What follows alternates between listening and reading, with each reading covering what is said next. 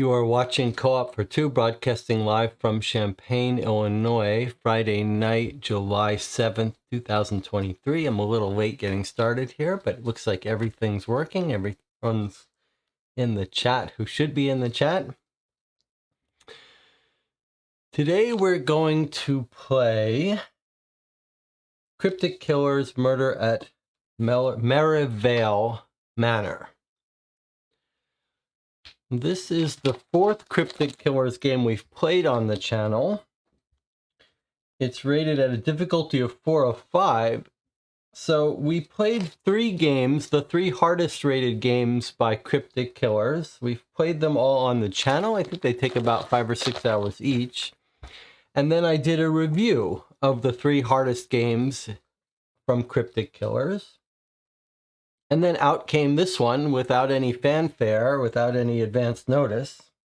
I've heard good things about it, but it's also in that category of the 4 to 4.5 difficulty.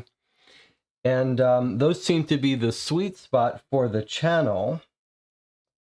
So I'm very curious to see what this one has in store. I'm a little confused at why it came out.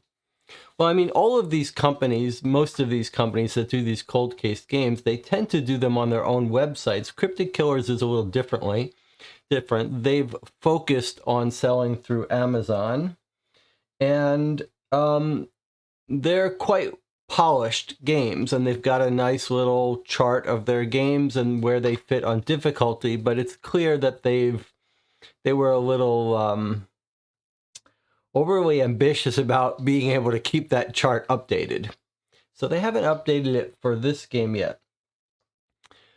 It feels a little thinner than the other Cryptic Killers games we have, but it claims that there are 30 pieces of evidence. I'll remind you a little bit about the sort of niche that Cryptic Killers has carved out here. There are a lot of these cold case games that are available, and they tend to all fit the same basic mold, but there are some differences. Some games are totally self-contained, and then on the other end of the spectrum are the games that make heavy use of the internet. Cryptic Killers falls somewhere in between. You do need the internet, but it tends to be fairly focused, a couple specific sites dedicated to Cryptic Killers. You're not typically, at least we haven't seen any case where you have to go to Facebook or Twitter or Instagram and find real accounts, which I find frustrating sometimes.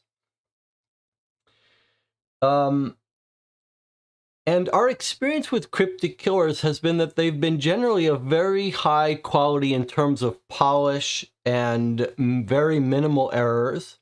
Everything feels very well done, like it went through several editing stages and proofing stages. So in general, I think I would really recommend the Cryptic Killers series. It's up there with with the Hidden Games series, although there are only a couple of cases in that series.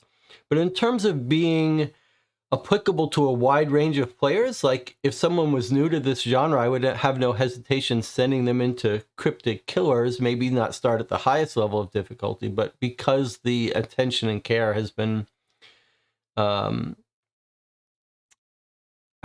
high for these games, I think I would recommend them for people starting out, and then you've got room to grow. And then there is one other little detail that we've noticed about the Cryptic Killers games when I did my review. So we played all 3 games, spoiler-filled, and then a spoiler-free review of those 3. If you watch my spoiler-free short review of the 3, you'll see that one of the things that we've noticed about the Cryptic Killers games is that there's a little bit of an attempt to have those little sort of aha moments where you get one piece of evidence that breaks the case. And so we should keep our eye open for that here, for a little subtle detail, a little subtle clue or piece of evidence that really helps us solve the case. This one's a little different in that it's set in the it's set as a cold case, but the case is back set in the 1920s, and I can see from here that there's some old photographs and stuff, so that sounds interesting.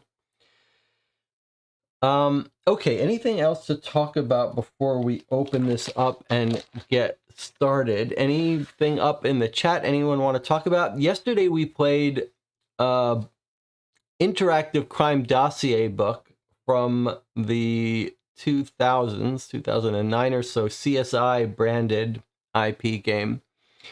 And it was a little bit, it wasn't the best. It wasn't the best such game. We've played it, had its moments, but it was a bit exhausting. And there was a lot of reading at the end. The epilogue was like 10 pages of dense text. It was a little bit exhausting. And so I was hoping we'll take a little break from that kind of thing and play one of these games that's not just a book. But I also made the mistake of going to see 2 movies today off very little sleep. So I may rely on the audience a little more than usual today to help solve these things. I went and saw, well, and I use that term very loosely with my friends Rebecca and Chad here. We went and saw Insidious 3, I guess it's called, a horror movie. And then we saw the new Indiana Jones movie. Now, when I see these movies and I've only had 2 hours of sleep or so, I really try to sleep through them as much as possible. I bring my earplugs, I close my eyes, I've got my popcorn, my candy, and I'm there for the snacks and stuff. But, so I really saw very little of Insidious. I have no idea what the bad monsters look like. My eyes were closed for all of that, but I did not like it. Now, Indiana Jones, I was awake for most of. I also did not like it. In fact, I've come to the conclusion that movies are bad now. We're in an age of amazing stuff. Movies are all bad. All the movies are bad now. Every movie in the last 10 years has been bad. I'm sure there are some exceptions, but I have a hard time recalling any. They're just like churning, going by the numbers. It's really disappointing. And I've just rewatched old movies now on Netflix and stuff. It doesn't even seem like it's the same thing. They're not even trying anymore to make actual movies. I don't know what it is. It's almost like they've given up. They know ChatGPT is coming for them, and it's soon going to be writing all the movies, acting in all the movies. And I think it's going to be an improvement. Because whatever they're doing now, no one with any skill is making movies now. They're all just terrible. Formulaic. I don't know what it is. They figured out their formulas to make money, and they're just, it's like they're all Marvel. I feel like I'm in a Marvel multiverse of movies. Even when they're not Marvel movies, they're Marvel movies. They're just pure formula. No human being with any respect for themselves is involved in these movies anymore. They're just, I mean, I suppose I should be giving better rationale for this, but you watch them and it's just like you've eaten cardboard. That's what it is, like having cardboard for a meal. Okay. With that said, anything else to talk about? Reminder that on Sunday we'll be reading the solution for the Dear Holmes game that we've been playing the last month. I'm looking forward to seeing if our theories are correct. I feel like we know that case pretty well, but maybe it'll be interesting to see how the case itself wraps up. I have a question posted on the YouTube community tab. On YouTube, you have a community tab that people can click on where you can make posts or ask questions and polls. And I just use it really for polls and stuff. I have posted a new poll up there asking if I should do another Gen Con preview review. I did one last year. It went on for about 6 hours. Basically, I sit live with a split screen of a tablet, and we go through Board Game Geek's preview for Gen Con, where they list every game that they know about that will be there in some form, and just look at what games look interesting. So it's not really something that people ask for or want, and I'm a bad channel to do it, and there are some channels that do it better, but you know, like most things on YouTube, sometimes you just want to hang out and have some coffee with someone and while you're spending the day. So I'll probably end up doing that, but there's a poll asking if you think I should do that, and it would, like most things on this channel, I don't need your input and thumbs up and likes and subscriptions to do it, but it makes it more enjoyable. So if you do want to see that, if you would spend a few hours with me live going through the Gen Con games, then go answer that poll. Or if you think it's a waste of time, it's not interesting, go answer that and say no. You could consider giving this video a thumbs up if you like this kind of content. What else? And if you want to help decide what games we play, there's a Board Game Geek Game Queue thread for that. You can find a link to that on the About page. Okay. Shall we get started here? Anything else from the chat that I'm missing that I want to talk about? We've had a couple people that have been helping me with my high and low mystery detective game lately. I'm hoping I could use all the help I can get. I've said that I'm going to start doing streams where I give updates on that game and talk about game design and the issues specifically for this game, but maybe games in general. We'll look at some books, a bunch of storytelling books that I've been looking at, some interesting theories about myth and storytelling. So we'll probably start those after Gen Con, I'm thinking, before or after Gen Con in September, and then I'll start doing those regularly. And if you're going to attend Gen Con this year, which is first week of August in Indianapolis in the US, let me know. Come say hello to me if you see me. I'd be happy to talk to you and say hello. All right, so looks like nothing's going on in the chat. Let's open it up and see what we've got here.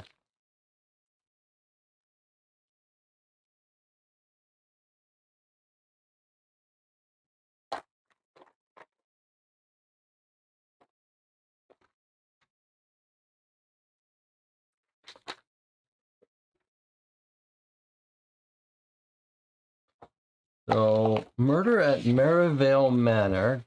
Merivale means nothing to me. Obviously, probably someone's last name. I don't know why there's a statue of Poseidon here. Maybe we're going to hear about that. I don't see anything else of interest here. Maybe we'll read the back of this so you guys could decide if you have any interest in this. Before we do, let me remind you that I have no relationships with publishers. I buy all the games we play here on the channel, and I take seriously the need to have unbiased opinions of games. If we don't like a game, we want to be able to say so. This game you can only play these games once. It'll be full of spoilers. So if you think you might want to play this game on your own, you should probably stop watching soon. Go get the game. You can get it on Amazon right now for $20, very cheap. So don't feel the need to watch this live. Go play this game yourself.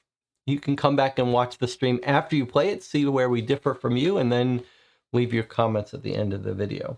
Okay, let's read the back blurbs of this to see if this is something you're interested in. On July 4th, 1927, Astrid Pelham fell from the top floor balcony of the luxurious Merivale Manor, impaling her body on a statue below. The cause of her death remains a mystery, shrouded in whispers of murder, suicide, and even supernatural intervention. Detective Michael Fitch was tasked with solving the mystery of Astrid's death, but he was consumed by the case, never able to shake the feeling that the truth was just out of reach.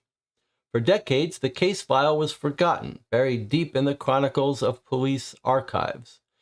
In 2022, Rick Fitch, the great-grandson of Detective Michael Fitch, stumbled upon the case file while cleaning out his relative's attic. Armed with Detective Fitch's notes and his own research from the libraries and archives of New York City, Rick is determined to finally solve this long-forgotten case. Inside the case file, you'll find evidence collected by Detective Fitch, including photographs, statements, maps, and newspaper clippings. With Rick's recent findings, some of which is stored in an online email inbox, there's more to uncover than ever before. You must piece together the clues to finally solve the mystery of Astrid Pelham's death. But be warned, as you delve deeper into the case, you'll discover that not everyone is as innocent as they appear. Your mission is clear. Read through the evidence, find alibis for the innocent suspects, and through the process of elimination, find the killer. Will you be the one to finally bring closure and solve the mystery of Astrid Pelham's death? The truth is waiting to be revealed. There we go. Okay, so it's a cold case from 1927 that was worked by a detective who could never solve it. Now it's 2022, and we're the great-grandson of the original detective trying to close this case. All right, so already it's a little different. There aren't multiple parts. It's just one part. Let's take out the evidence here, put it aside, and read the rules to see if anything has changed with Cryptic Killers since we've played the last one. All right, what have we got here? Astrid Pelham died mysteriously on July 4, 1927, impaled on a statue after falling from a balcony at Merivale Manor. The cause remains unknown, with rumors of murder, suicide, and supernatural involvement. This sounds like just recapping what's in the back of the box that we just read. Okay, instructions. As the lead detective working on this case, your aim is to find the killer or killers. Finding the killers won't be easy. You'll need to familiarize yourself with all of the evidence provided, including any online content that is mentioned. Internet access will be required to crack this case. Having observed all the evidence, it may be helpful to identify potential suspects and their motives. Determine which suspect each piece of evidence belongs to, and attempt to find an alibi for as many of the suspects as possible. Through the process of elimination, we're confident that you'll bring the culprits to justice. Okay, so it's following that formula of multiple suspects, and we're going to find their motives, opportunity, means, and then eliminate them based on alibis, etc. Very important, missing evidence. Rick has provided an evidence checklist inside this folder located on the back of the handwritten project journal page. Before starting your investigation, please check the pack is complete. If the project journal or any other piece of evidence is missing, you can download it from Rick Fitch's backup drive by visiting the following URL. Okay, so this is telling you to check make sure they've packed everything in the box. If they haven't, you can download it. You can request an online access or be mailed a copy. Need a hint. If you get stuck, you can get hints. When you're ready to solve it, you go to this site. If you enjoy solving the case, there are more cases. Okay. We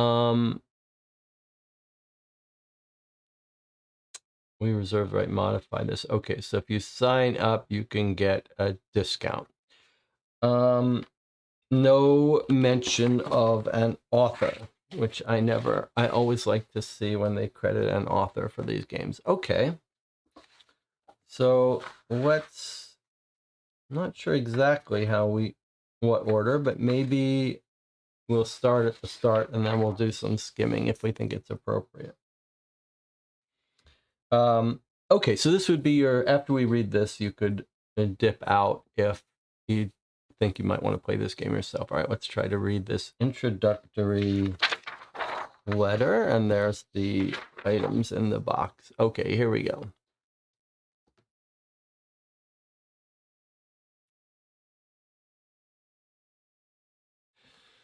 Merivale Manor, Saturday, May 21, 2022. This is the project journal of Rick Kevin Fitch of Sycamore Avenue, Rockville Center, New York. In 1995, my great-grandfather, Michael Fitch, died a few weeks shy of his 99th birthday. I wasn't born when he died, so I never met him, but my grandpa told me about him, about how he had been a detective many years ago. Recently, my grandpa also passed away, and during the clear out of his house, I found his father's trunk in the attic. Upon closer inspection, I realized it contained a secret panel hiding some of his old case files, and the file that stood out to me was the investigation into the death of Astrid Pelham. I remember my grandpa telling me that this case had haunted his father until the day he died. Pelham died in 1927 during a 4th of July party held at Merivale Manor, one of the most famous mansions on Long Island.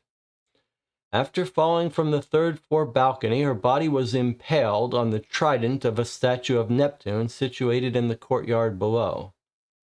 My great-grandfather's investigation failed to definitively prove it was a murder, and to this day, theories abound as to whether she was pushed or not. Unfortunately, it seems some pieces of my great-grandfather's notes are missing. He has some witness and suspect statements, but not all of them. I don't know whether they've been lost to time or if some were just never kept in the first place. Hopefully I can find the material to plug those gaps in the archives. So I've decided to see, with the help of my great-grandfather's notes, many trips to various libraries and archives in New York City, and some help from people I've talked to via email, if I can solve the mystery once and for all. And if I can't, perhaps whoever is reading this journal can. This file contains all of the research I've done into Pelham, Merivale Manor, the Merivale family that lived there, and the other people suspected of her murder. And then he's listed some sources. Francis H., 1927, Henry Spotswood at Sea. Jones R., in 2009, A Guide to the Spectral Legends of New York State. A. Naismith, The Early Plays of Mark Tewksbury, A Critical Study. Parker Z., The Collected Letters of Francis Parker. Yusuf S., Egyptomania, An Exploration of Obsession and Exploitation. I've made a dedicated email address for this project, which can be found at gocompupost.com. And there's his login name, and he doesn't want to give us the password so easily. We've seen this in all of these Cryptic Killers games. It's a fake website with a virtual email box that you're given a little introductory puzzle to solve it. The password is the film Astrid Pelham starred in, plus the animals Eustace's friend looked after, and the year of Dredge Point. No spaces, all lowercase. All right, so when we find this information, we'll be able to log in to that website address. I've made some digital copies of evidence in this case file. If you need any of them, please visit whenever and check the following list to make sure you start the case file and download anything you might be missing. Okay, so in general, we do not go through this. I've yet to find a game where pieces were missing, but if we get stuck and we think we might be missing something, we might check through that list. Jonathan thinks these sources might be used for the password. It's possible, or for something. It is interesting that they're there. Okay, before we get started here, I wanted to recommend something, since we like to talk movies and music here occasionally. There's so this is all set in New York State, and this guy's going to be in New York City a bit. A very famous New York movie from the 70s is The Taking of Pelham 1, 2, 3, which got remade with Denzel Washington, I believe, but the remake is not worth watching. But the original with Walter Matthau, The Taking of Pelham 1, 2, 3, Pelham line, train line 1, 2, 3, or train line numbers, train numbers. I highly recommend it. I mean, it's dated. it doesn't pack the same punch it did, but it's a pretty cool movie. Okay. So that's that. Now, sometimes we don't, it's curious that we still have not developed a set strategy for going through the evidence in these games. Sometimes we glance through everything, sort it out before we read it. Lately, I think we've been reading these things in order.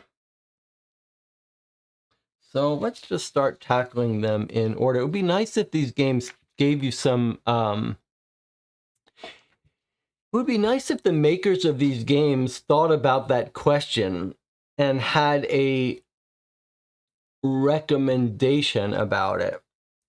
We've played some crime dossier books, and it's clear that the ability to control what order players read evidence in is a very powerful source of control of narrative and of pacing the story. And the designer of these cold case games sort of give up some of that by saying you can just go through it in any order. But sometimes that's part of the puzzle, the nature of the puzzle. I would like it if these companies had like a little paragraph in the beginning that said, here's the way we would like you to go through the evidence. They could say, go through it in any order you want, start wherever you want. And then some companies might say, hey, we'd really like you to go through this stuff in order. I would appreciate that. All right, so we've got a page, we've got a couple of page excerpts. Someone has torn out pages, and they look like they're from this list here, because this one is A Guide to the Spectral Legends of New York State. So we're currently reading from this book, Jones R., A Guide to the Spectral Legends of New York State. And this is a page. This guy didn't think much of tearing out pages from books. So let's see what this book says. 167, 168. Okay, here we go. Located in the town of Rockhampton, next to Lake Portence on Long Island, Merivale Manor was built in 1854 for Clarence Merivale and his family. Merivale picked the spot because that's where he killed Cornelius Van Dorenborg in a duel a month before construction on Merivale Manor started.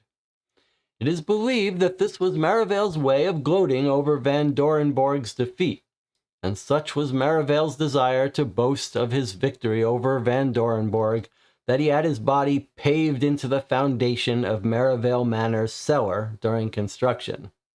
This explains why, to this day, nobody has ever found the remains of Van Dorenborg despite intensive searches. Even now, the owners of Merivale Manor have refused to allow excavation of the Merivale cellar to look for the remains of Van Dorenborg, despite reports of bone fragments found in that cellar, almost as if they have something to hide. Some have pointed out that Van Dorenborg was one of the finest marksmen around at the time and couldn't have fallen to Merivale, who had little experience with firearms. However, this only furthers the explanation as to why Merivale would want to boast of his victory over Van Dorenborg. As such, humiliated in death and denied the dignity of a proper burial, Van Dorenborg was left a vengeful spirit, forever cursed to wander the halls of Merivale Manor, whereupon he took his revenge on Merivale and his descendants. There were many reports during the first half of the 20th century of unearthly sounds coming from Merivale Manor. Many of the visitors complained of beastly howls in the middle of the night. In a letter to her sister, Patricia Selby wrote of her time as a guest of the Merivales. Merivale Manor is a most splendid house, and the bedroom they gave me offered the most brilliant views over the woods and lake, though I must admit to being awakened during my sleep by a mysterious call that echoed through the halls, apparently without source. It didn't last long, but it gave me a nasty scare, so much so I made sure my door was locked just in case there was something frightful in Merivale Manor. Silly, I know, but you know how one's imagination can run away with oneself during the dead of night. When I breakfasted with the Merivales the next morning, I raised the noise. All they could offer by way of explanation was the wind. I must say I don't buy that explanation one bit. There isn't a wind on earth that could blow with such fury. Indeed, many have theorized that Astrid Pelham's death in 1927 was a result of her trying to escape the ghosts, having been cornered on the third-floor balcony. Since the death of Margaret Merivale in 1958 and the subsequent passing of the house into the hands of the New York State Historical Protection Society, reports of it being haunted have decreased.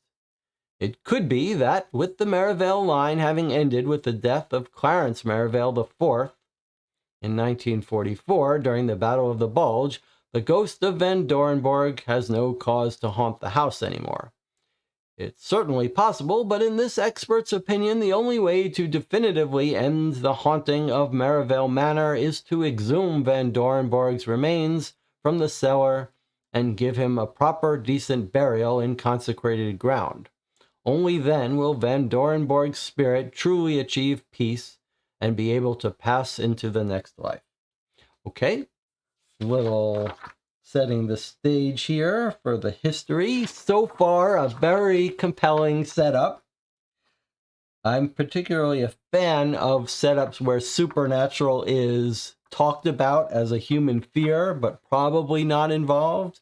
It's almost like the Scooby-Doo pattern that is followed here, where we're told this supernatural explanation for things, but maybe it's someone really out for revenge, etc.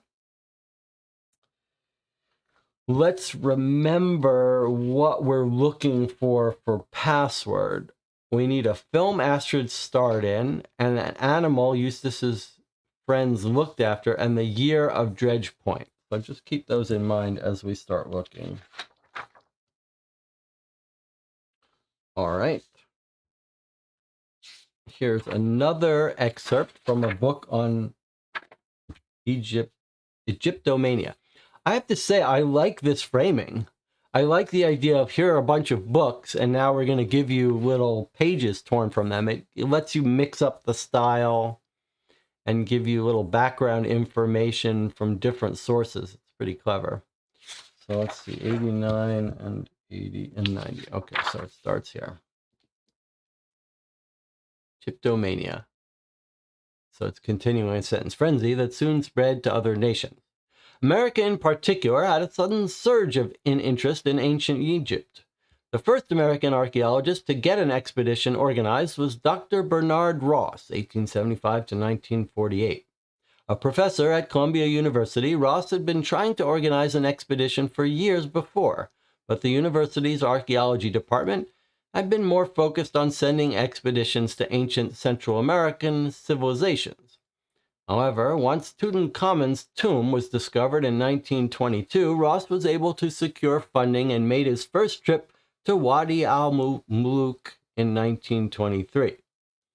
In late 1925, Ross made his second trip, this time bringing with him cameraman Leslie Morris to document the trip. Ross had been inspired by the popularity of Herbert Ponting's film The Great White Silence, chronicling Robert Scott's Terra Nova expedition to Antarctica, and believed a similar film about Egypt would also prove popular. Ross's expedition was a success, and his book Beneath the Valley of the Kings lent him much credibility to the point where he was considered the leading Egyptologist in America at the time. Ross took a sabbatical from Columbia and toured the country, delivering his lecture accompanied by Morris's film. However, these days, Ross has become somewhat infamous for his role in the Curse of the Pharaohs myth. While it is recognized that Ross didn't actually start the legend, it is accepted that he did a lot to cultivate it. After Lord Carnarvon died, subsequent to entering Tutankhamun's tomb, now known to have been the result of blood poisoning from an infected mosquito bite, Ross played up the fact that the tombs were allegedly haunted. After returning from his 1925 expedition, Ross is reported to have mentioned dire warnings on the pyramid walls to all those who might enter. Although Ross never said where he saw this warning, and indeed such a warning does not exist anywhere in any tomb in Wadi al-Muluk.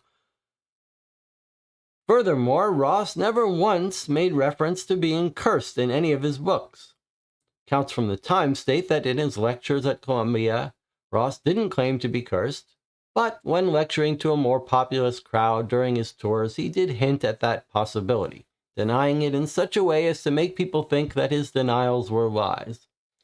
Ross's fellow professor at Columbia, Edmund Cardiff, stated that, well, everyone who knew Bernie knew he was making it up. He liked to tease people, so those who were taking talk of curses seriously had let his jokes fly over their heads.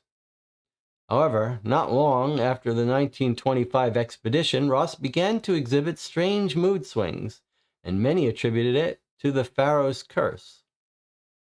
According to reports from the time, he would sometimes become possessed by the spirit of the ancient pharaoh whose tomb he had discovered.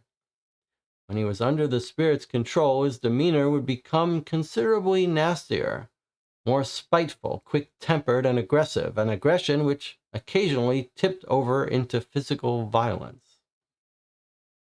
Okay. Pretty compelling setup so far. All right, we've got a little excerpt from an old newspaper here. Ads on the back. It's a record of births, marriages, and deaths. Birth, marriage, and death notices sent by mail will not be inserted. They must be handed in at the publication office and be endorsed with the name and residence of persons authorized to have the name published. Okay, so we've got some births. September 24, Zachariah and Edith, née Denby. We now know from our Sherlock Holmes games that this N-E-E, I don't remember what the etymology of this word, but it's the maiden name. Zachariah and Edith, maiden name Denby. A daughter, Katrina, sister to Bertram. Elizabeth, née Sedgwick, and Peter, a son, Edward, brother to Gilbert. Oh, Birch is their new name, and her maiden name was Denby. Okay, so O'Marie is the current name. On September 25th to August, Arthur and Phyllis, née Baker, a son, Barry, brother to Harry and Larry. Forthcoming marriages, FAQ Bennington and Miss L.R. Charteris. The engagement is announced between Frederick Bennington, second son of Mr. and Mrs. Leonard Bennington of Boston, Massachusetts, and Lucy Charteris, only daughter of Mr. and Mrs. Graham Charteris of Albany, New York. Mr. W.S. Goodwin and Miss B.B. Brown. The engagement is announced between William Scott Goodwin, son of Mr. and Mrs. Douglas Goodwin of Manhattan, New York, and Beatrice Barbara Brown, daughter of Mr. and Mrs. Charles Brown of Utica, New York.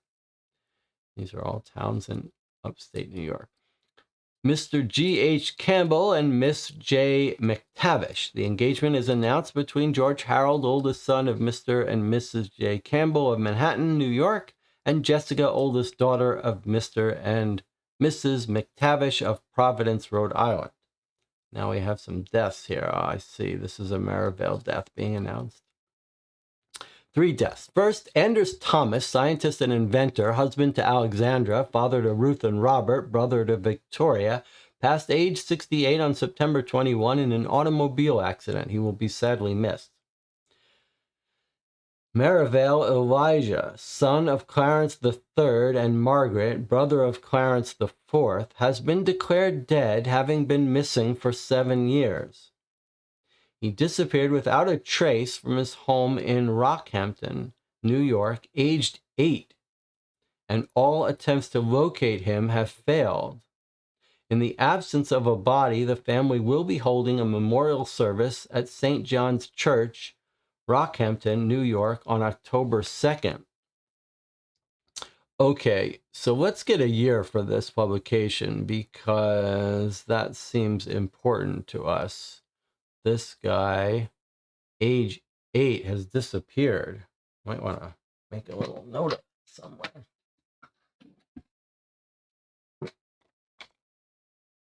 We have these little removable stickers. I'm going to put a little note here. So what year is this? Here we go. Age 79, passed peacefully at her home on September 26, 1921. Okay. So year is 1921. Died age 8. So if it's now 2021, 100 years from now, this guy would be dead anyway. So he's not going to be creeping up on us, even if he never died. He's dead now. Nadine Sampson, age 79, passed peacefully at her home on September 26, 1921. Devoted wife of Edward, who died in 1913, and beloved pillar of her community in Pigeon Sound, New York. Funeral service will take place at the Church of St. Francis of Assisi at Pigeon Sound on October 1st, and all are welcome to attend. Okay. Missing from his home. Never found him.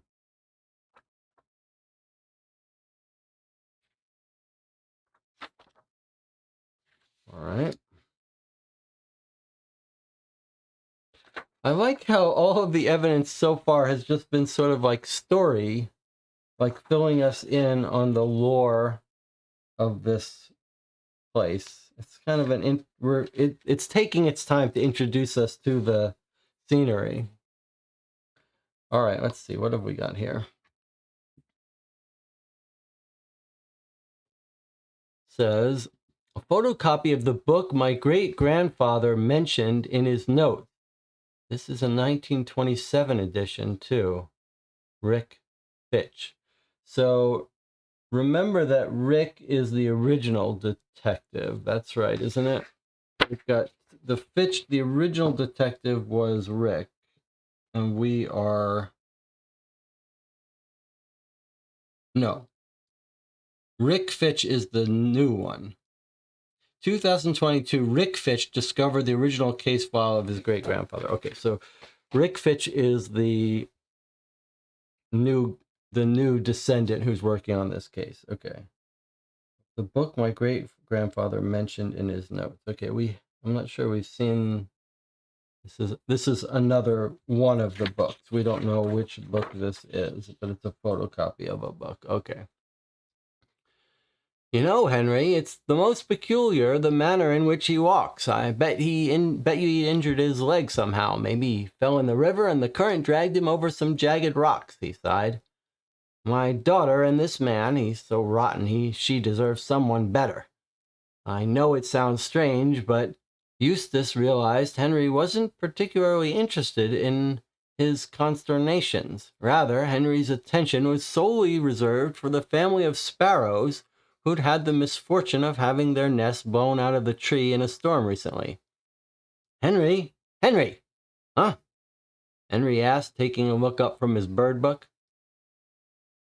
Ah, you haven't heard a word I've said. I can hear you. Go on. You have the floor, as they say. But you haven't been listening. I say it's the rudest thing. I am listening. Then what have I been talking about? That awful man who sold you medicine that he said would cure your receding hairline with its secret formula. I see I've been reading the male and female wrong here. No, I wasn't talking about him, or unfortunately for you. All right, you were talking about your daughter and the law clerk she wants to marry. Those are the only two things you talk about, the two things your life revolves around. Eustace was infuriated. I don't have to stand for these unkind swipes at my character, he said. Oh, Eustace is a man. That's why I see where my problem is. Wait, Henry Eustace? All right. We may have to reread this. I don't have to stand for these unkind swipes at my character, he said. You are meant to be my closest friend.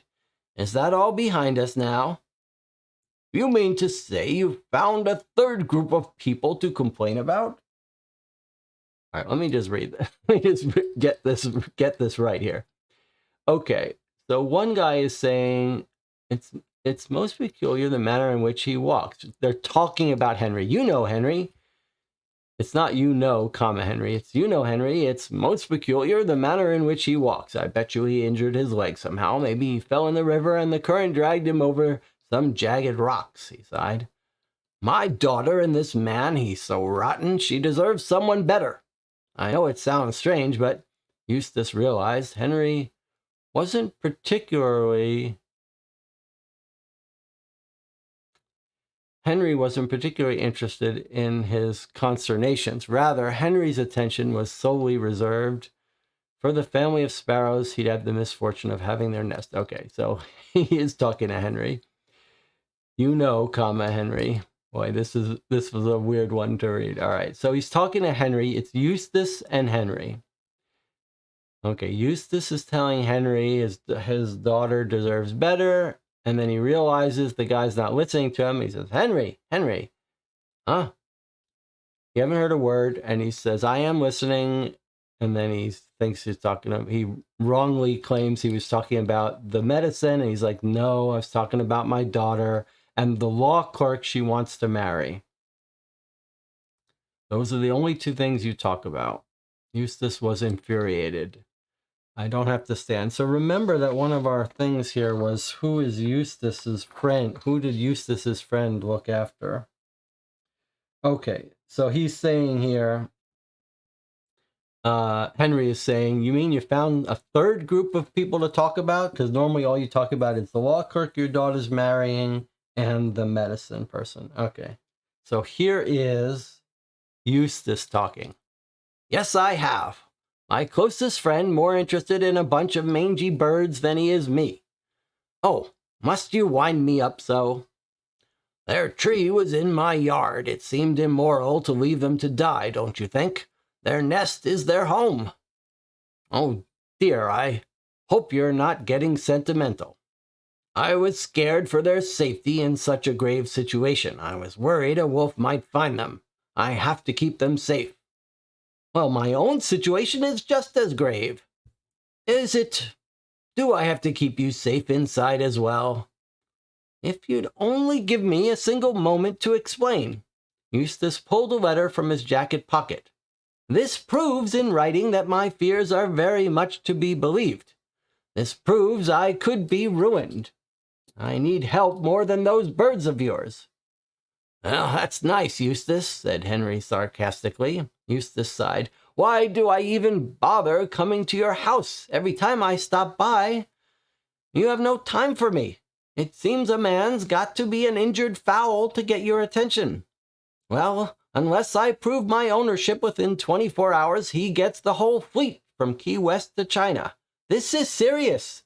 I've not much time to fight it, and this is just a taste of what's to come. Oh, don't worry, even if that is the case, you're always welcome in these walls. I'll move a bed into the study for you. I'm seeing silver linings everywhere. Who knows, maybe this man's parents are dukes. Perhaps his uncle has a position in the cabinet. Perhaps his brother is the Pope.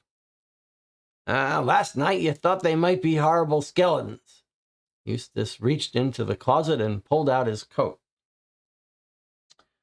Okay.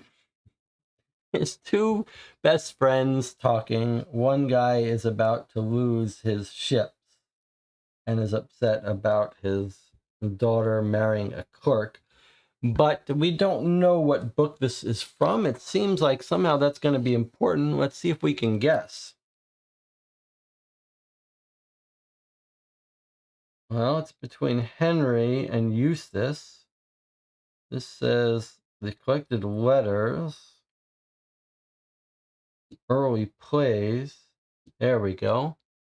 Henry Sportswoodle at Sea. Makes sense that it could be about Henry Spottiswoode. Henry Spottiswoode at Sea. 1927. Seems like that could be the book we're reading. 1927 edition. Okay, I think that's it, yeah. So we know it's sparrows for the password because what's the animals Eustace's friend looked after? So, okay, so let's keep our notes about the password. So the animals are sparrows.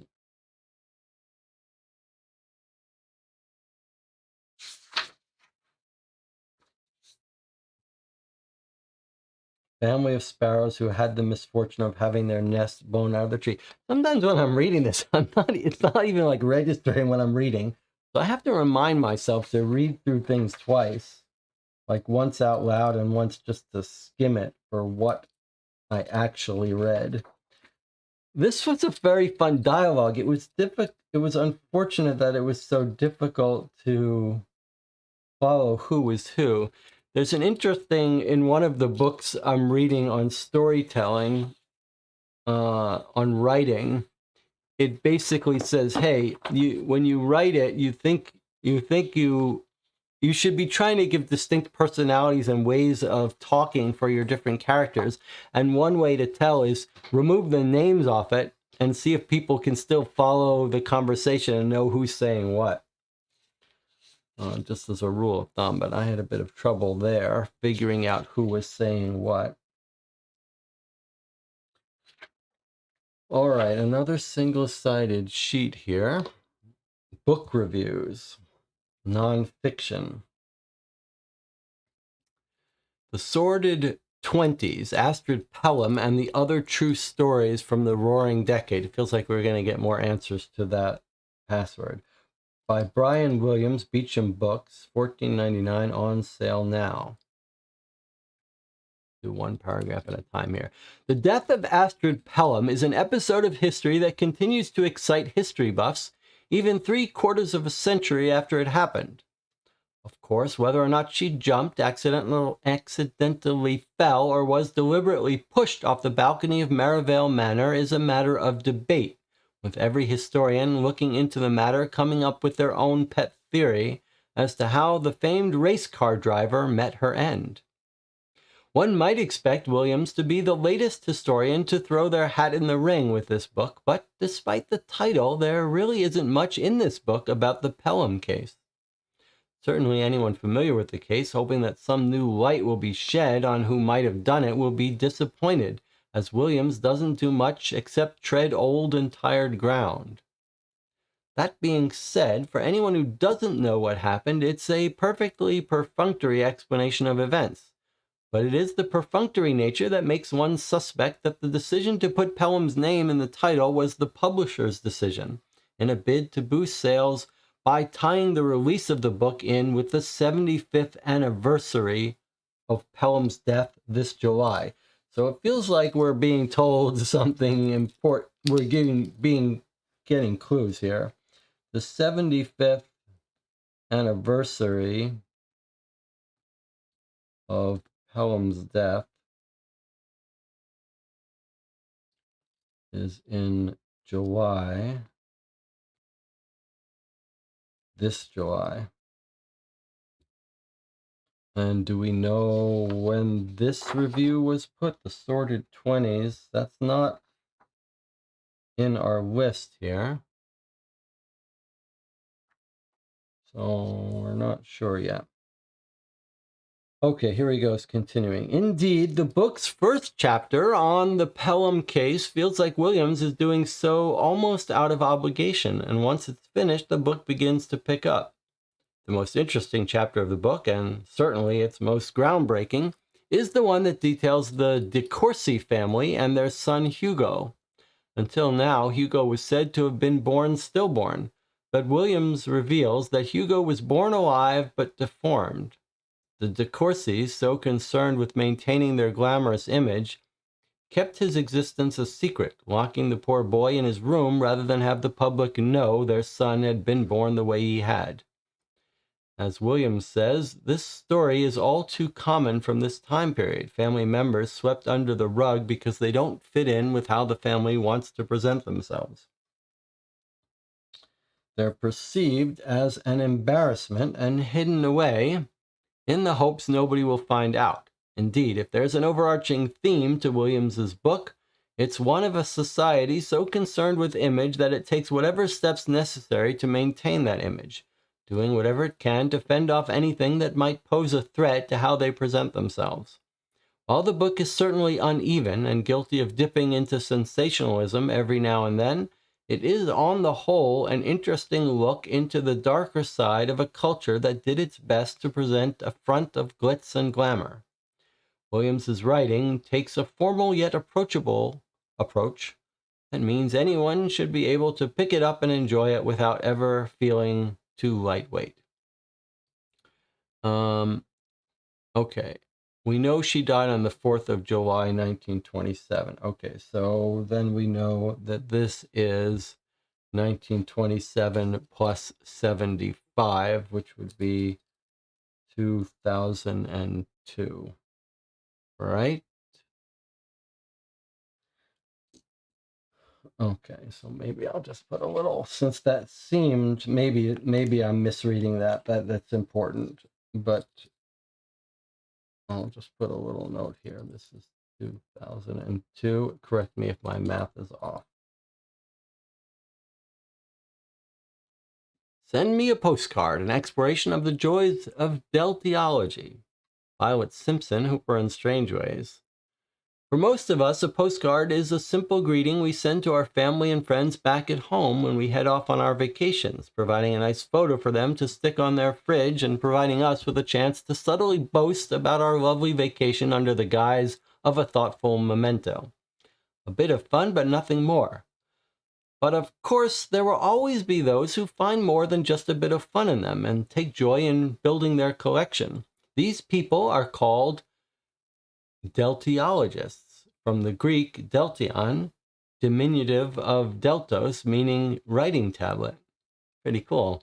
Because if philatelists and numismatists, this is, numismatics is going to be stamp collecting, right? And this must be plates. I believe numismatics are stamps. And philatelists. Can someone tell me what a philatelist is? Is it a plate collector? Anyway, if they can have fancy words for their hobby, why not the postcard collectors? Maybe more people will take bottle cap collectors seriously if they can coin a Latin or Greek-derived word for the hobby. But I'm getting off topic. Violet Simpson is clearly enthralled by postcards, and certainly her look into the history of postcard manufacture and culture is an interesting one. Where the book begins to fall down is her exploration of why deltiologists derive so much joy from their postcard collecting, because after a while it does get to, and then goes on, numismatics is coins, not stamps, says Anna. So I got that wrong. Numismatics is coins, not stamps. What is stamp collect? What's the Latin word for stamp collecting then? Numismatic is coins. I guess I should have known that. What about the other one? We always like to learn words on this channel. What is the philatelists?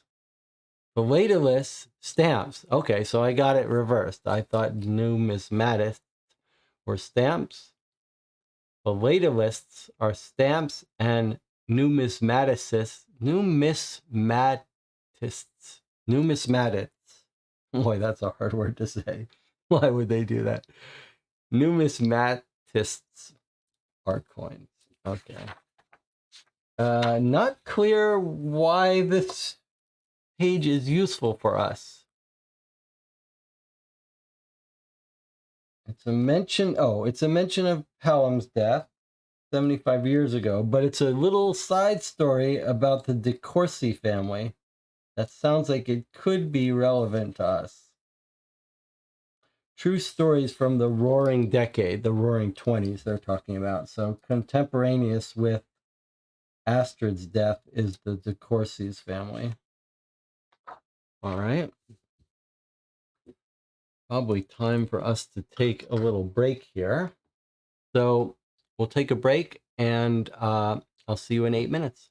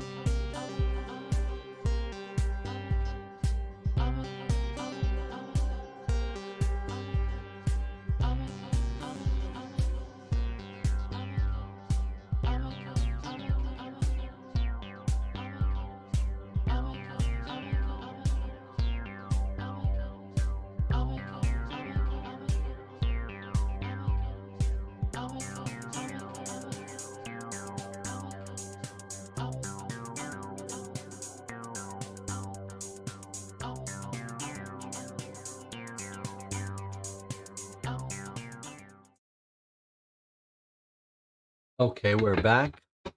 And Tina was speculating in the chat that the only reason we would have gotten that page is if the DeCourcy boy was the ghost. That's jumping to a bit of a you're jumping out of the far end of the lead there. It could be. It seems like it's probably relevant to DeCourcy, but I don't know if we want to jump to the conclusion that he's the ghost. Could just be that he's involved in our story somehow, or it could just be setting the scene for this mystery. So far, I'm very much enjoying them painting a picture of the time and the people and the sort of creepiness of this all. It's quite good. One thing I forgot to mention that I was going to say is someone posted on Board Game Geek a Romanian translation for my Codenames duet play by print and play is what I called it. What did I call it? Play on paper is what I called it. So several years ago, I wrote some code to generate booklets for playing Codenames Duet, which is a cooperative version of Codenames for 2 players. And you can find that on the Board Game Geek file section for Codenames Duet. And in fact, I believe Greg and I recorded a playthrough in the early days of the channel of the 2 of us playing it on the channel. Basically, you print out booklets. Each person gets their own booklet, which has their own words and a place to keep track of things. Codenames Duet is one of my favorite 2-player cooperative games. And my play on paper version lets you play it while you're traveling, on an airplane, whatever. You don't need anything but a pen and paper. And it's been translated into a bunch of languages. You might want to check it out. If you're a fan of word games, of Codenames, and you've never tried Codenames Duet, you should buy Codenames Duet and then try my play on paper version. I'm quite happy with it. Okay. Our next document is this handwritten thing. It says copy SCPF official police document copy. My great-grandfather's notes. This is a carbon copy. The whereabouts of the original are unknown, probably somewhere in the New York Police Force archives. Annoyingly, not all of the statements are here. I only have carbon copies of a select few. SCPF. Date July 4, 1927. Police Department, Suffolk County Police Force. Report on the death of Astrid Pelham by Detective Michael Fitch. If we can get in a little bit closer. We drove off from the station as soon as we got his call shortly after 5 p.m. The drive is normally about 10 minutes, but we drove faster than normally allowed as it was an emergency. When we arrived at Merivale Manor, the chief had already apprehended Clarence Merivale, the fourth, as the main suspect due to his proximity to the crime scene at the time Pelham fell, and, as such, had detained him in the 3rd floor library. The chief gave me a statement before handing the case over to me. Since he had been a witness to the death of Miss Pelham, I made sure to get his statement. See attached. Chief of police was there. We also interviewed all of the party guests, and I can verify that the chief's assertion that there were only 6 people missing when Pelham fell was the truth, as we were able to confirm the locations of all the guests and staff at the time of Pelham's death, bar those he mentioned in his statement. So 6 people missing at Astrid's death. Sounds like we've got 6 suspects. First thing of note was a trail of muddy footprints. I made a note of their path through the house. I was also able to identify a partial shoe print that had from that led from the third floor to the guest bedroom on the east wing. Somebody had clearly been up there and trodden in the mud on the landing before walking it down the stairs. Unfortunately, the quality of the print was insufficient to match it to a shoe. Okay, so trail of muddy footprints. He's made a diagram made a note of the path, and then there's a partial shoe print from the third floor of the guest bedroom on the east wing. Somebody had clearly been up there and trodden in the mud on the landing. So someone walked in the trail of muddy footprints. Muddy footprints, I see. So someone was barefoot in the mud, left a trail, and then someone else walked their shoes through it, it sounds like. Since the chief had kept Clarence the Fourth detained in the library, I was able to ask him some questions. He said the library was often his place of refuge when he wanted to be alone. He wasn't taking Astrid's breakup well and needed time to compose himself. Astrid came up the third floor to talk things over, but when he said he wanted to be alone, she left. We searched Astrid's room for any clues. We took her belongings in as evidence, including clothes, cosmetics, a brand new copy of Henry Spottiswoode at the Sea by Howard Francis, which, curiously, was found open at page 84, with scatterings of small ink dots across the pages, and some stationery. We also found the 5 other people who weren't present and questioned them as well. They all gave alibis for where they were at 5 o'clock, included in their statements. Okay, 5 o'clock is the time when they obviously think this Astrid jumped. That's why they're looking for alibis at 5 o'clock. And then she mentions the book that was open. So she says, in her room, there was a copy of Henry Spottiswoode at Sea by Howard Francis. That's the book mentioned here, published on the date she died. And that's the book that we have an excerpt from, but we don't have an excerpt. Do we have an excerpt? Yes, we do actually have those pages. So pages 84, we do have a copy of those pages that were open to in her room.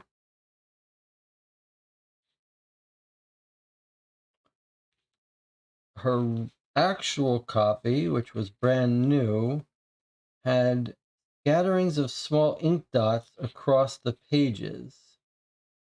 Now, do we think that this is a copy of that book and we can see those scatterings, or do we think this is a different book and we're not to find those scatterings of ink drops? I don't see anything that's obviously ink drops, but I mean, there's plenty of marking, plenty of dirt on it. So I'm not exactly clear. I mean, are we to believe this is that copy?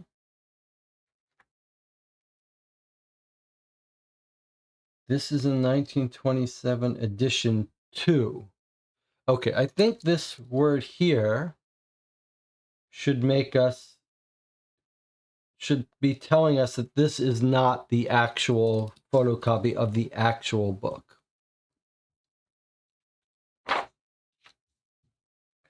All right, let's keep looking at this. So here's the signed statement.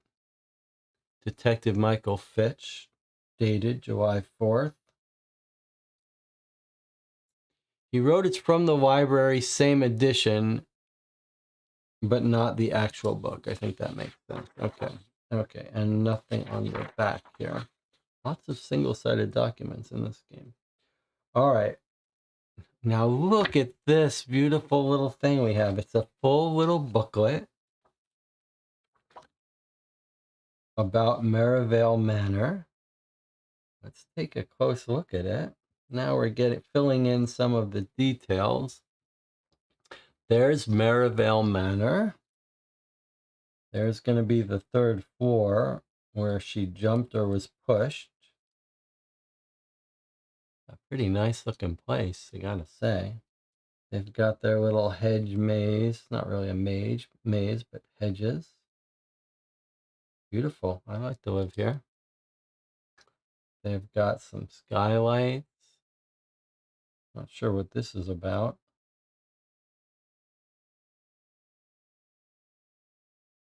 Little stables, cobblestones. Pretty nice place to live, huh? All right, and they've produced a little brochure for the place. Look, here's the interior. Little courtyard. Ah, there's the statue of Neptune. Looks like it's laid out like a sundial. So there's her balcony of the third floor where she fell or jumped. Okay, a little door leading out to the balcony. You can see if you were up there, no one would have a good view of that from any of the other residences. Only someone down here looking up would have a good view of it.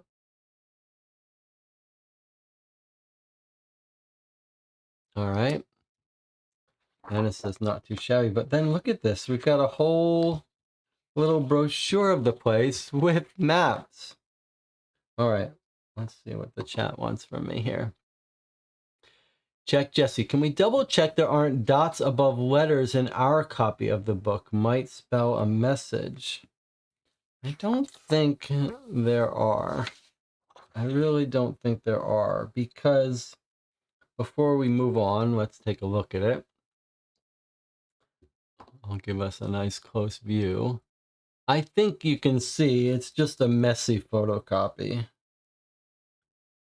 I don't think any of these look like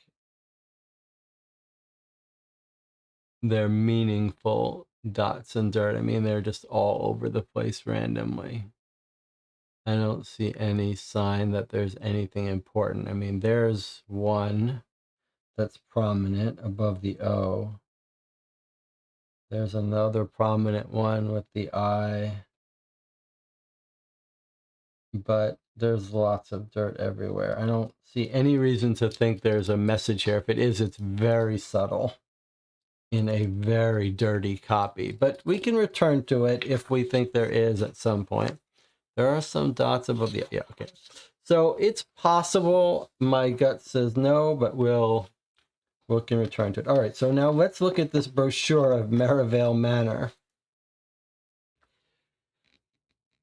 All right, let's see.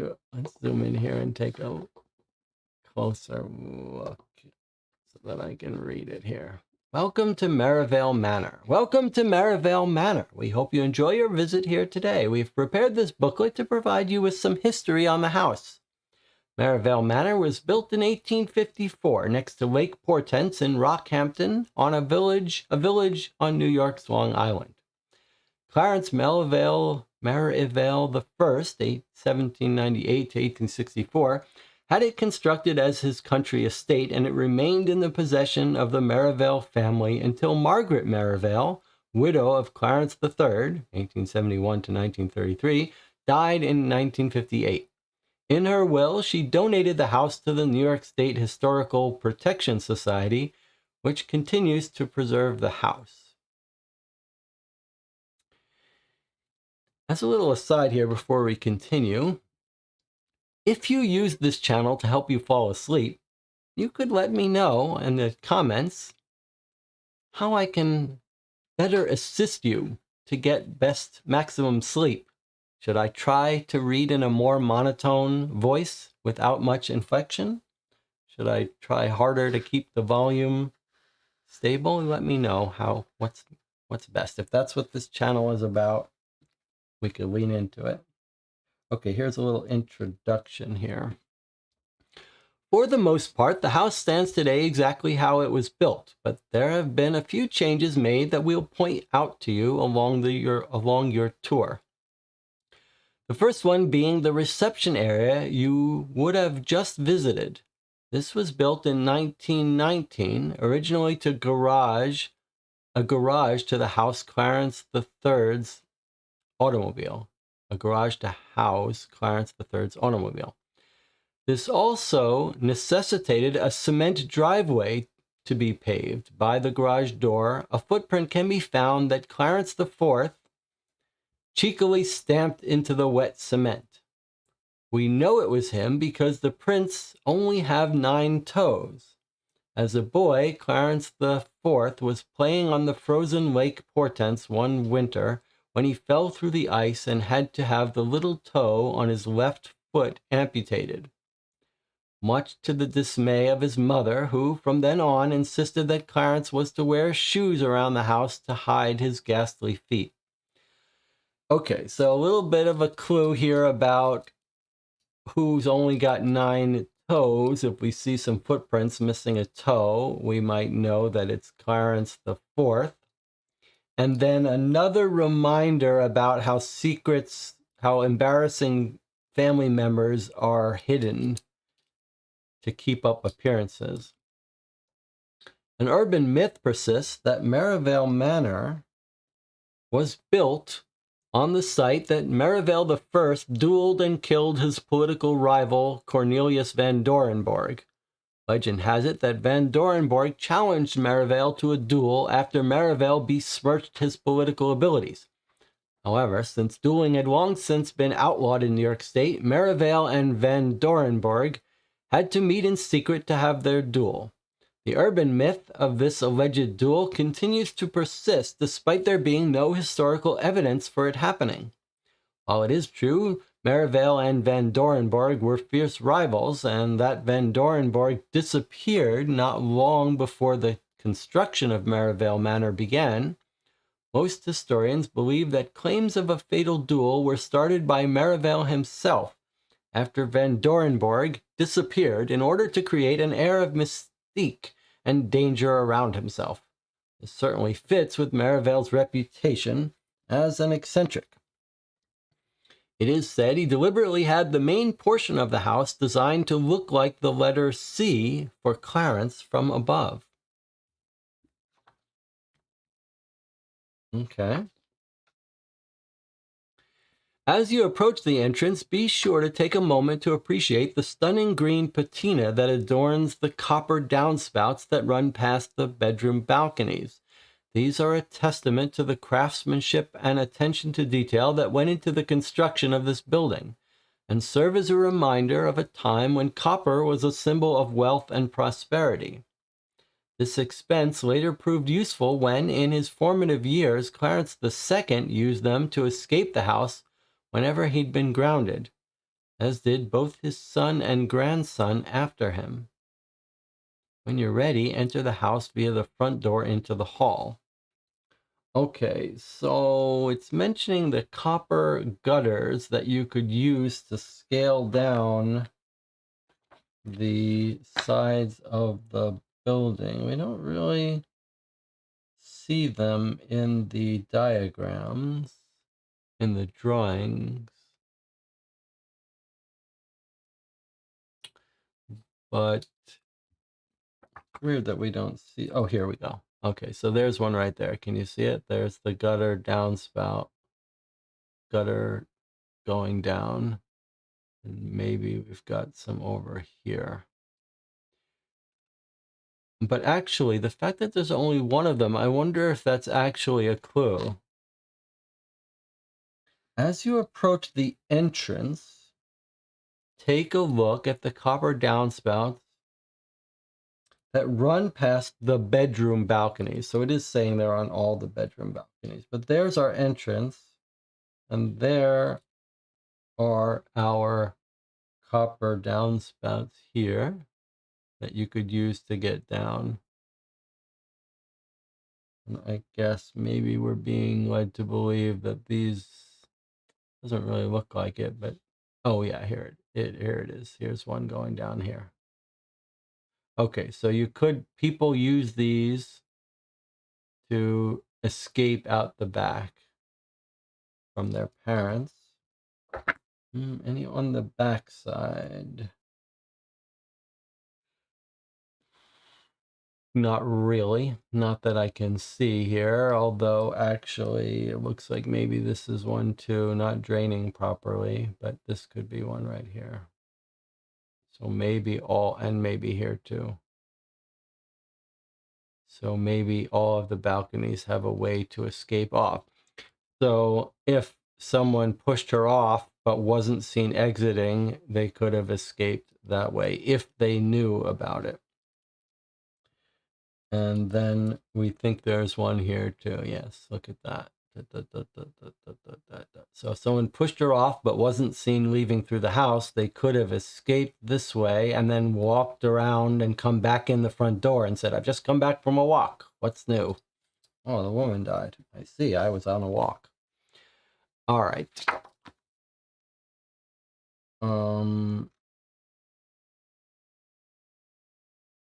What was I going to say? I was going to recommend a movie called The Duelists. Has anyone seen The Duelists? It's a movie with the very young Harvey Keitel and David Carradine? David Carradine and Harvey Keitel, The Duelists. I think Anna would like that movie if Anna hasn't seen it. It's a very unusual movie that would have a very hard time getting made today, but we've already talked about how movies aren't even movies anymore. They're just terrible things. It's long. It's quite singular in its focus. The Duelist, go check it out. Okay, next page is the first floor. This is a game that has a very confident, it's very confident about indulging in historical writing. Like there's a lot here that's just for flavor, hiding maybe some clues in it. But because it's so compelling, it works. The hall was a grand space meant to show off the vast interior space of the house. Its wood paneling was a specific request of Clarence I. Now bear left to the second door and you'll find the ballroom. It's perhaps the grandest room in Merivale Manor, and it played host to the many grand parties, balls, and evening events that the Merivale family threw. The grand piano was one of the first pianos made by Grandeur Pianos. The Merivales claim that it was the very first, but this has since been disproven. Next along the passage is the conservatory. Although not a typical glass-walled conservatory, this room would often be awash with color from flowers of all kinds. Many members of the Merivale family were into horticulture and enjoyed being around plants and flowers. Let's look at the map here and see what they're describing here. So we walk in, it said, and go bear left, and the second door on our left is the ballroom where they had parties. Then you continue past the observatory, which had flowers in it, and then we're continuing our tour here. It says, cross the courtyard, and while you do, take a look at the fountain, perhaps the biggest change to Merivale Manor since Clarence I's day. Built in 1900, the fountain depicts Neptune, Roman god of the sea, holding a trident, surrounded by 12 fish who shoot water out of their mouths. In 1926, Clarence III had the mechanism altered so the fish would mark the hours, turning the fountain into a clock. On the hour, the fish would stop spitting, and in turn, each fish would shoot a single jet of water, synchronized to the strikes of the grandfather clock in the parlor, with one more fish joining in as the hours progressed. Pretty cool. So at 1 o'clock, fish 1 would shoot a jet. At 2 o'clock, fish 1 would shoot a jet, then fish 2 would shoot a jet. 3 o'clock, this is a nice idea. I like to build one of these. At 3 o'clock, fish 1 would shoot a jet, then fish 2 would, then fish 3, and so on. The fish would then shoot one more jet in unison before resuming normal fountain duties. You'd have to have an expert engineer build that in 1920. Like, this would be a job for like a top engineer of the day, 1926. In this fishwater clock, the north-facing fish of the fountain was 12, and the south-facing fish was the 6th. If you time your visit just right, you might see it in action. The morning room would catch the rays of the morning sun as it rose, and in the summer months would be a lovely place to have breakfast. On Saturdays, Clarence III would often take a cup of coffee and maybe a donut, a favorite treat, whilst looking over the gardens and Lake Portents. Next, along the east wing, is the billiards room, a place where the men of the Merivale family would entertain friends in a more informal setting. While the billiards table is the main centerpiece of this room, this room was also where cards were played, as well as chess, backgammon, and many more. Billiards was considered a man's game, so women did not go in there, though guests may be pleased to hear this rule is not in place anymore. The parlor was where the Merivales entertained guests and held daytime functions. It was also a place to relax and unwind when they were by themselves. Many of the paintings are works commissioned by the Merivale family, though when cameras were introduced, the Merivales were keen to put photos up to show they could afford to use this latest piece of technology. Perhaps the most striking piece of furniture in the parlor is the grandfather clock, which originally belonged to Margaret Merivale's father. Now take the main stairs up to the second floor. So we got a little photo of the kitchen, it looks like, with some fresh eggs. And what do you think this device is?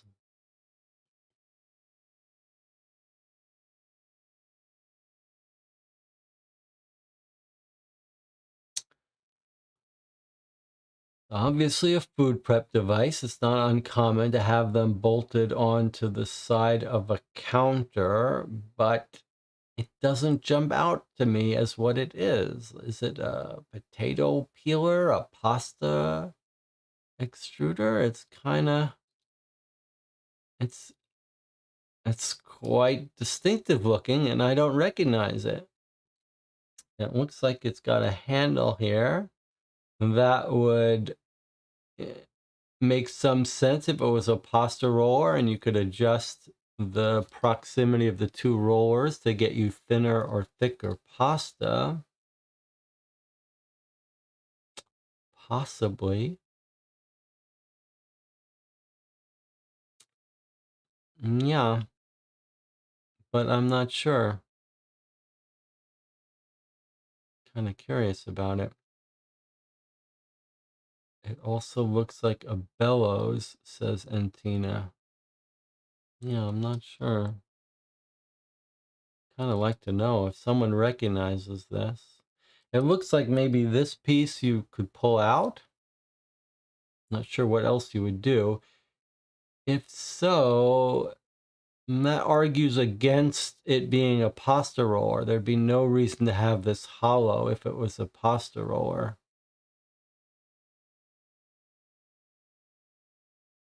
It almost looks like you pull this out, put something in, and then push it with this dowel, and it comes out at the end. Maybe it's something for making like gnocchi or something. Like you push it in the pasta and it pops out the front. Or it gets cut at the front into small pieces. Maybe it's an old like spiral mandolin. You put vegetables in and they get cut here. Like this, maybe this swings back and forth to cut. You push in and you go. That's a mystery that hopefully we will solve at some point. Sausage maker? No, it looks too, diameter's too big for a sausage maker. Cherry pitter? I don't think so. Again, you wouldn't have a big giant tube here to put cherries in. So I don't know. All right, let's look at this map again, not get distracted, and tell us more about the tour. So you come in, you go to the ballroom conservatory, you cross the courtyard where the fish clock fountain is. If you're lucky, you get to see it in operation. You come into the morning room where the family used to hang out and have a donut. You pass the billiards game room where only the men would hang out. Then you go into the parlor where they had paintings and entertained guests for daytime functions, and then had photos to show that they knew how to take photos. I wouldn't mind living here. I'm starting to become I'm starting to become a fan of this place with the fish clock and everything. Okay, and then you go upstairs for the rest of the tour. Remember, she passed us around to the Historical Society. They built a gift shop here now. There's the kitchen that we're looking at. The scullery. Here's a question that Anna will know the answer to. What is a scullery? That's a term you hear. There's certain terms you hear, you sort of know, your mind forms a picture. You know it's related to kitchen, pantry type stuff. But there's the pantry, there's the kitchen, there's the scullery. Sometimes you have a scullery maid. What is it? Is it cleaning up dishes? What is the scullery? Someone can tell us. Okay, here we are at the second floor. We're taking our time with this because it's enjoyable. Okay, there's the second floor. Here's how it looked after the Historical Society got their hands on it. Let's continue reading. Turn to the left on the landing and you'll come to the master bedroom. Befitting its status as the master bedroom, it's the largest bedroom in the house and the only one with a walk-in wardrobe. Being in the east wing of the house, it would get the morning sun as it rose, a more powerful incentive to rise out of bed in the morning than any alarm clock. The opposite room in the west wing is the second bedroom, which was reserved for the firstborn son, the next Clarence in line. Though not as grand as the master bedroom, it does offer the same majestic view over the lakes as the master bedroom. While all of the remaining bedrooms were built so that all of Clarence the First's children could each have a bedroom, when the house fell into the hands of Clarence III, they became guest bedrooms. Margaret Merivale always referred to them as the east, west, and southwest bedrooms. But due to the distinct color of each room's wallpaper, they unofficially picked up the monikers of the mint, rose, and lavender bedrooms, respectively. While walking about on the second floor landing, keep an eye out between the doors to the rose and lavender bedrooms. If you look close enough, you'll see the door to the servants' passage, cunningly disguised as part of the wall. When the house was built, it was standard to make the presence of the house staff as minimal as possible. Even though everyone in the house knew the servants' passage was there, it allowed them to pretend that it wasn't. Lots of appearances concern here in this world. Continue round to the sitting room. This was a more private living space than the parlor, which was often used by guests staying at Merivale Manor. However, when the Merivale family purchased a television set in 1941, the sitting room became the TV room, because such a modern piece of technology, as it was at the time, wouldn't have fitted in with the traditional decor of the parlor. While initially scornful of it, after Clarence IV died, Margaret would often spend many hours a day watching. Apparently, she was a big fan of the panel game show, What's My Line? A real TV show, where they would have celebrities come in and the guests try to guess the celebrity. have a look in the mint bedroom before heading up to the third floor. All right, let's see if we can track this now. So we get upstairs and we see the master bedroom. So we walk up on our tour, we see the master bedroom, the biggest bedroom with a nice view of the lake. And then wardrobe and bathroom, ensuite. And then and then it wants us to walk this way. So the firstborn son gets a bedroom on the opposite side of the sea, quite big, looks 25 by 20 and 25 by 24, so a little bit smaller. Don't know. Empty space, carve out on the wall, don't know. Is this the servant quarters they're talking about? No. Okay. It's got its own bathroom, but not its own wardrobe closet. And then we have the guest bedrooms. There's the rose bedroom, lavender, mint. Then there's the sitting room that was turned into a TV room with their own balconies. And we're told that the official names of the bedrooms were referred to as East, West, and Southwest.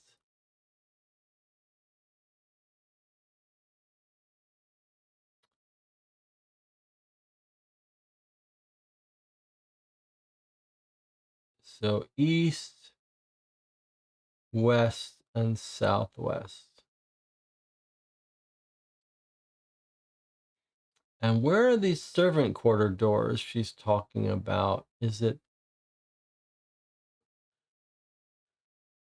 If you look between the doors to the rose and lavender bedrooms,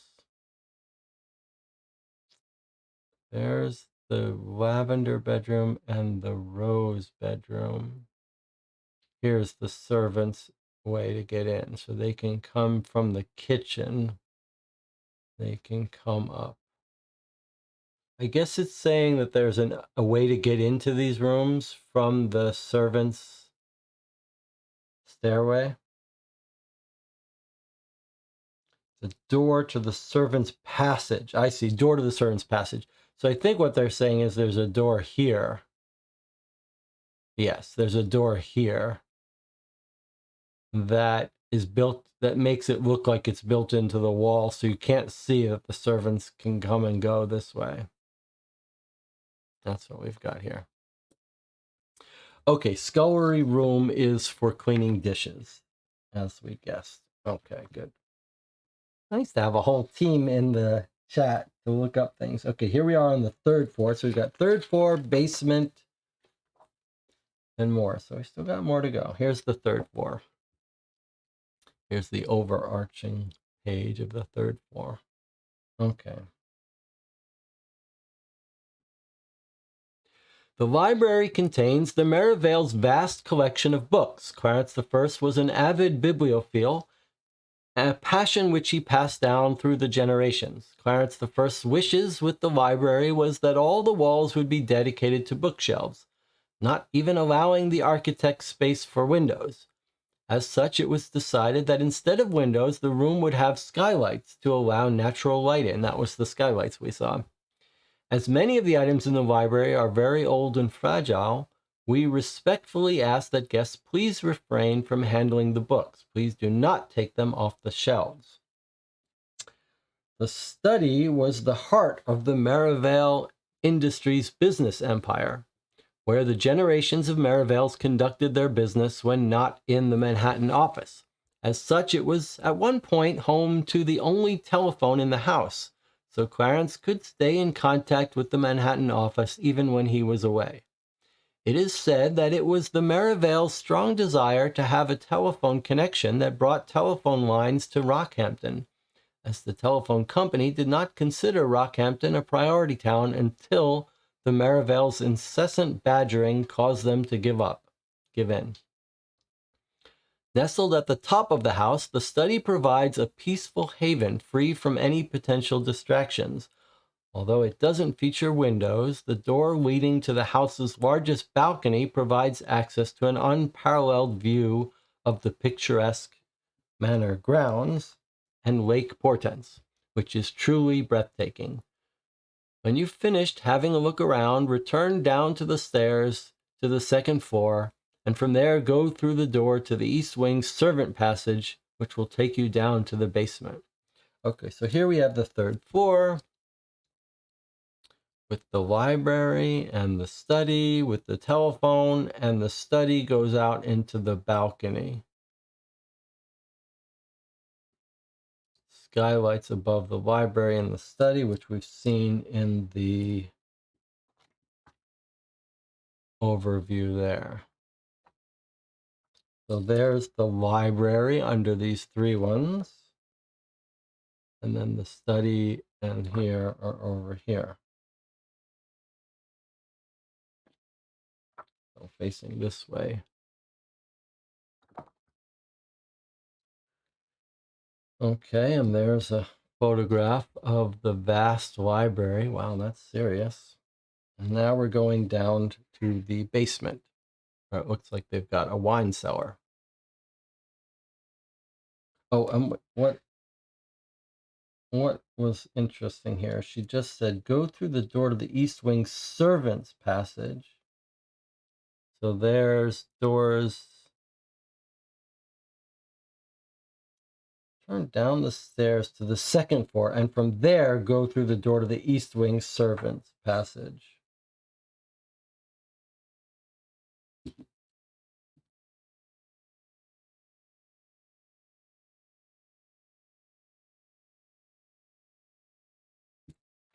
May have gotten my northwests wrong on the second floor. We'll worry about that later if we need it. The basement was where the Merivale staff lived and worked. Many mansions of the time were built in such a fashion to keep the staff as invisible as possible, which often meant having them live in the basement as if they weren't part of the house at all. While it may sound callous by today's standards, the Merivales were very respectful and kind to their staff. They looked after their staff and made sure they were as comfortable as possible. Indeed, the servants' quarters at Merivale Manor were some of the finest in the state, and the staff were fiercely loyal to the family. The butler, as head of the household staff, was entitled to his own quarters, as opposed to the other staff who had to share. Similarly, the housekeeper was the highest ranked member of the female staff, and as such was entitled to her own room. Past the living and working quarters of the servants is the food stores. Merivale Manor was built long before refrigerators were invented, so these cool underground spaces were where root vegetables were kept to keep them fresh. As a well-to-do family, the Merivales, of course, had an amply stocked wine cellar. Clarence II is said to have been an avid oenophile who often hosted wine-tasting parties at Merivale Manor, though the rest of the family also enjoyed a glass. Continue up the stairs back to the first floor. Okay, so here's the basement. Let's take a look here. Butler gets his own room. He's in charge of the male servants who share a room. The head maid gets her own room, the head housekeeper, and she's in charge of the female servants. They all have access to this corridor that leads them up to the house. Down and down. They've got, I see, this one doesn't go up to the house. This is the way you go up to the first floor, and this is the way you go to the deep into the root cellar and the wine cellar.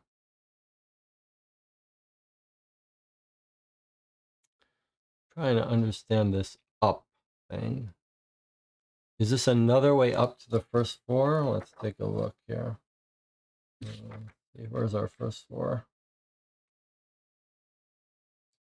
Up and down, yes. Okay, so from the kitchen, you could go down to the basement to access the wine cellar and the root cellar. That makes sense. So from the kitchen, you can go down and access the servants area, but also it can be accessed from here. From the parlor where guests were hanging out, you could go down into the servants' quarters this way. Interesting. I guess the servants could come up here and bring guests stuff directly without passing through the hall. Pretty fancy digs here.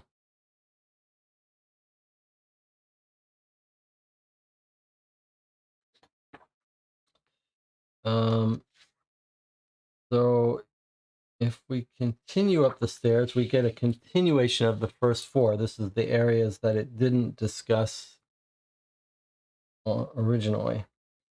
Going up the stairs, you'll find your way to the kitchen. The kitchen was often bustling with activity, as the Merivales employed a whole army of cooks to prepare their 3 meals a day. The cooks would often see action preparing food for the many dinner parties and banquets that the Merivales held. The kitchen was certainly large enough to cope, though when preparing a large amount of food for a large number of people, it could often become very bustling indeed. Make sure to take a look in the scullery before heading on. This was where crockery and silverware were kept, as well as the place where all the washing up was done. This was all in the days before dishwashers, of course, so it was a servant's responsibility to clean every single plate, pot, and pan by hand. Pass through to the dining room. Like the bedroom and the parlor, it's again a lavishly decorated room with many pieces of artwork on display. Whenever the Merivales had a formal dinner, they liked to make sure that the space their guests were eating in was just as much a feast for the eyes while they waited for the feast for the stomach. The artwork of Clarence I was painted in 1862 by Nathaniel Green, though it is believed not to be fully accurate to how Clarence I would have looked in those days, Clarence I being a rather vain fellow. Pass through the hall, past the front door, to the passage along the front wall of the house, the east wing. You'll pass the cloakroom and the gun room. As was common for well-to-do families at the time, the Merivales frequently held hunts, and all the generations of the Merivale family were keen collectors of firearms. While some of the collection was sold by Margaret in the 1950s, some of the Merivale collection was kept and is on display behind glass for you to view. At the end of this passage, you'll come to the walkway that leads to the stable. Originally vital for transportation when the house was built, the horses became less vital when Clarence III bought his automobile. Though all the generations were keen riders, both as a pastime and for taking part in hunts. The stable has since been converted into our cafe and gift shop, allowing guests some refreshments after touring the house. Make sure you don't leave without purchasing a souvenir of your visit for yourself or a friend or family member. We also stock many tasty, locally produced food and drink items. Once you've treated yourself to some food and drink, please feel free to further explore the grounds. Okay, so let's take a look at this alternate view of the first floor again that we've seen on our start of our tour. So you come up from the servants' quarters, you go to the scullery, the kitchen, through the dining room, which has got art and pictures of Clarence I, and then you pass through the hallway again on your way out, and you pass the cloakroom and the gun room, where they've still got some guns on display, through a little walkway into what used to be the stables and garage and now is gift shop.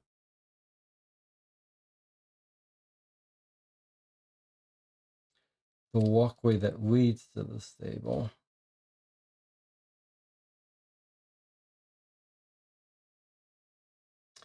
The stable is turned into the cafe and gift shop. Okay, so there was the stable. All right, pretty fancy house. I am ready to move in. I am ready to move in and set up the YouTube studio in the parlor. Pretty sweet. Let's check in with the chat before we take a little break here. The murderer could have used the servant passage to the kitchen as well. I don't think you got the east and west wrong. It said the 12 o'clock in the Neptune statue is facing north, and we have the 12 on the sketch. And it says if the murderer came this way, they wouldn't necessarily notice them with all that party bustling in the kitchen. Yes. Well, we'll work all that out later when it comes time to seeing what alibis people have and where people were spotted. But we've got very detailed blueprints with routes that could be taken that where you wouldn't be seen and ways you can come out down the outside. All right, I think it's appropriate for us to take a little break here after going through that floor plan tour guide, and I'll see you in 8 minutes.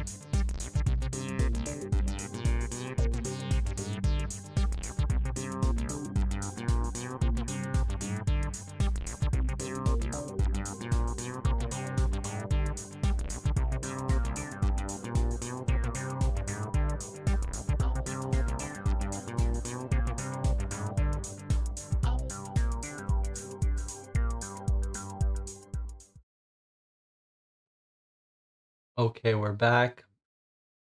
I extended the break a little bit so I could make copies for us of the blueprints of the house that we could write on if we want to. Oh, second, third, and basement. Okay, so if we want to annotate our copies, we now can. Let's catch up with the chat here. I mentioned a song by the Blues Project at Cafe A Go Go called Alberta, which is amazing performance. The whole album is good, but now on YouTube you can listen to all of these things, and really highly recommended by me. Okay, and Tina says, if the footprints were of feet and not shoes, they were probably Clarence, and if they were Clarence's, they would notice a toe was missing, so they're probably not his. I think that's a reasonable point. Noah says there were two sets of prints, one of shoes and one that was stepped in with feet. That's right. It sounded like it was saying that the feet were barefoot, bringing up mud, and then someone with shoes tracked through them. But I think Antina's point was that the detectives would have noticed if they saw footprints that only had 9 toes. Stacy says, since Clarence was taken into custody, wouldn't the footprint of his 9 toes have been the reason they took him in, or did they say why? Did they take him into custody or just hold him because he was the one who was nearest the body? We haven't gotten to that point yet. It's actually quite astounding how much this game is taking its time telling us background story in a very verbose, expansive way, but it's quite enjoyable. Jonathan Warner says, it's a little confusing. Which Clarence was taken into custody, the third or the fourth? Well, let's see if we hear about that. It looks like what we've got here now is another one of these sections of book mentioned here. Now we're looking at the collected letters of Francis Parker from 2014. Page 72. This letter was a response to one Tewksbury had written the first time he discussed his idea for this play, which would make its Broadway debut 2 years later. He had written to Francis asking for advice on how to write it and any reminiscences of the events that inspired the play's plot. In the end, despite their hopes, the play was not a success and closed early, though it has since been critically reappraised following an off-Broadway revival in 2004. Francis was not amongst the naysaying voices in 1963, however, and told Tewksbury that it was one of the best plays she ever saw. May 15, 1961. Dear Mark, lovely to hear from you. First of all, I feel enough time has passed that I'm comfortable with the idea of such a play. And I'd much rather you wrote it and did it tastefully than some schlock peddler with no connection to Astrid looking for a quick cash-in. I share your hope that, if the play is successful, it might reignite public interest enough to have the police reopen the case. First of all, I should mention that I wasn't invited to that party, but Astrid rang me up and begged me to come. I think she'd okayed it with Clark, but I doubt she'd asked or even told Clark's parents. I guess in a way I was sort of gate crashing, but I made excuses to myself that it was all right because I was there as support for Astrid. She didn't like those stuck-up old money types and didn't look forward to having to spend a whole evening with them with only Clark for company. Didn't take me long before I was convinced I'd done the right thing. All the guests knew who Astrid was, but you could tell those upper-crust types didn't approve of what she did, or at best treated her like some sort of novelty. Clark's parents in particular made no effort to hide their disdain. That being said, they weren't the worst. The worst was that creepy archaeologist. There were rumors he'd been cursed by the pharaohs or some such nonsense. Now we're seeing the tie-in with the Egyptologist. He was a guest. The public were in the grip of Egyptomania at the time, so much so that they all bought into it. Doctor side of his personality, they all bought into it. Apparently, it was a Jekyll and Hyde thing. There was the respectful doctor side of his personality, but when the curse took hold of him, he would become rude, angry, and violent. Well, we saw him hiding in the gardener's shed, and we saw what the real cause of his so-called curse was. I think he told everyone it was a curse to obfuscate his alcoholism, since alcohol was illegal in those prohibition days. As he sipped from his secret stash, getting more and more drunk, he started lusting over Astrid, trying to get a date. Apparently, he thought nothing about trying to get a woman young enough to be his daughter, to notice him. He tried to impress her, said he'd take her to Egypt with him and all that. Well, Astrid was having none of it. She told that bozo to get lost. She had to say it several times before he got the message, but when she said she'd reveal his drinking habits to the police chief who was there, threatening him with scandal and expulsion from his professorship, he bitterly backed off, scurrying away into the house with his tail between his legs.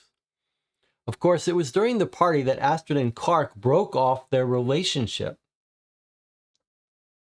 I don't think she had intended it that way, but they'd gone out on a boat ride on the lake together, and I guess it just came out that she wasn't happy being with him. I was sitting with a friend of Clark's called Matthew in the gazebo at the time. We saw them row back. Clark stormed off into the house, and Matthew followed, while Astrid and I stayed back. Matthew came back and said Clark just needed to cool off, but Astrid went in to try to mend things. Soon after that, there was going to be a grand picture taken of all the guests, except Margaret Merivale came up to me and told me that since I hadn't been properly invited, I wasn't permitted to be in the photo. I'm guessing it wouldn't have been a problem if I was the sort of proper woman they approved of. I decided to go into the billiards room and knock a few balls about until they were done. Again, not a thing a proper woman should be doing in those days, but by that point, I felt I had already wound them up enough. Why bother worrying about what they thought? I suppose in some respects, they did me a favor by keeping me out of that courtyard. I didn't see Astrid fall, but when I heard the commotion outside, I went to see what was happening. I can still see the image in my head, clear as yesterday. The points of Neptune's trident sticking out of Astrid's neck. The last spasms of life before she went limp. Wow, that's a vivid scene. Well, that's all I remember clearly. After that, it's all a bit of a blur. Hope that helps you with your play.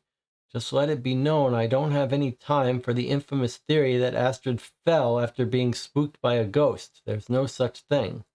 Next time you're in New York, give me a ring. Brett and I would love to see you again. Yours, Francis Parker. So let's just get a picture here. Let's just get a, no pun intended, picture. So they're going out to take a photo. This woman, Frances, went into the billiards room to play pool and then came running out when she heard the commotion and saw Astrid on the thing. So billiards room doesn't really help us. That's her alibi, I guess. Let me put this someplace else. All right, any other thoughts from the channel so far?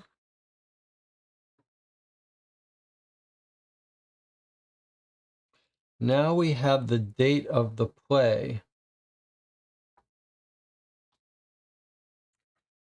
So, but we don't want date of the play.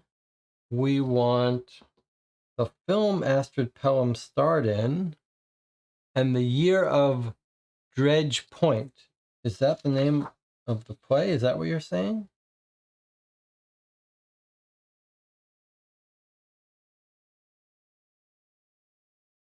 Is Dredge Point the name of this play? Was it mentioned here that it was called Dredge Point, or are we missing something? Off-Broadway revival.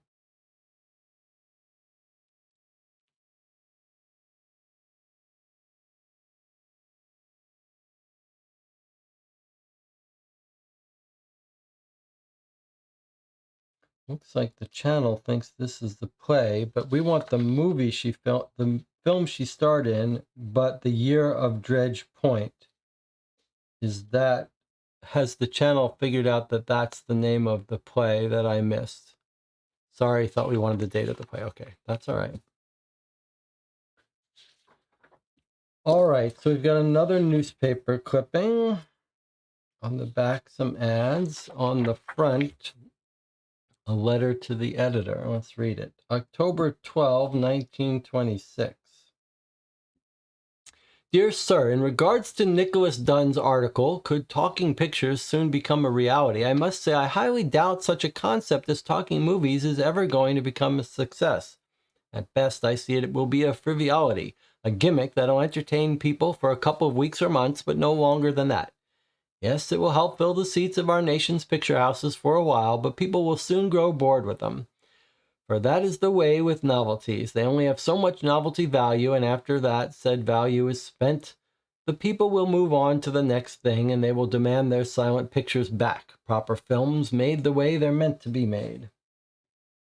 I will grant Mr. Dunn the decency and admit that his article made some valid points in the argument for why filmmakers might want to make use of this new way of filmmaking, but I think he overhypes the benefits of talking movies to an absurd degree.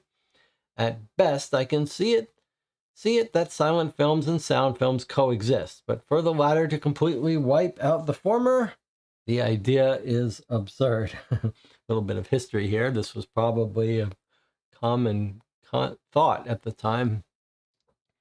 At the end of the day, I considered myself a man with a good sense of what the public opinion is, but I can only speak for myself.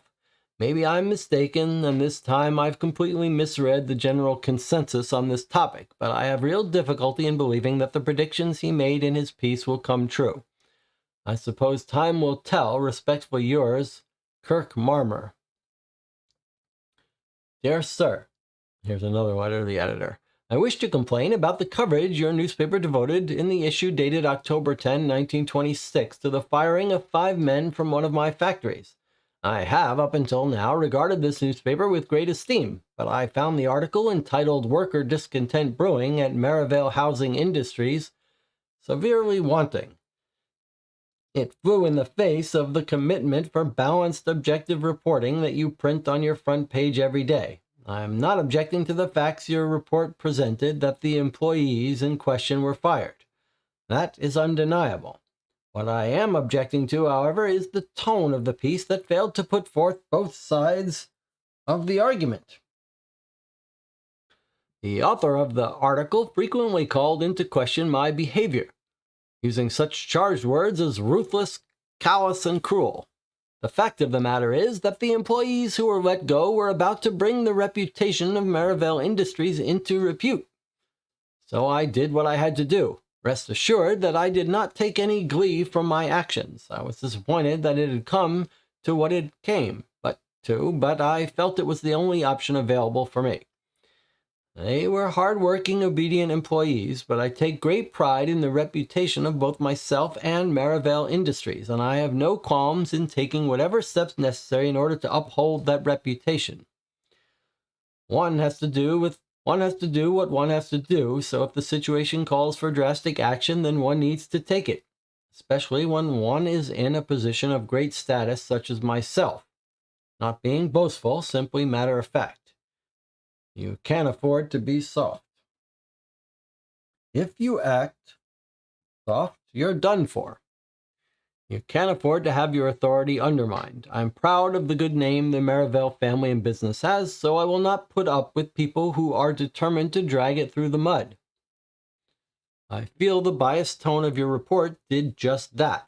However, despite what some people think, I'm a fair man, and I feel printing this letter and apologizing will sufficiently redress the balance, and I need not make a formal complaint. However, I may reconsider this behavior if it continues in future reporting. Yours, Clarence Merivale III. So again, he's concerned with appearances and reputation. Can't afford to be soft, man in his position. Dear Sir, I find it incredulous that plans to go ahead with full-scale construction of the copper project as detailed in the edition of this newspaper dated October 8. To my knowledge, such a concept has never worked in any of the places where they have been built. I do believe Toronto had a similar project in the works. What is the copper project? Was that a real thing? I wonder. All right, this was 1926, giving us a little feel for Merivale's concern with appearances, firing some employees. All right, well, we're approaching, well, we still got some more. Got a map here of Rockhampton. So there's the Merivale Manor, situated in the town of Rockhampton. You have to drive a long way out on a road to get to it in the middle of forest, whatever. There's it overlooking the lake. There's the Joyce house. Looks like maybe another mansion overlooking the lake. Rockhampton Road. Police station, post office, general store, St. John's Church, and the railroad station. All right. Not sure how that's useful to us. They're all out in the middle of nowhere, I guess.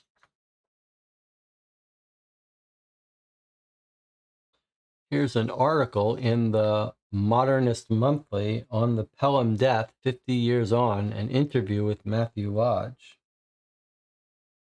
Remember, she was a race car driver, wasn't she? All right, let's read this article from Modernist Monthly. Cool little futurist art style. I don't know what you would call that art style. Maybe graphic design heavy? Brewing factory and prohibition. Is that why you let them go? I don't know. Noah says, according to Jesse, movies, the talking movies did eventually suck. It's true, they do. We had some good years. They've all gone to hell now. Soon it'll all be ChatGPT writing all the movies for us. And I think it'll do a better job. So I think we're going to get better movies eventually once the humans get pushed out. I think only the dregs are left making, the dregs of the humans are making movies now. And once the computers take over, they'll get good again. We'll have a renaissance of movie making. Astrid Pelham's death lingers on in the public consciousness as one of the most high-profile deaths to have ever occurred.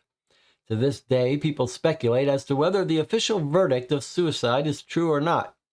As July 4th in this year will mark half a century since Pelham's death, we decided to sit down with one of the people who was there. One of Clarence Merivale IV's closest friends, Matthew Lodge. Back then, Lodge was a fellow student of Clarence's, or Clark as he was known to his friends. Since then, he worked in advertising before retiring in 1963. So now we know Clarence Merivale IV is the person, Clark, that we were being told about in that letter. So we know, maybe we should make a note so we don't forget that Clark equals Clarence IV, the one that broke off his engagement with Astrid, or Astrid broke it up with him. Okay, now age 74, we caught up with Mr. Lodge to ask him about his friend and his memories of that day. Look at how, I just want to look at this game. This is really different than the other Cryptic Killers games we've played. This almost feels like a completely different game.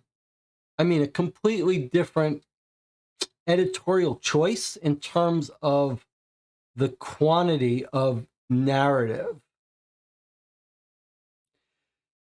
in these games, we're used to collections of evidence, right? Like medical report, receipts. This is almost entirely story. Sort of story told with newspaper clippings and book excerpts. But almost everything we've got has been sort of long form narrative. It really has a very different feel, but it's so well done that it's not feeling tiring to read it all. It's just sort of engaging.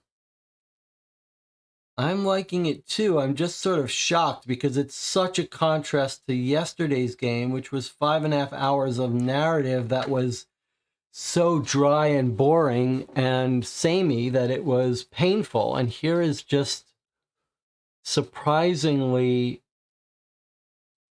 similar amounts of narrative story, but much more compelling. But it's really quite surprising to me. How did you first meet Clarence Merivale? I first met Clark when we shared a dorm at Columbia. He had a far more outgoing personality than me. He enjoyed being in the vibrant city. He liked rubbing shoulders with big names. For instance, he had heard good things about a debut playwright named Mark Tewksbury. So we went to see a play he had written called Silver Switchback. It had been well reviewed and all the papers noted him as a writer to watch out for, but Clark wasn't the sort to leave it at that. He had to meet this Mr. Tewksbury. And so, after the play had finished, Clark asked around where he might find Mark Tewksbury and managed to locate a speakeasy he often frequented, because if Clark wanted to meet someone, he would meet them.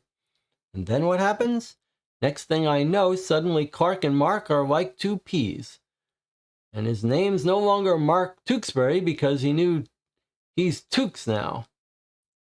He liked showing off that he knew famous people. I guess I should consider myself lucky that he kept up our friendship even though he couldn't show me off to anyone. Was it the same with Astrid Pelham? Oh, definitely. She did a race at a fairground in Queens where she demonstrated her skills. She wasn't super famous before the show, but afterward the buzz around her just grew and grew.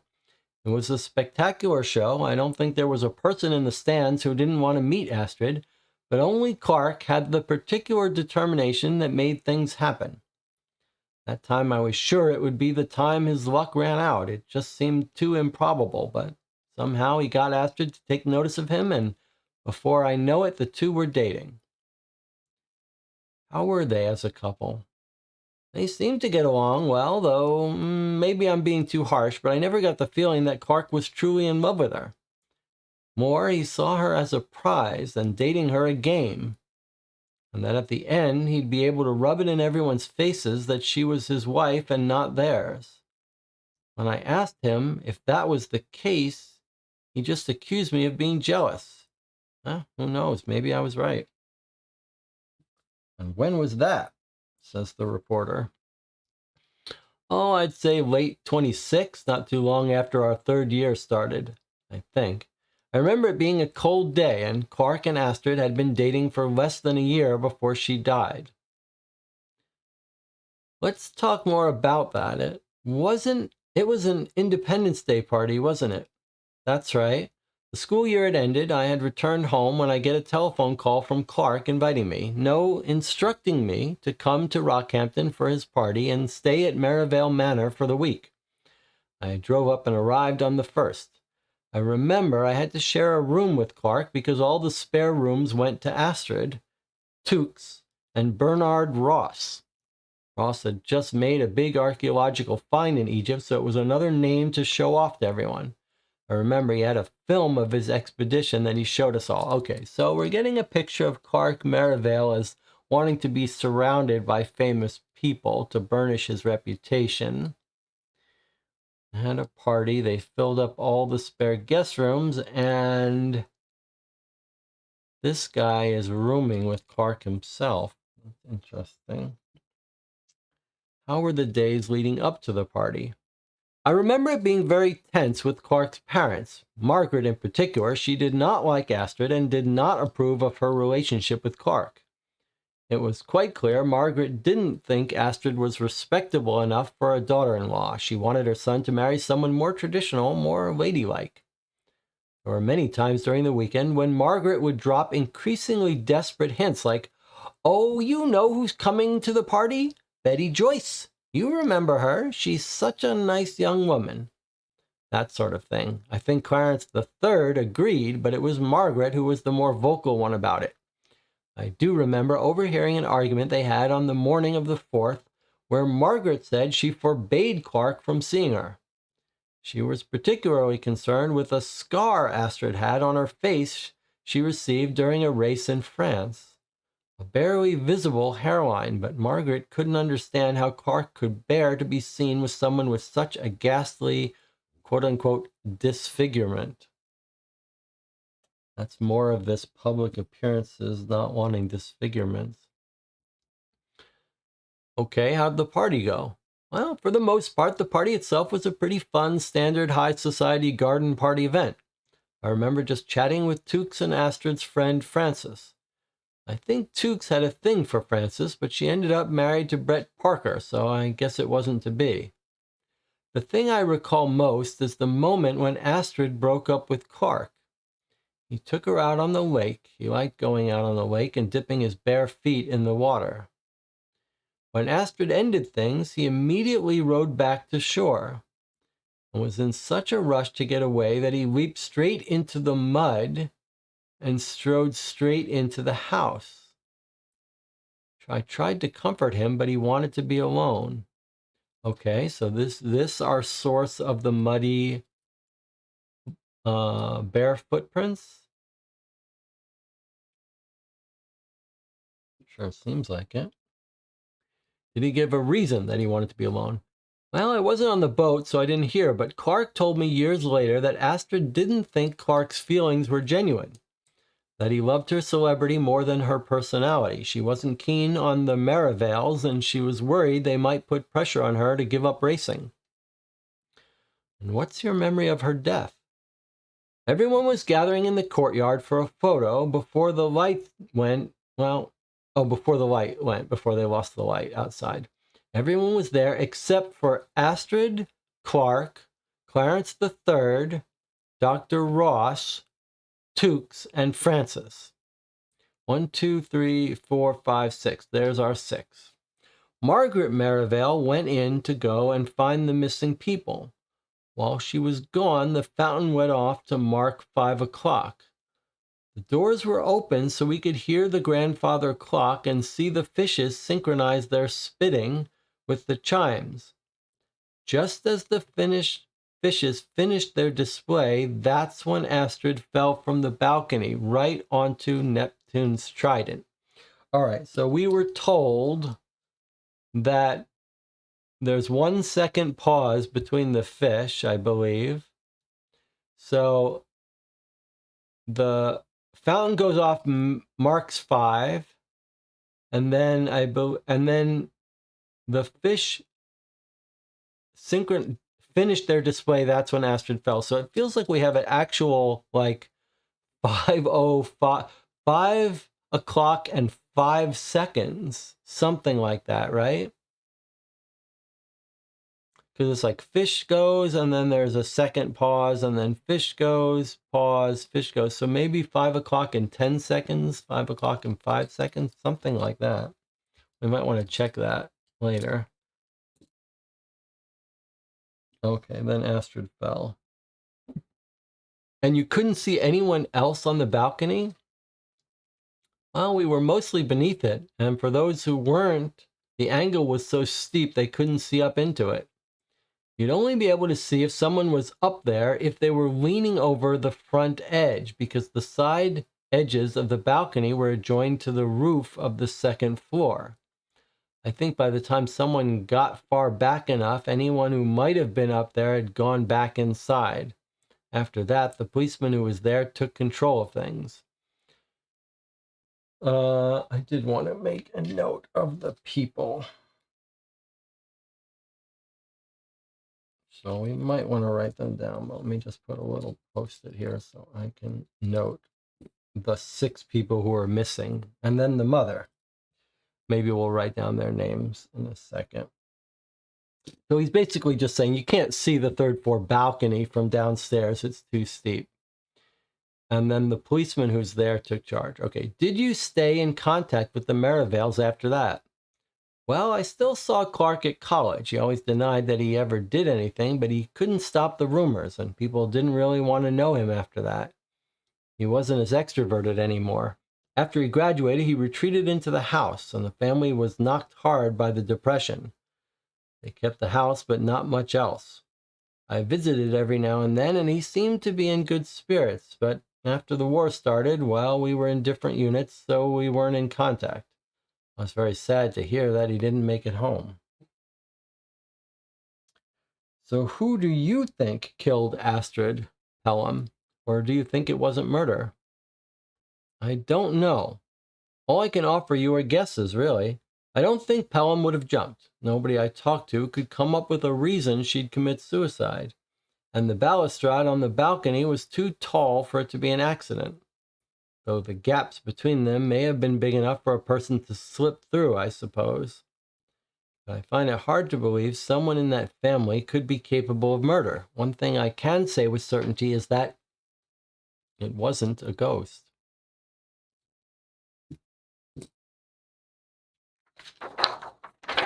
Okay. A little bit more background, but this seems like a key part of the story. Let's just make a note here. Get it into the good camera. Okay, so missing.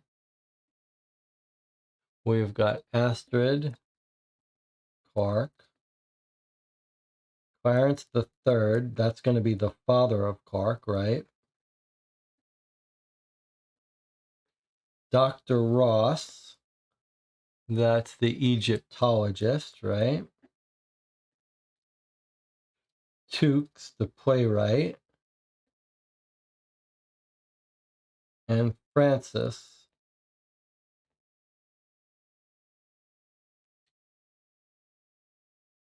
Francis is the friend of Astrid, is that right?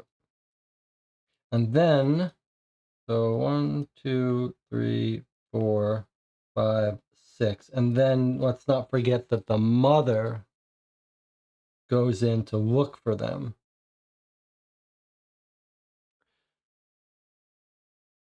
While she was gone, the fountain went off to mark 5. So for timing, we've got 5 o'clock and then the 5 fishes.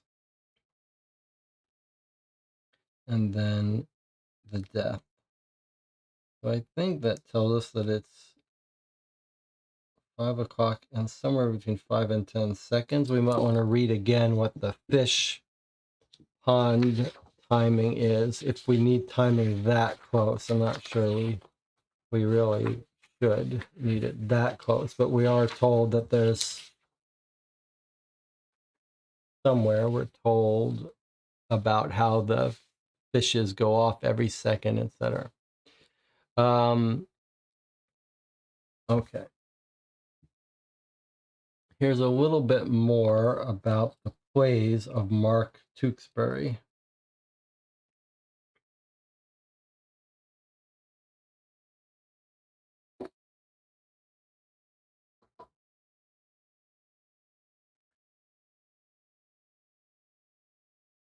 Do we need to, before we read this, talk about anything here? And anything jump out in this long interview with Matthew Lodge that's of any import? Did anyone else notice anything important here?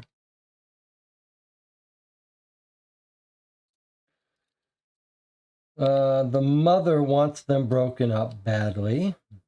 She doesn't think she's suitable material.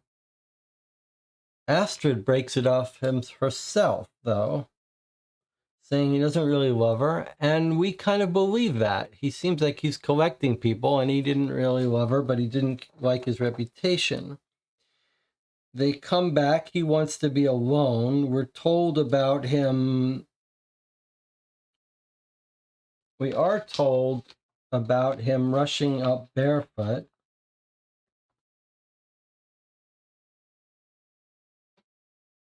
wanting to be alone. Rode straight into the house. He wanted to be alone.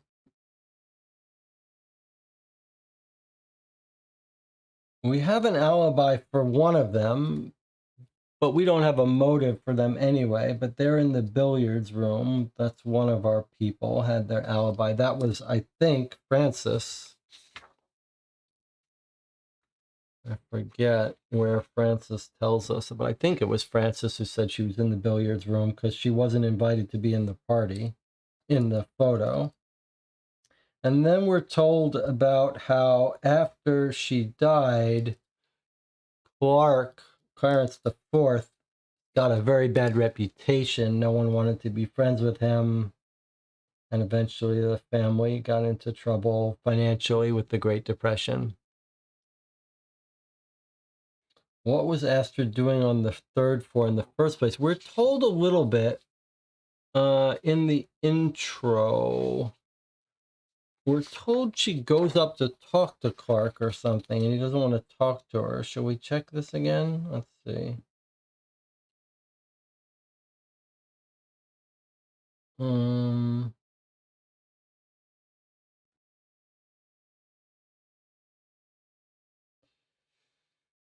Where did we hear the story of Clark?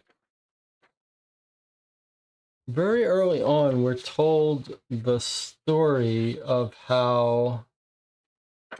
Is it here? Yes, it's the police report, I think.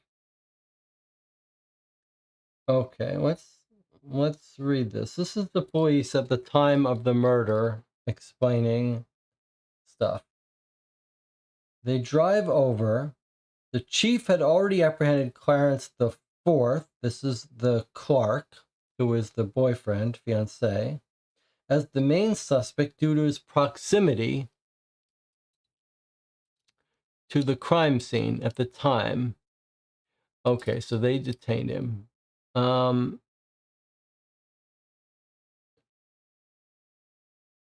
chief said there are only 6 people missing when she went off. We've now have that list. Okay, and then he tells us there was the trail of muddy footprints. He made a note of their path through the house. I'm not sure where that note is. A partial shoe print that had been from the 3rd floor to the guest bedroom on the east wing. So we actually can trace that down to figure out exactly where that path is. I'm going to make a little note here. Okay.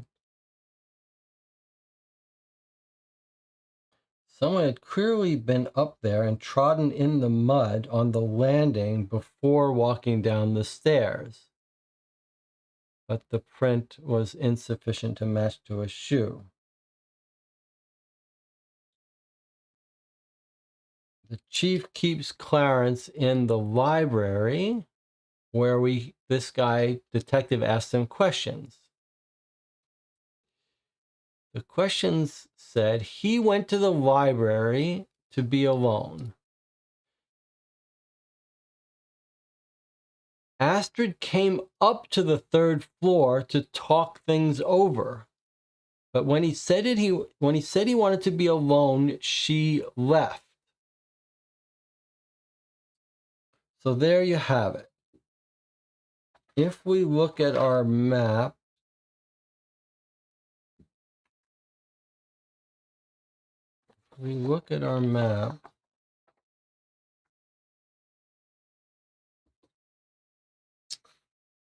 here's the 3rd floor. Okay. So we're told that Clark is in here. That's what he says. He wants to be alone. He says Astrid came up to talk to him. He says, "Get out of here. I want to be alone. I don't want to talk to you." And then she leaves. He rushed in with his muddy shoe bare foot. He walked up here. She tries to talk to him. He says, "Leave."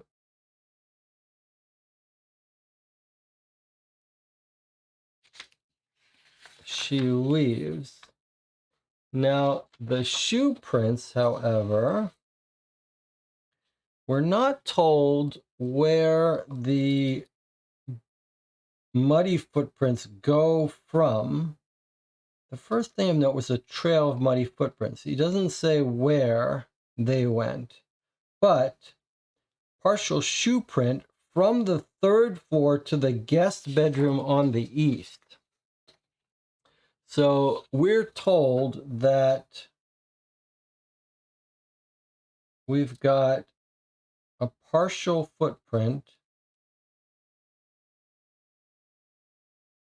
in mud that comes down from the 3rd floor to the 2nd floor to the guest bedroom in the east. So maybe red is not the right color for this. Maybe we'll do it this way. So like,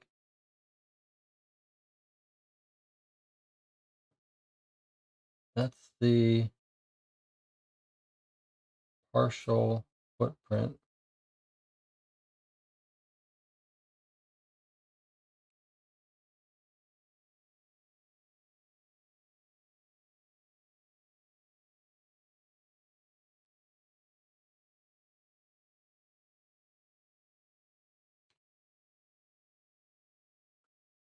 There's our partial footprint on the 3rd floor. So Cork runs up the house. He's upset. Comes here to think. Someone, we're told Astrid leaves, tries to visit him and leaves. Maybe she goes this way. Maybe she was already up here. Not sure why she'd already be up here. Someone else has left the partial footprint, not Astrid and not Clark, it seems. All right. Let's put these aside for now. See what the chat says.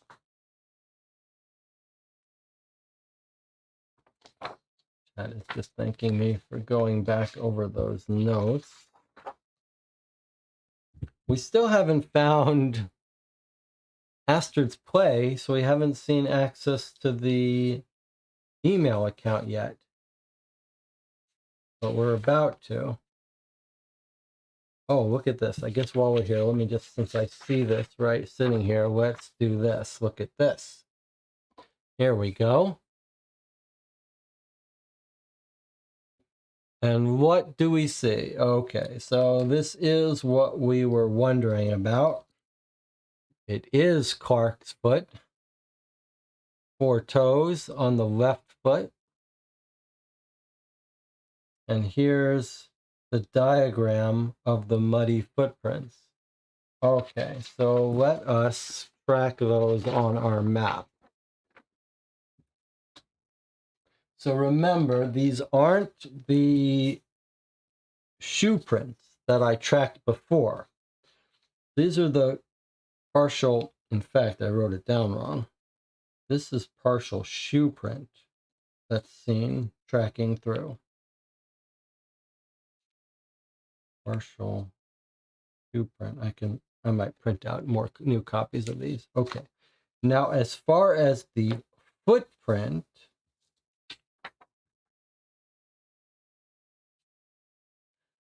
let's see. It looks like, what are we looking at here?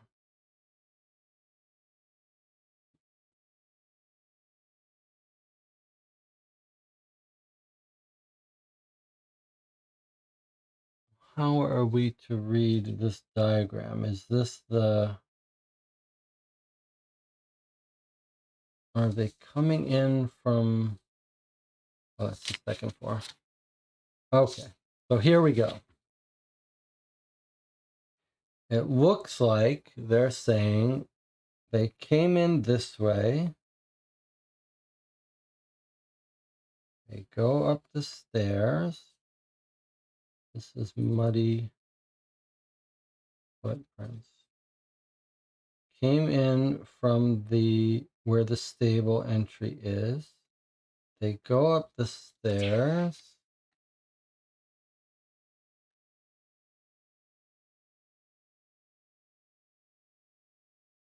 They come up. They go straight up to the 3rd floor.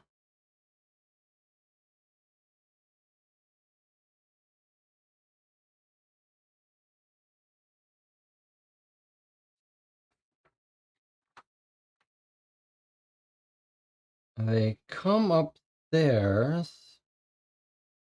Then they do something a little unusual. They go and they take a little trip to the balcony. He looks off, sees Astrid in the distance, comes back in.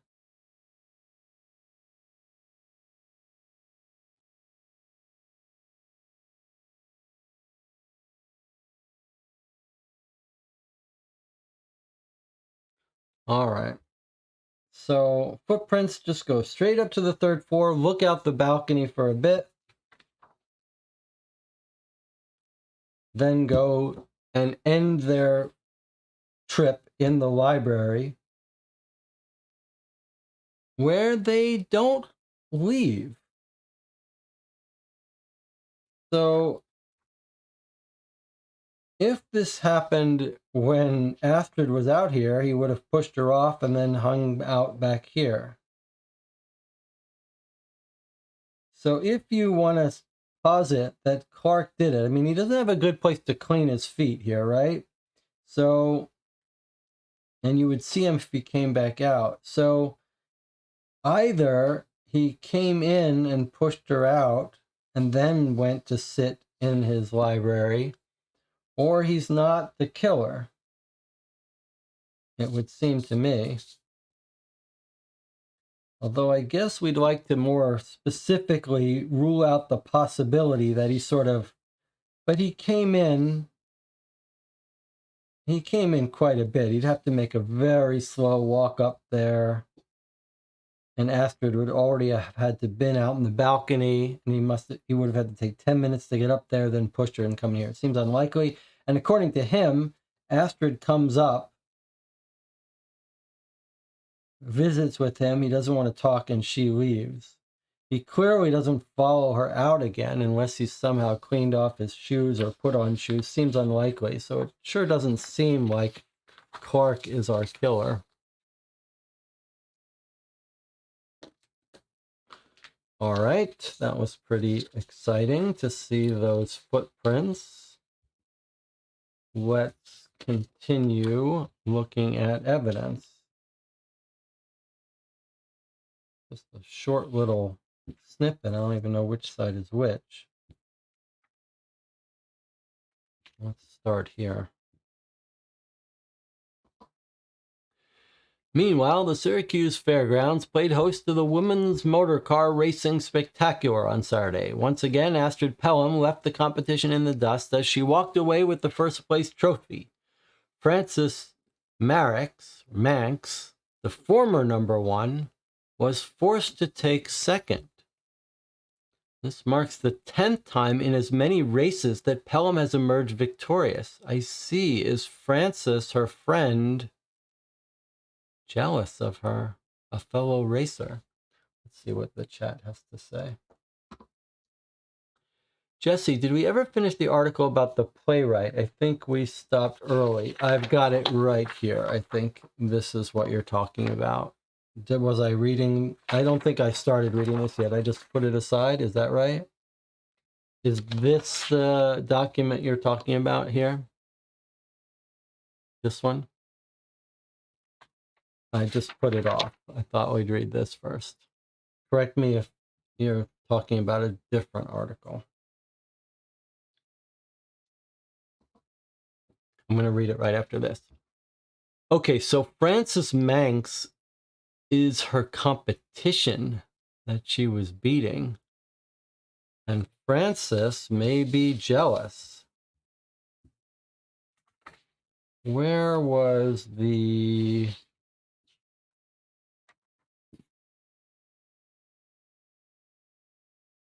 Where was the comments by Francis? Or maybe we haven't read any. Maybe I'm misremembering that. All right, let's read this. We'll catch up to it. This marks the 10th time in as many races that Pelham has emerged victorious. When interviewed about her success, Pelham chalked it up to a drifting technique I learned in France. It allows me to keep my speed up on the turns and save precious seconds. I haven't decided if I'll share the secret yet. Maybe if I ever get bored of winning, but that hasn't happened yet. Meanwhile, when Manx was asked if there was any rivalry between the two, she said, "Only a friendly one. We're good friends off the track. She's doing a lot of good to boost the exposure of women's racing, so I hope she sticks around instead of heading back to Europe. I mean, I can't lie, it does smart to always be taking silver. But I know I'll be back on top of the podium one day, just you see." And Jonathan says, we have a letter from Francis to Tukes. Yes, okay, so this good friend Francis might have real reason to be jealous. We've got a motive now for Francis. Let's see.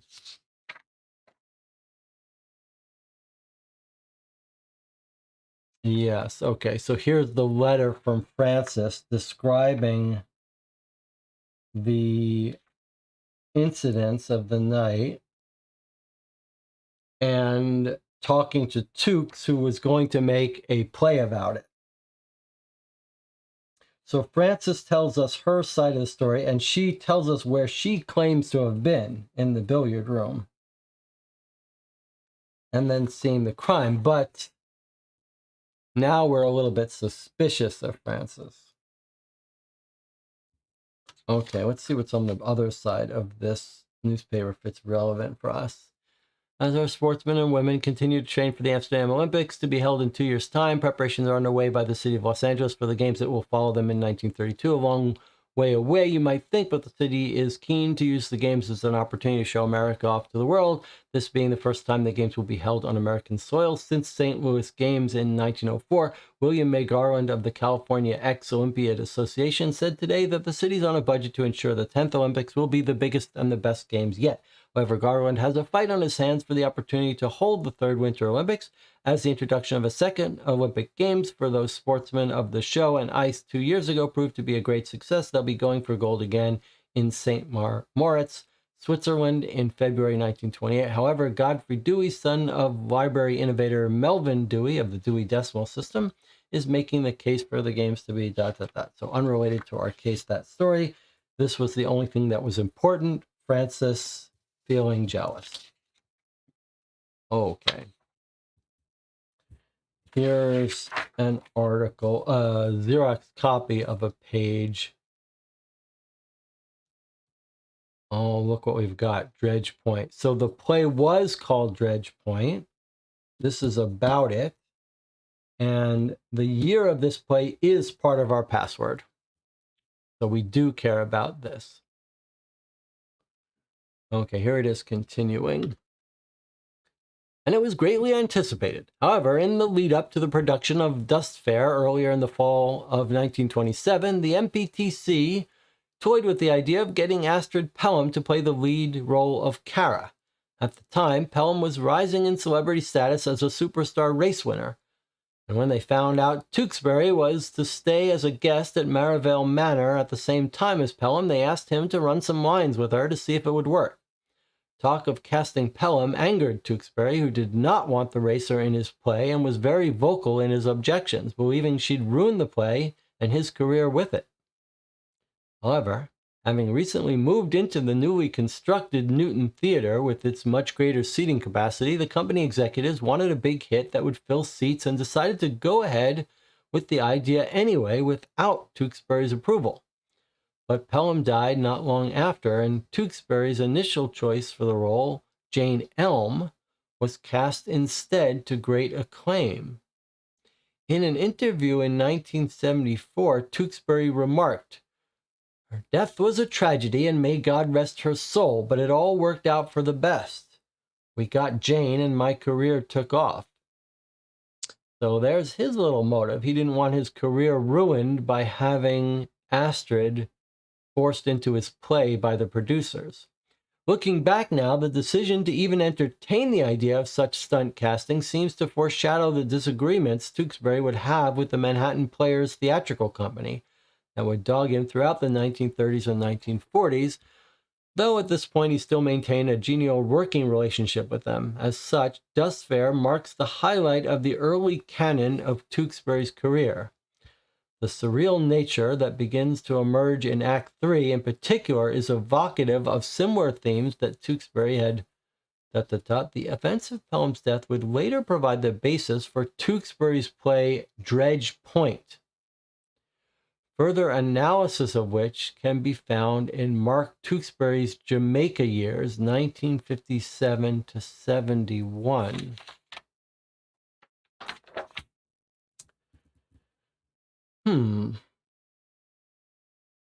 That's a little tricky.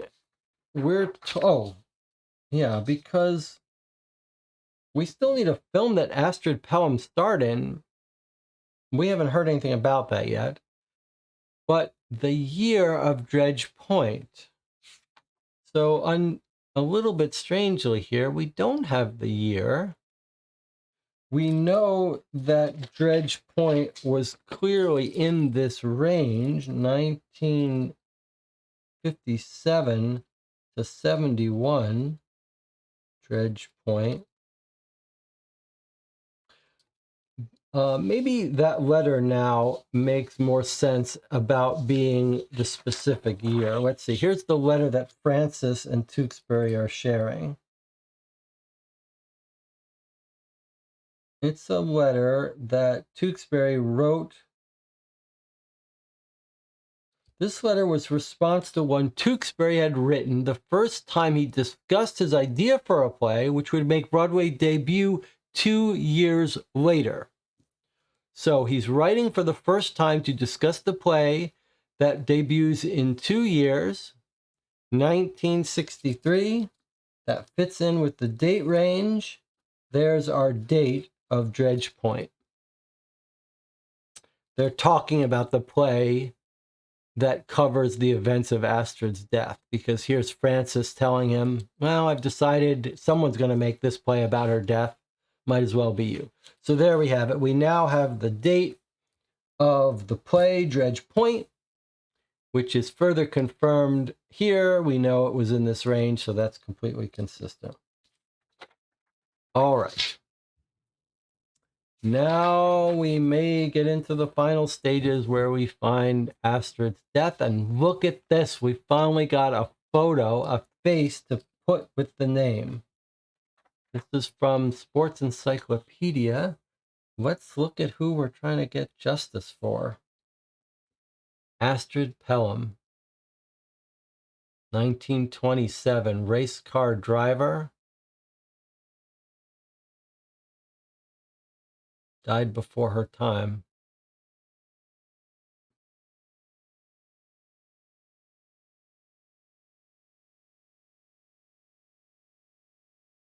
She looks quite serious. Like, she was pretty intimidating. She wouldn't have gone easy. She wouldn't have killed herself. All right, here we go. Astrid Pelham. Astrid Pelham burst onto the motor racing scene in the 1920s when the sport was still in its early days, at a time when the idea of women participating in such a sport was controversial. However, Pelham overcame the odds to become one of the most popular sports people of her day and boost the legitimacy not only of the sport, but of women motor racers. Born in 1902 in Toledo, Ohio, Astrid Pelham was the daughter of wealthy businessman Charles Pelham. In 1916, Charles bought a motor car for Astrid's older brother Carl, but when Carl was called up to fight in World War I, Astrid began using it. As her father was opposed to the idea of her driving, she had to learn to drive in secret. But she quickly became one of the most skilled drivers around. When Charles found out, he was outraged until a demonstration of her skill quickly proved she was more than capable of handling the vehicle, and he soon acquiesced. Of course, when Carl came home, she was obliged to give the car back to its rightful owner, but Charles bought Astrid her own car, and she was soon participating in motor races, which at the time were held at fairgrounds. It's a little unusual that there aren't more women race car drivers, just because some of the physical differences between men and women that make division of some sports make sense. I'm not sure that's true for driving, so that is a little bit of a mystery to me.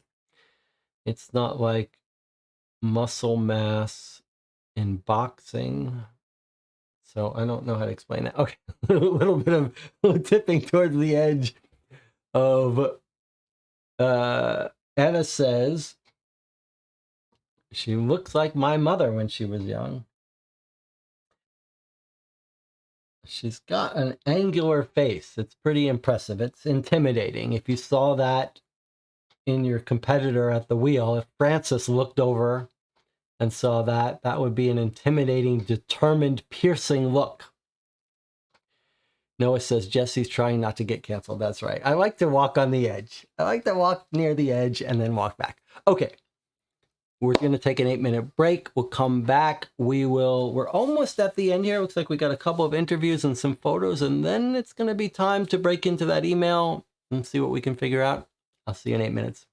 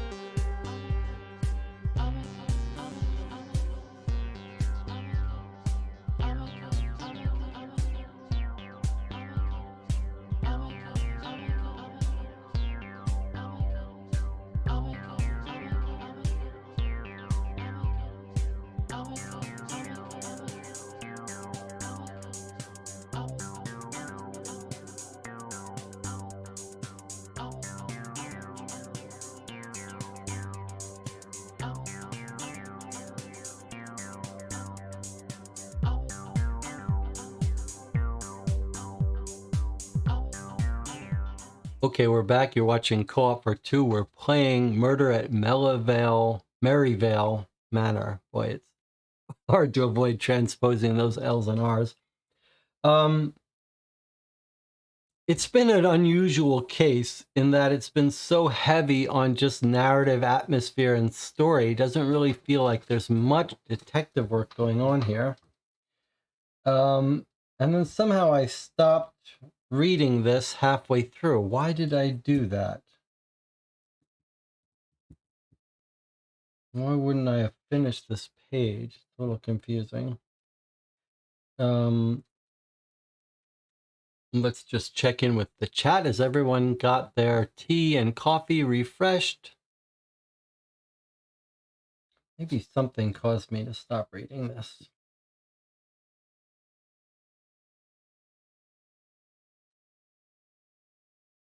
All right, I guess we're ready to continue. No one wants to talk about their refreshments, what they do during break.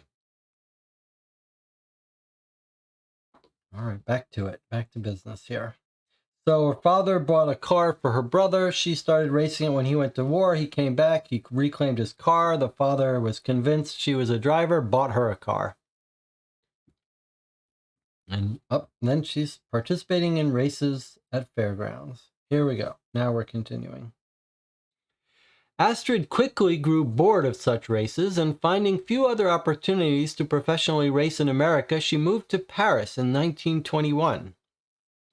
After World War I, a thriving female racing scene had emerged in France, and Astrid quickly became one of the most accomplished rally drivers in France. Following several wins, her star grew. I wonder if this is true. I wonder if in Paris in the early 20s there was a big popular female racing scene. Lots of during war, women traditionally started taking over the jobs that the men left to go to war. And so you get these war periods where women start becoming seen much more in certain industries. Okay, so she became one of the most accomplished rally drivers in France. Following several wins, her star grew, and in 1926 she returned to America to see if she could help raise awareness and credibility of female racing in her home country. The skills she had learned in France allowed her to jump to the top of the leaderboard and stay there. She quickly became a popular figure and soon acquired a manager, Frederick Woods. Under Woods' management, Pelham became a much more public figure, especially after Woods decided to play up the thrill-seeking, dangerous living person angle, which resulted in Pelham becoming one of the it girls of the day. Woods also tried to push Pelham into other areas of spotlight. In 1927, she starred in Racing Heart for Fabulous Players Films, a quickly made film dismissed by the critics as footage of racing cars stuck together by a weak romance plot. Such was Pelham's popularity, however, that the film still managed to make an impressive profit. Despite all of this, Pelham never stopped racing, her ambition being to move out of the fairgrounds and one day race at a proper American racetrack. All right, so we've got the last piece of our password. Racing Heart was the name of the movie she starred in. The chat says, it's true, lots of women car racers in Europe at that time. I know, Hungarian ones as well. I think Europe may have been more accepting. See Josephine Baker, etc. Yeah, okay. And it says coffee in hand, ready to continue. Okay, so we now have all the pieces needed for the email account. Let's finish reading this, however. However, she says, this article says, a promising career came to an end when she died in mysterious circumstances during a 4th of July party in 1927. The annual Astrid Pelham Grand Prix was started in her honor and continues to run to this day. And then this is written by Nick Phillips. Nick W. Phillips was known for his aggressive driving style and fearless approach to racing, which often resulted in nail-biting finishes and unforgettable moments.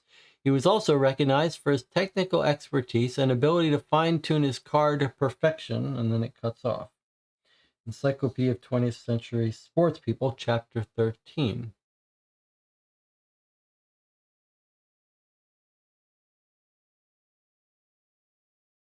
Maybe this isn't the writer of it, it's just the next entry in this encyclopedia. I don't know if Nick W. Phillips is a real person or the author of this game that got his name in the game. All right, so we've got all the details for her email account.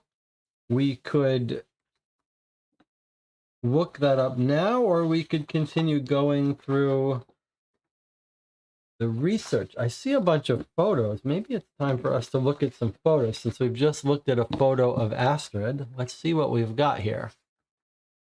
This is going to be Dr. Ross, our Egyptologist.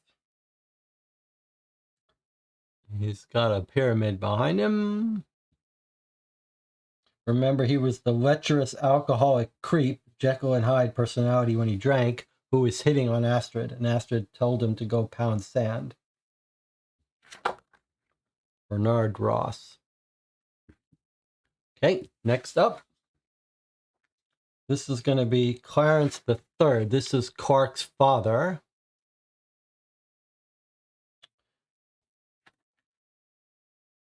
Clarence III. Okay, inherited the business, wrote to the newspaper saying he had to keep up appearances. Here he is with the car he loved that replaced the horses. I don't know if it said he loved it, but there's his car looking very dignified. All right, I think we got here. It's going to be Clark. Here's Clark. And this is the man with 9 toes who Astrid broke up with right before she died. suspicions that he just wanted to marry her because he liked being around famous people.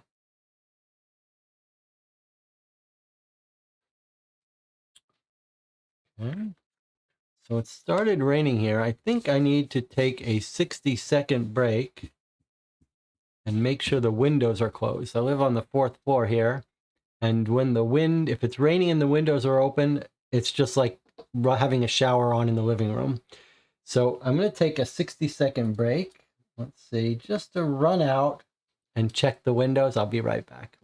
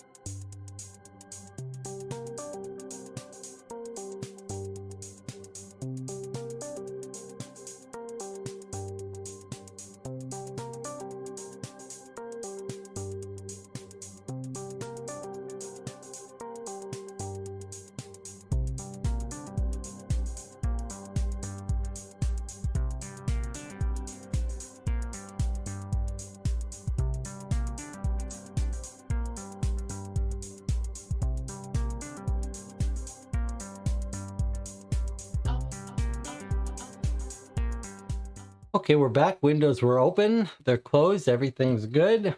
Let's get back to our photos. Maybe we should lay them out as we get them. All right, so there is Dr. Bernard Ross, the Egyptologist, alcoholic. There's Clarence III, the father of Clark, the one who was broken up with.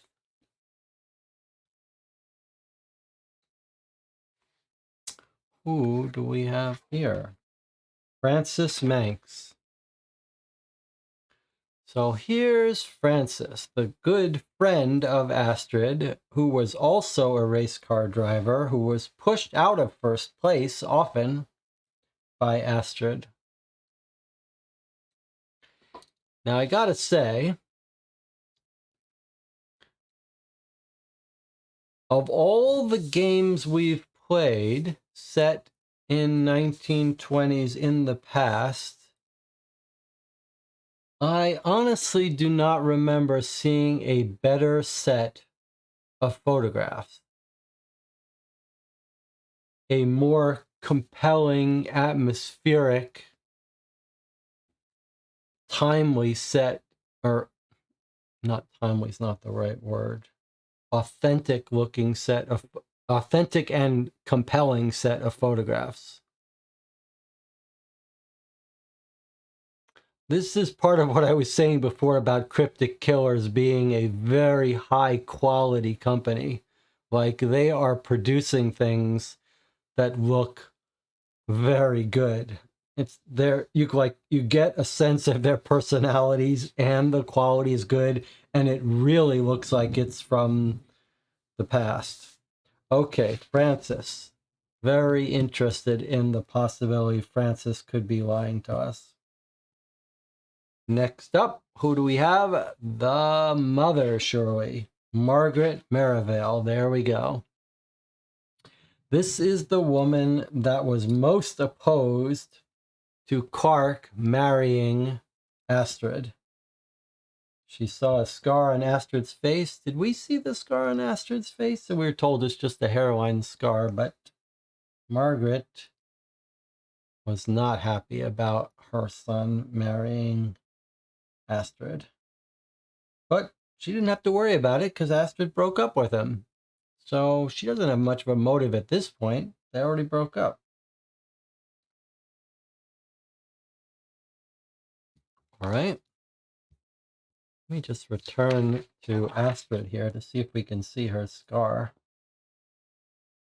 I don't really see a scar, do you? Not really. Maybe she didn't have the scar yet. All right, next up is, that's going to be our playwright, Mark Tewksbury.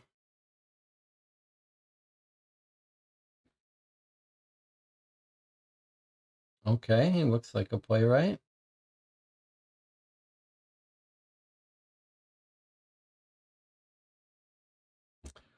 Well, that's our cast of 6.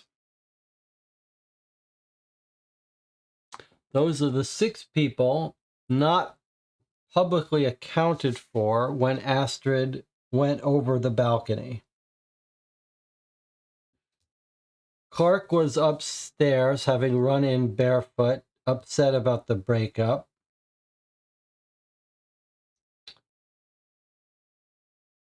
Frances was told she wasn't even invited to this party. Get out of here. You're not going to be part of the photo. She goes into the house, says she went to the billiards room where she was. The mother, Margaret, was out with the rest of the party and says, I'll go in and round up all these people that should be in the party, including Clark, my son. So she leaves. So these are the people not seen at the time. Don't know where he was. Don't know where he was. Don't know where he was. These 2 at least have told us where they were. You got any guess on instinct who you think did it, just based on looking at their photos? And it says the breakup was very recent, so maybe the mother didn't even know about it, so she still had reason to push her off. It's a very odd choice to push her off. If someone pushed her off, here, let me present you with this theory. I said that the mother wouldn't have a motive to kill her because of the breakup, no longer need to separate them anymore. And Anna was saying in the chat, well, the breakup is brand new, so maybe the mother didn't know about it yet. That's fine. However, what I do want to point out is that imagine you're planning to get rid of her. Like, it's not a heat of the moment act of passion that she gets killed. It's a planned killing where you go up to meet her and push her off. Isn't it odd that, like, everyone's here gathered for a photo? It's a very weird idea that you would take the moment when everyone's outside the fountain to go up and push her off where everyone is. I mean, if you thought about it, maybe you would think that they wouldn't be able to see you, but it would be very hard. Emotionally, psychologically, that would be the last time and the last place you would try to kill someone. Now, if it's a moment of anger and you're arguing with them, you could push them off and not be aware that there are people downstairs waiting. But if you're the mother, everyone's out here and you're like, oh, okay, I'll go get everyone. It seems crazy that you would then go up and push this woman off right to where all the people are. It would seem more likely that it would either be a moment of passion and anger, or maybe that Astrid was running away. Remember, we're told that you couldn't have fallen off that balcony. The balustrade was too tall, but you might have been able to sneak through it. So it's possible that, like, she was running and, like, didn't know the house well and just ran out the door into the balcony and fell through. Something like that. And Tina says, my theory kind of goes for everyone, though. Yeah, I think that's true. Jonathan thinks there still might be a ghost, a hidden, deformed relative. It's an interesting idea. Like, we've played a game where there's like a hidden room where the deformed relative lives, but we've seen the blueprints. That doesn't seem to really be There doesn't really seem to be a hidden room, right? I mean, let's just look at it just to point something out. This is maybe not really necessary, but here's the third floor. The library, the balcony, the study, and this little entry room that you walk through. This fully covers this area here. Like there's the 3 skylights, 2 skylights, 3 skylights, 2 skylights. So there is no hidden room on the 3rd floor. And remember, this is where the library is. Or no, I guess this side is the library, but there's no windows up here. So there's no hidden room. Just in case that was an issue. There's no attic. There's no attic. There's no more hidden rooms here. So I don't think you're out of luck hoping for a deformed relative coming out of the shadows in the attic. All right, so those are our photos. I wouldn't have minded another photo of Astrid. I think since Astrid is our main subject, it would be, we do have a photo of her here, but I think they should have made a little photo of Astrid as well, just so we could lay it out and help us be motivated to save Astrid. All right, so let me ask you a question.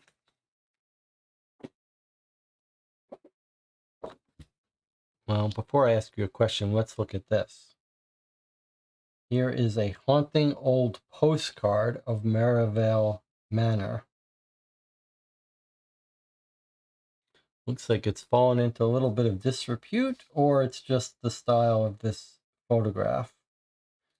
There's the fountain with Neptune's trident. There's the 3rd floor balcony.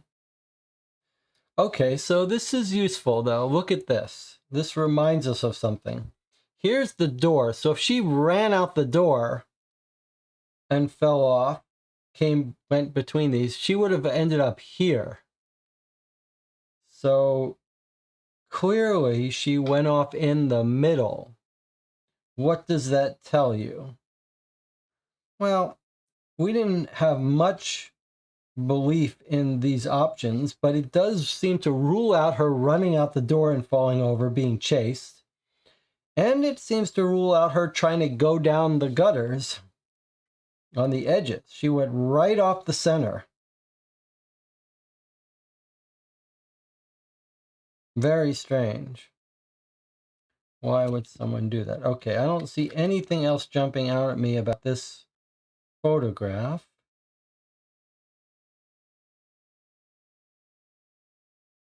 Let's see what the back says. Test shot, July 4th, 9 a.m. Conditions, cloud rolling in from forecasted storm.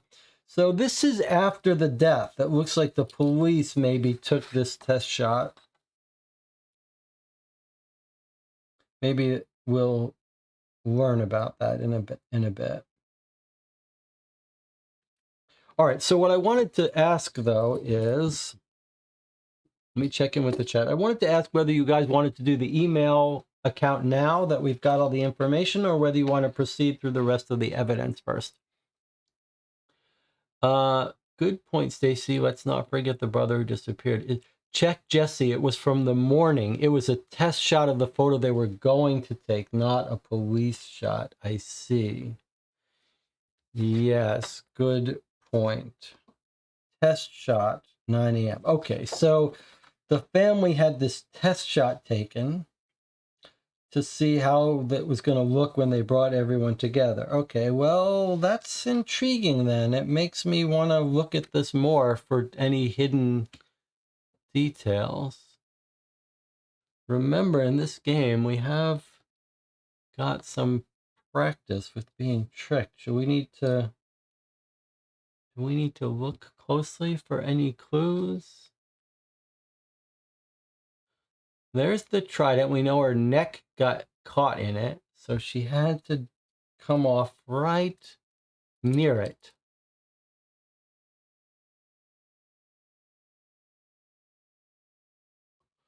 We might If there's another photo after the death, we might look for any changes, but I don't know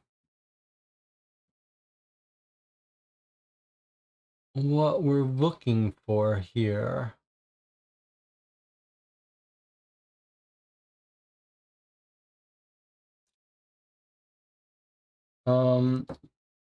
We've got two little side houses. What is our... We know what one of them is. Oh, I see. So the kitchen and reception is on one side. The gift shop stables is on the other. Remember, we're looking at it from this side. So there's the stables. Sorry, let me do it this way. There's the stables. And here's the kitchen.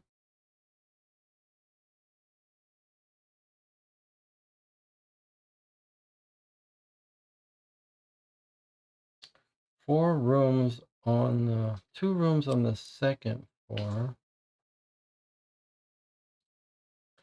So let's just go over this from this side. So here's where she fell.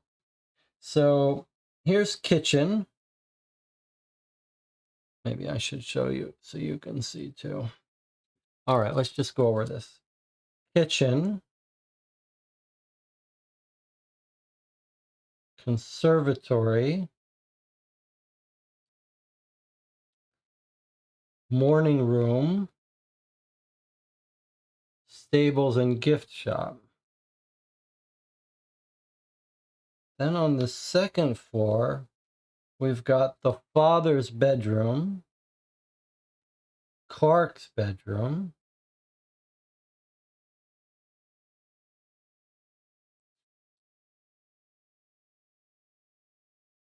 and this is just glass opening up onto the hall. Glass opening up onto the hall. So it's curved inward here. And then on the third floor, we have the balcony, the library here with the windows out. So if Clark was in the library, he should have seen Astrid out on the balcony if he was looking out there. Or the study. Oh, sorry. I'm wrong about that. Okay, so here's the third floor, no windows, because they don't want windows on the library. So actually, you couldn't see anyone who was out on the balcony. And this door goes into the study. So in fact, I guess what we're hearing is that if Clark was here, which we believe he was because of his footprints, then he actually might not have even seen Astrid go out, right?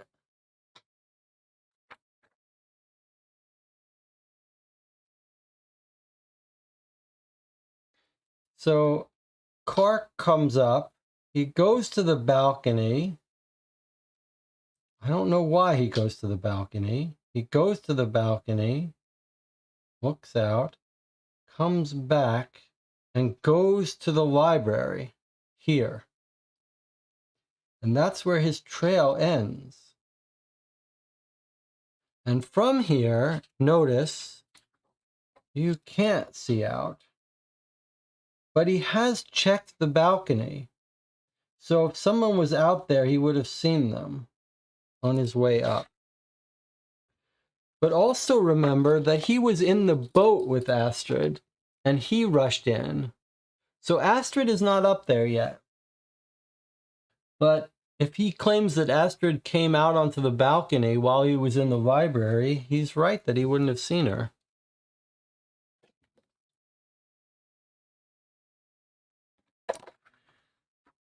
All right, so let's look at what we've got left by way of evidence. We've got, it looks like, 3 interview statements, single-sided, in cursive.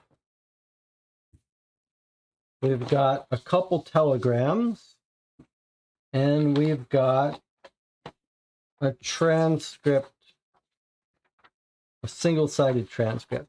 Okay, so we've got these pieces of evidence, but we now also have the password to log in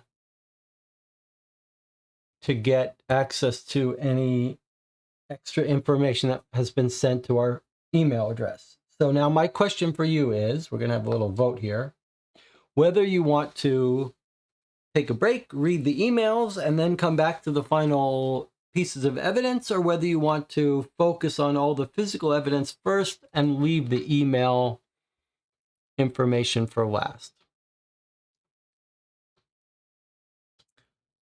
Noah says, finish the physical documents first. Jonathan also says, finish the physical documents first.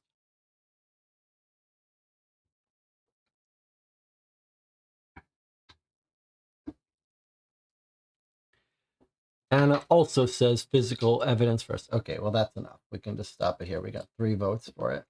I thought you guys were going to want to take a break from the physical documents, but no, you want to do the physical documents. So off we go to the races, literally.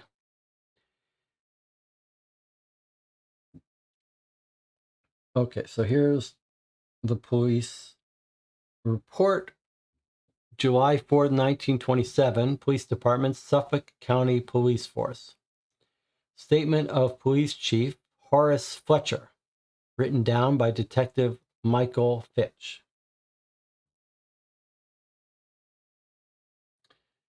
Now, I got a question for you. Surely this is using a font, right? But is it? Surely it really looks quite realistic.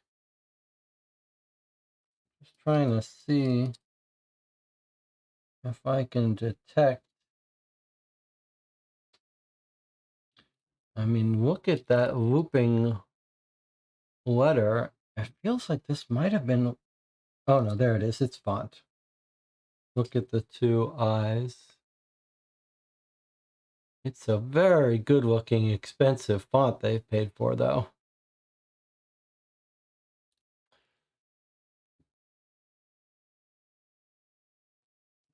Okay, here we go. At around 5 o'clock, we were gathering in the courtyard to have a photo taken before it got dark. Who's this an interview with? Let's take a quick look down so we know what we're reading here. Witness name, Police Chief Horace Fletcher? Hitcher? Anyway, it's the police chief that was joining them for their event at the party. Okay, at around 5 o'clock, we were gathering in the courtyard to have a photo taken before it got dark. It was to be a grand photo with everyone in it, even the housekeeping staff. We wanted everyone to be there, so we made note of who was missing. Those people were Clarence Merivale, Jr. and Sr., Astrid Pelham, her friend Mark Tewksbury, and Dr. Bernard Ross. Margaret Merivale went into the house to see if she could find the missing people shortly before the fountain began its routine to mark the hour. The doors were open so we could hear the grandfather clock chime as well as the clack of billiard balls. That's Francis Mank's alibi, is that she's playing billiards, and this seems to confirm that. In fact, if it wasn't her, her alibi would fold like a, whatever you call it. What's the expression when you fold like a wet sheet or something? So that makes Francis's alibi seem really good, because if she said she was playing billiards but someone else was in there, that would kill her alibi. So the very fact that she said she was in there and billiard balls were heard seems to give her a very strong alibi. I think that's it. As much as I wanted to arrest Francis, I don't think she did it. Okay, So Margaret went to find them. They could hear the grandfather clock chime, as well as the clack of billiard balls. Just as Mr. Lodge was going to see who it was playing and get them to come outside, the fountain display came to a finish, and that's when Astrid fell onto Neptune's trident. As soon as I saw Astrid fall, I ran straight upstairs, my mind jumping to the possibility that she had been pushed, and that if I ran straight there, I could apprehend the murderer before they had a chance to escape. When Astrid fell, I was just outside the courtyard door that was closest to the foot of the stairs, sorry. I was outside the courtyard door that was closest to the foot of the stairs. Where's our diagram that helps us with that most?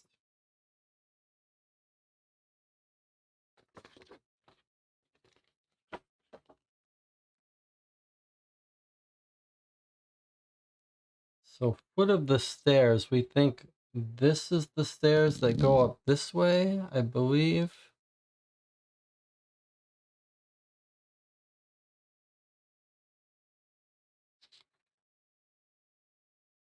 I think they go up this way. I'm not 100% sure. Well, he was near one of these doors. Okay. So the moment he sees her, he goes into his police training and he runs upstairs to try to catch the killer. He doesn't wait to even see that she lands on it. I mean, he doesn't try to see if she's okay. He's just going upstairs to catch the culprit. It's just outside the courtyard door that was closest to the foot of the stairs. So within a second or two, I was beginning my ascent. As I ran up the first set of stairs, I kept watch over the next set of stairs that run from floor 2 to floor 3, which are fully visible from the ground floor due to the open layout of the hallway. I can confirm that no one else came down those stairs. So what he's saying is that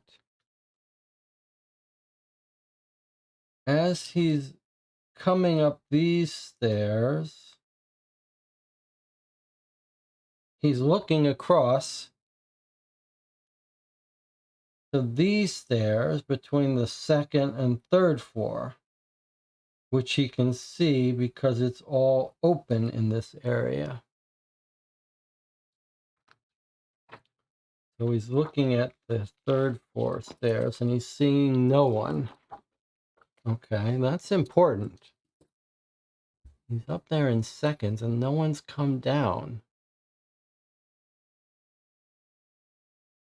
No one came down those stairs. Wow, okay. When I reached the top floor, I attempted to access the study, but it had been wedged shut from inside.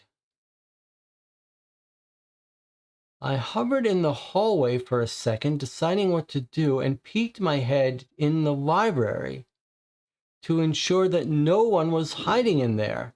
That's when I found Clarence the Fourth, sitting in the black corner of the library, sulking.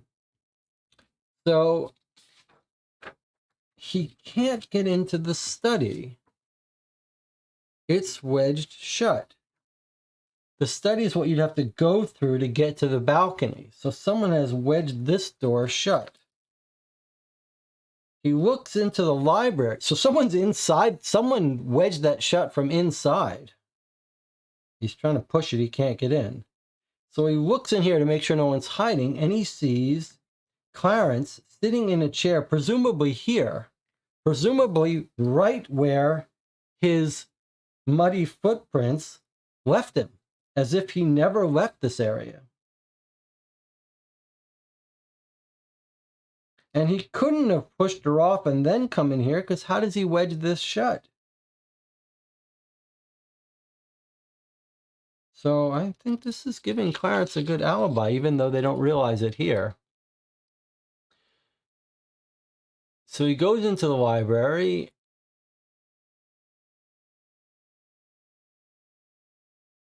Let's see, Clarence the Fourth, sitting in the back corner of the library, sulking. I instructed him to stay where he was while I went back across to the door of the study. That's when Clarence Sr. came up the stairs to offer assistance. Together, we barged through the door, breaking the tilted chair that had been propped up against the door as a wedge. So clearly, that study door was wedged shut from the inside, and no one came back out through that door. So either Astrid was alone or someone scaled down from there. To my disbelief, nobody was in the study or on the balcony. Since Clarence the Fourth was closest to the scene of the crime, I headed back to the library to question him. At the time, he had bare feet with the bottom of his pants dripping wet with mud. So that's it. Clarence has been sitting there in that chair the whole time.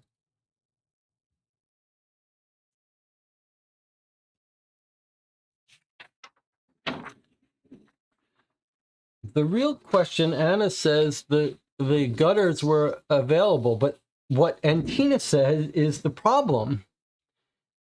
How did they leave? The gutters were visible to everyone. Like if you had tried to come down the gutter, people would have seen you. But look what you could have done. Look what you could have done. Put it onto this roof. And from this roof, you could have come down here where people wouldn't see you, or off the front where people couldn't see you. So I think that's what we've got here. Someone pushed her, wedged the door shut, and has either jumped onto this roof or this roof. And then from either of these roofs, they could scale down unseen. That's what we got. And that's going to be the path of our killer.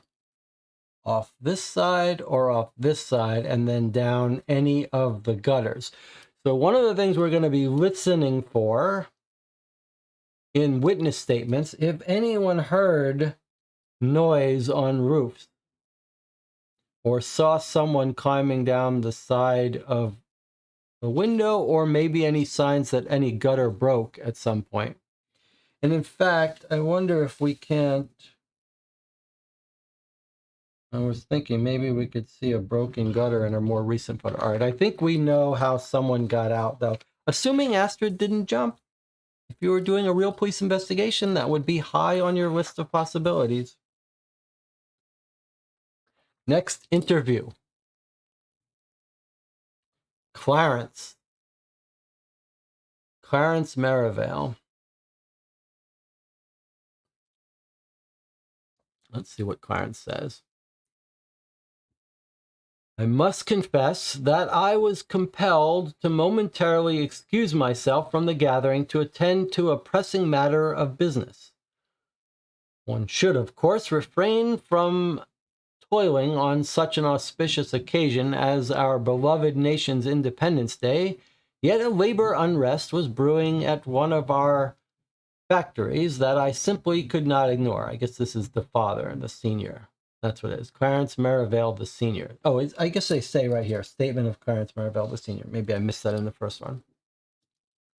Upon completion of my obligations, I discerned an alarming commotion emanating from the library, prompting me to investigate its source. Okay, so he's got a pressing matter of business. Now, we know where that should be, right? Because isn't the telephone in the library? Where are we told the telephone is? We're going to have to make a note of that. Where is telephone? I thought we were told that the telephone was in the library, but I may be wrong about that. It may be on the second floor.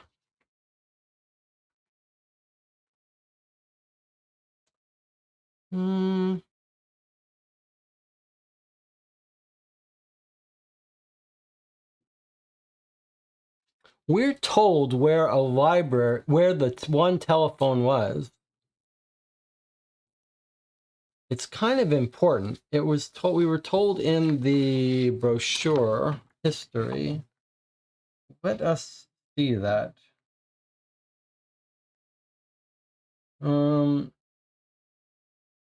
Television set in the sitting room.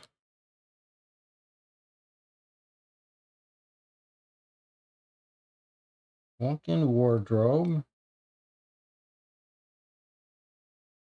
Put this out of the way. I think this is important because if he's doing business, probably means he's on the telephone.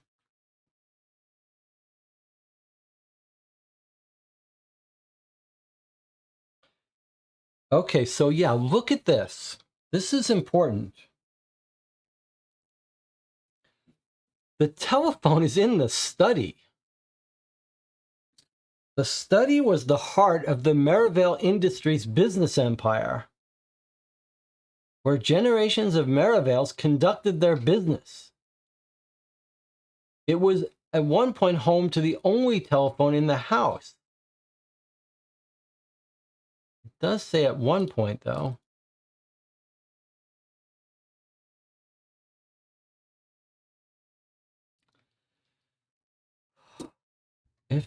If the father is claiming to take care of business, would that mean that he would be in the study? Where is he claiming he is? He's claiming he's taking care of business. A labor dispute, that would seem to require him to be on the phone with someone.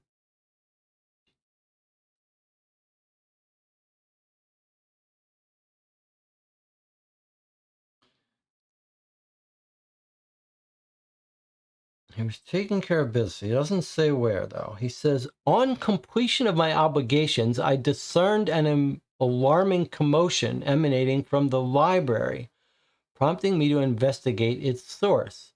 To my dismay, I discovered the esteemed Dr. Ross therein, reeking of alcohol, having inadvertently toppled a box of wax cylinders while trying to take one. The learned gentleman appeared to be in a most irate disposition, though the catalyst for his anger eluded me. Despite my attempt to discourse, it was uncertain whether the inebriation or his anger was the cause of his confusion. This is in the library, but that's where the son is. That's weird. Why no mention of his son?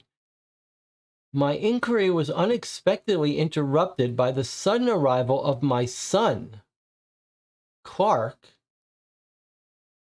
and Miss Pelham. Oh, okay, I see. I misunderstood. The commotion is not the death of Astrid, which I assumed. It's a commotion by Dr. Ross knocking things over. All right, so maybe he's in the study working. He finishes up.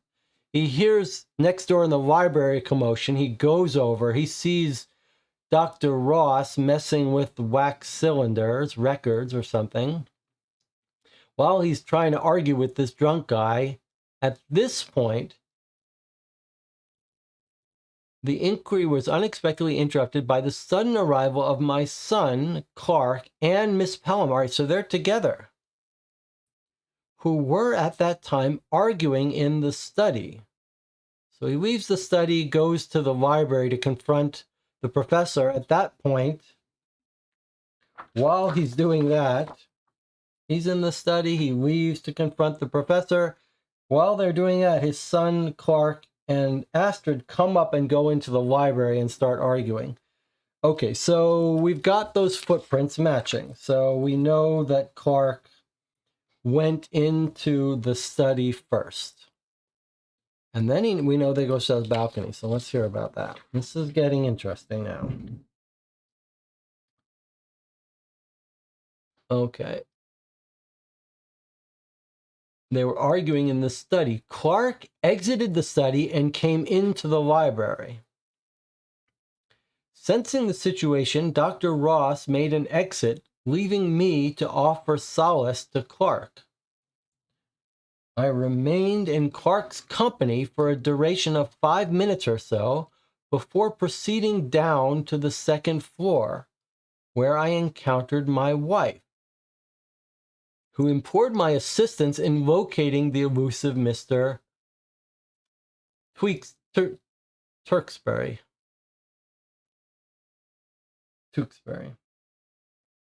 I knocked on the bedroom he was staying in, the southwest bedroom, but there was no answer. All right, let me just mark here that Tewksbury is in southwest.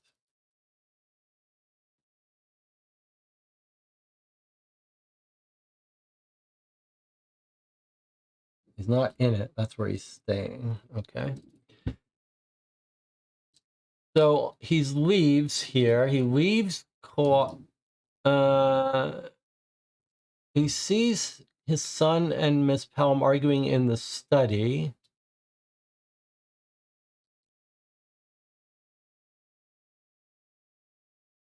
Then Ross leaves and he hangs out with Clark in the library. And then he leaves. He sees his wife. They go looking for Tewksbury. I knocked on the door of the bedroom he was staying in, but there was no answer.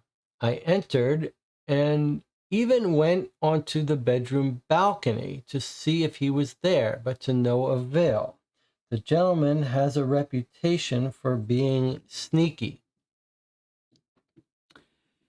As I departed Mr. Tewksbury's quarters, Chief Fletcher sprinted past me, ascending the staircase with great haste. Curiosity piqued, and I shadowed his progress, hoping to be of some aid. Chief Fletcher informed me of what had happened, and I assisted him in breaching the entrance to the study. The study door does not have a lock on it, but it was obstructed by a chair that Miss Pelham had apparently wedged beneath the handle before making her ill-fated exit from the balcony. Chief Fletcher summoned the officers from the local station using my office telephone. Meanwhile, I excused myself to tend to my guests, who were all rather distressed by what they'd just seen. I'll bet. All right, well, he gives us a whole picture of the scene. Doesn't really help us, but we were very suspicious of him at one point. It's a little hard to be suspicious of him. If he did something, he had to have...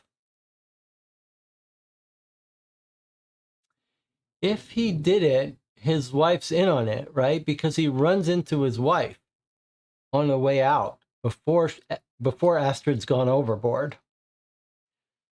So, in fact, it's worse than that. He's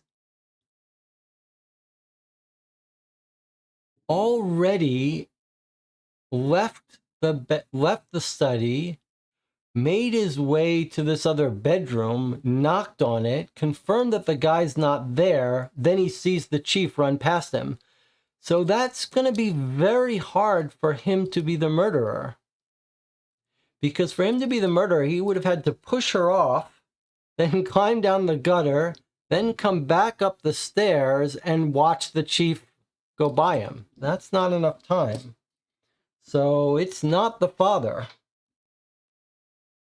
As much as we wanted it to be the father. But it could still be the sneaky playwright. He doesn't have a great motive, though. Okay, last interview here. Statement of Margaret Merivale, the mother. Can you guys hear the thunder? Before we were due to take the photo, I went in to find some of the people who weren't there. Chief among the missing people were my husband and my son, with Mr. Tewksbury, Dr. Ross, and the girl, Pelham, also absent.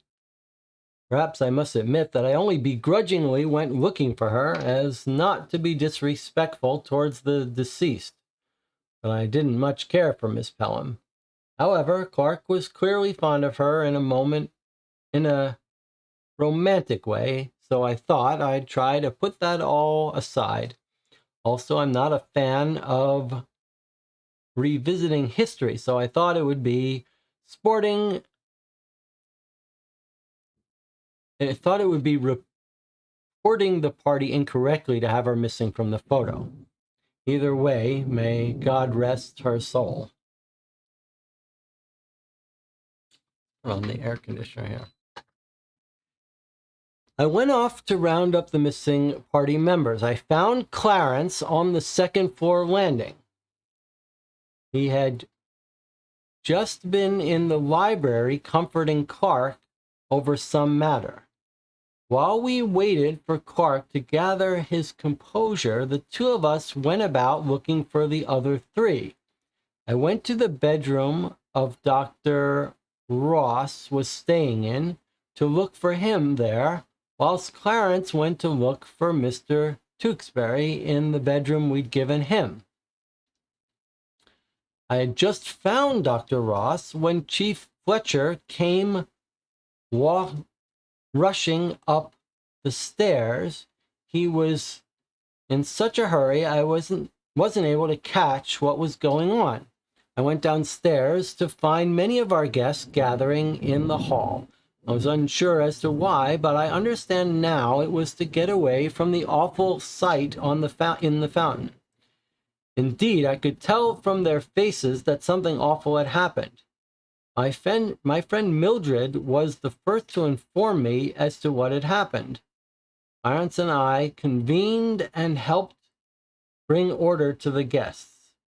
We made sure nobody left in case they were useful to the police investigation, and also made sure adequate food and drink were provided.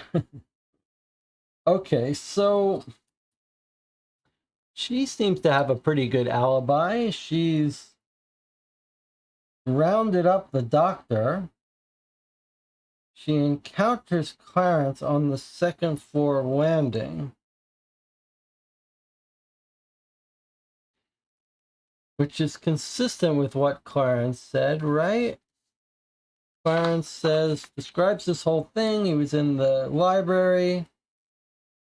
He's talking to Ross, who knocked over the records, the wax records. He's giving solace to his son, Clark.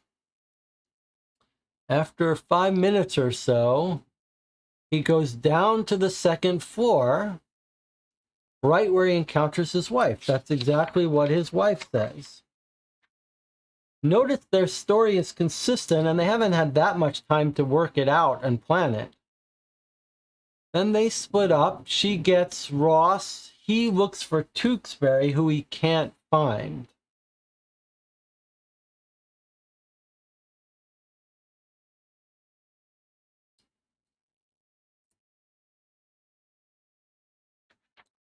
All right. Let us next.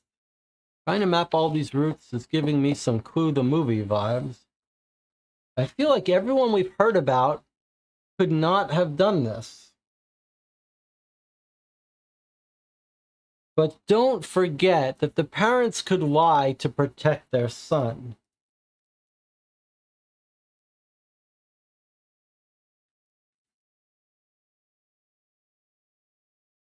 All right, we've got some telegrams here. Let's look at what these are. It was sent and received at a post office. It's a telegram from the American Telegraph Company. 18 words, 36 cents.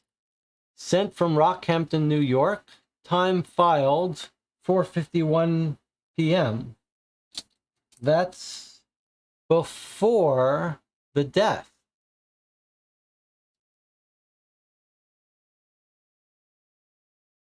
Send the following telegram subject to the terms which are hereby agreed to.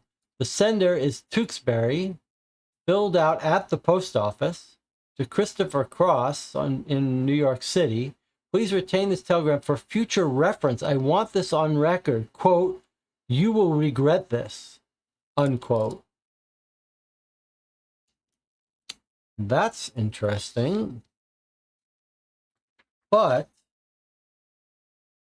you will regret this. Okay, but look where our map of the town is. He's filling this out at the post office at 4:51. There's no way he could get back in time to kill her. Like, even without any measurements on this map, it's clear you couldn't get from here up into her room to push her off in 10 minutes. The first report said it was 10 minutes from the police station to the mansion. Okay, well, that's good to know, says Antina. Even if you could make it, he does say, didn't he say it could make it? Does he say he made it in 10 minutes driving super fast?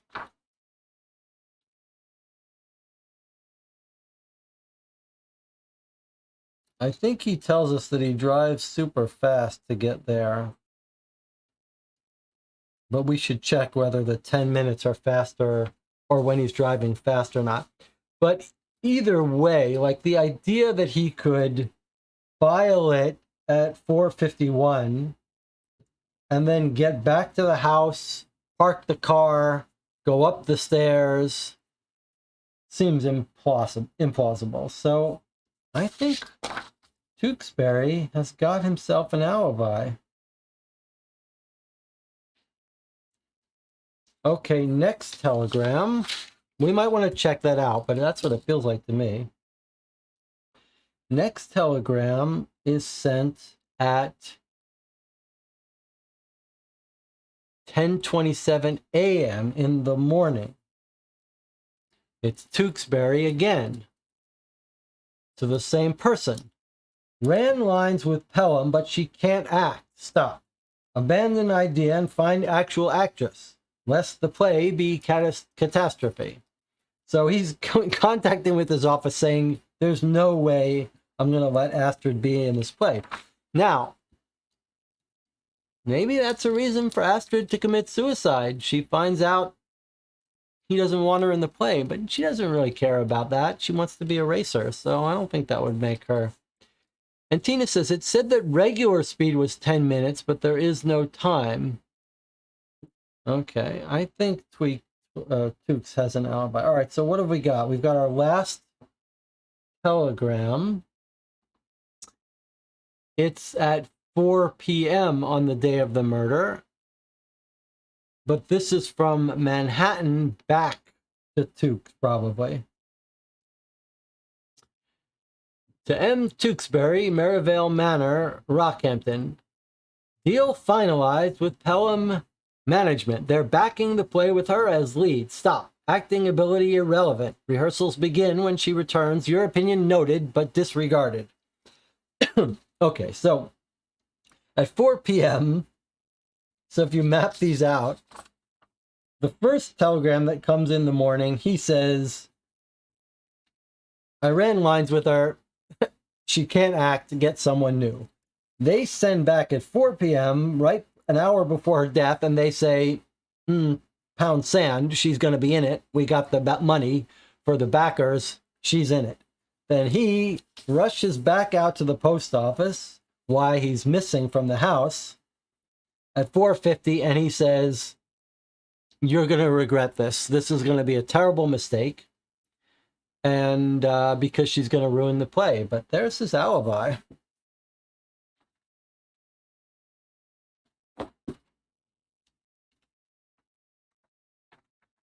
All right.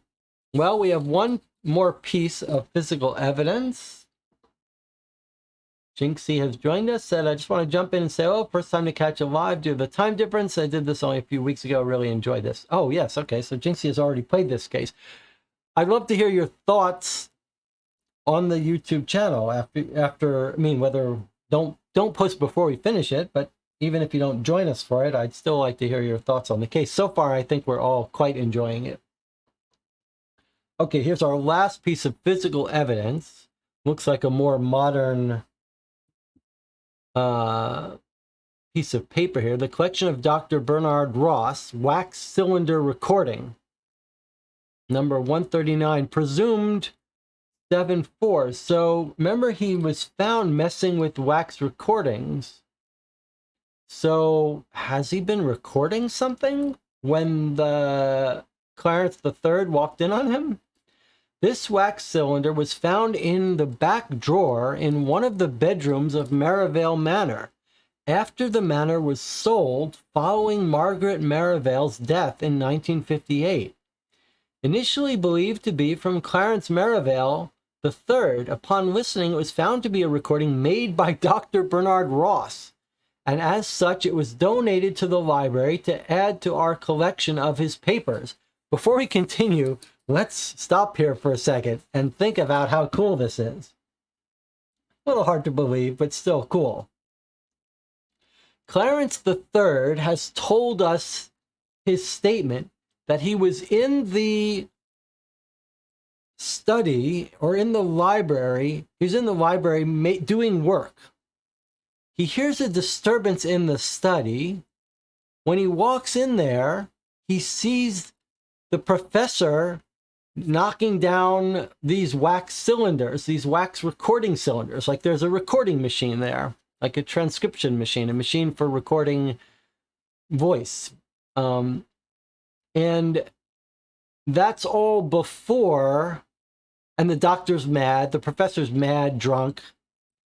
That's all before before Astrid and his son come up.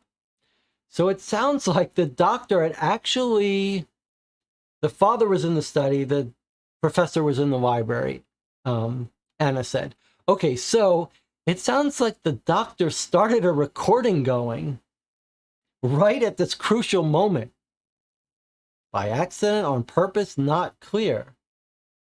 But now we're going to get to hear what that said. It's pretty exciting.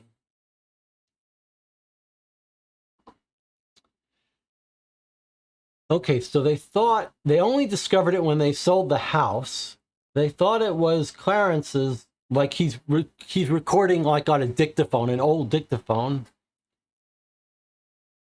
I see, we almost lost some power here. I'm going to turn off the air conditioner in case it's drawing too much power. Okay, so it was probably something that Clarence III used to record his business records, statements, thoughts. But the professor was playing with it. Okay, here we go.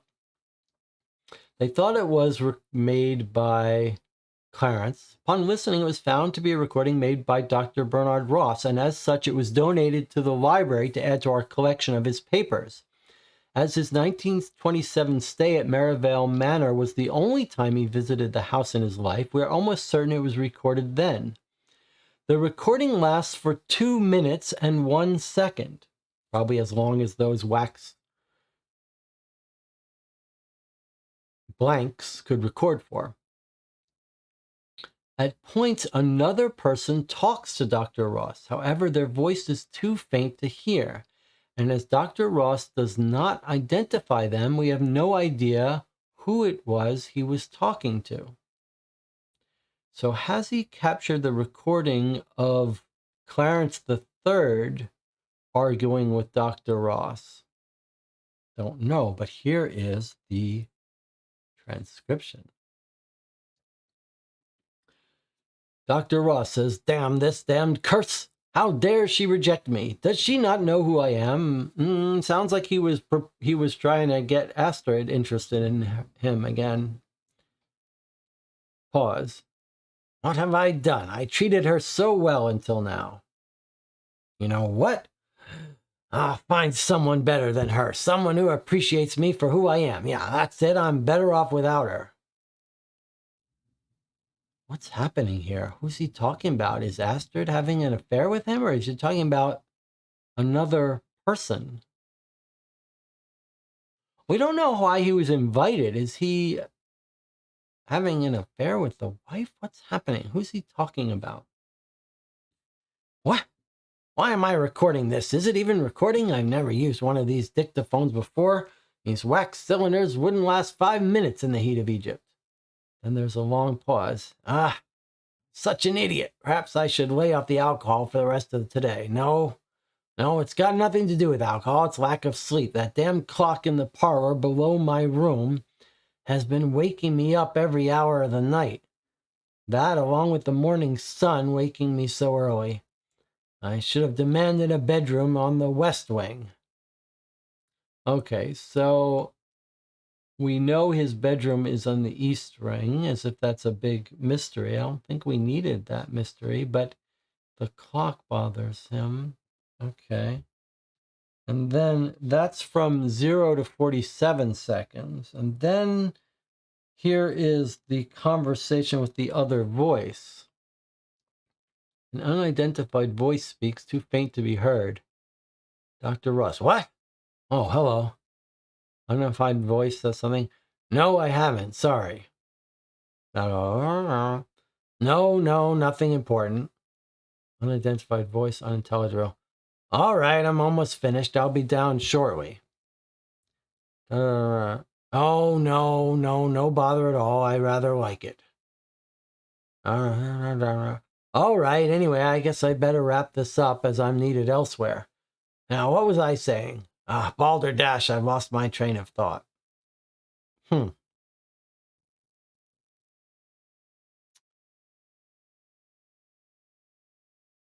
Well, this doesn't really seem consistent with what Clarence III told us, does it? I mean, it doesn't sound like it's the conversation that Clarence describes. Clarence hears a ruckus in the other room. What does he say about the conversation? So he heard a commotion. This is Clarence's version of the conversation with the doctor. I discovered the esteemed Dr. Ross therein, reeking of alcohol, having inadvertently toppled a box of wax cylinders while trying to take one. The learned gentleman appeared to be in a most irate disposition, though the catalyst for his anger eluded me. Despite my attempts at discourse, it was uncertain whether his inebriation or his anger was the cause of his confusion. Then the sun comes in. According to this guy, according to the father, he's talking with them when the sun comes in.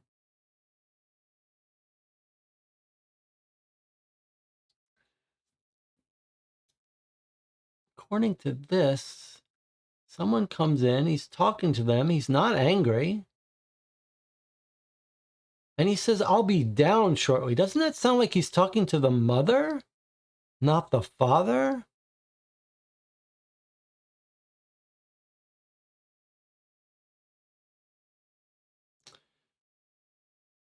No, I haven't. This is because the mother is run into him saying, hey, have you seen everyone else?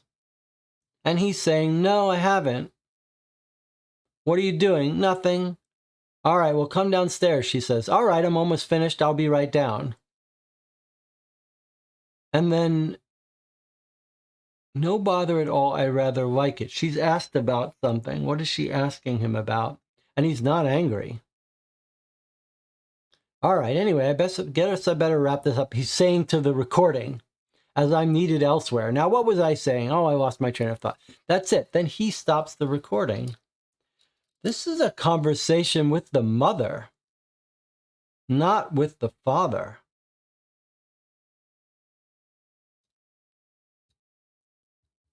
I think we've caught the father in a lie. Anna agrees with me. Anna says, it sounds like the mother came in. Yep. Can we go back and look at Matthew's interview? I thought he acted like he went after Clark, but doesn't seem to be in any of these statements. Yes, let's do that, but let's think about this for a second. I just want to dwell on this for a second more. I think this is very convincingly a conversation with the mother.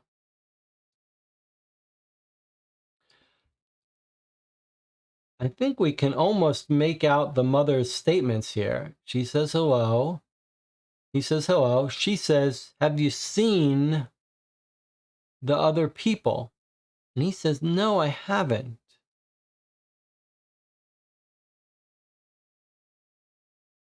And this is in the library. This is in the library.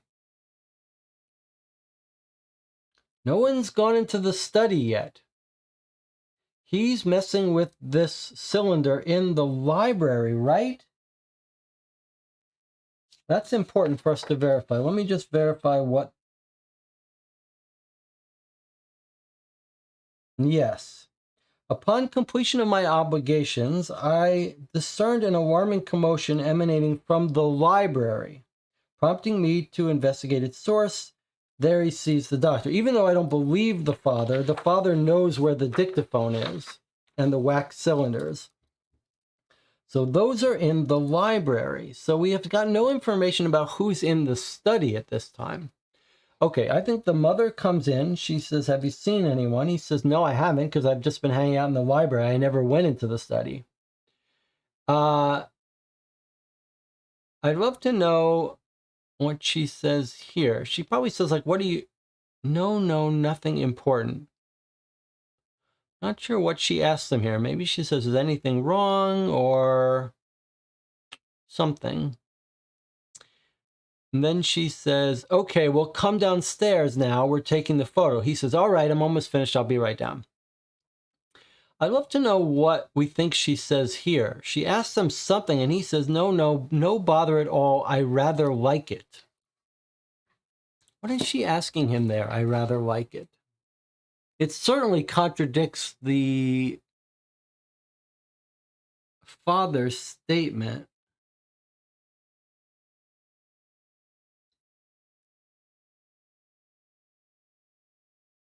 I'd rather like it. No bother at all. Maybe she's saying, I'm sorry about the clock sounds. And he says, no bother. I rather like it. Or sorry about the sun coming up in your face. No bother. I rather like it. I don't know. So, and then he wraps it up. So I then had a second thought, like, what if the father's not lying and the father's describing something that happened after this? But that doesn't make sense, because if this guy's talking with the mother would then run right into the father. Although I suppose the mother could go into the study right now and find mother, father, and son all in that room when the son is discovered to have pushed her off, and then they just make up the rest. So it wouldn't be surprising if the mother and father aren't lying for someone, but we'll come back to this.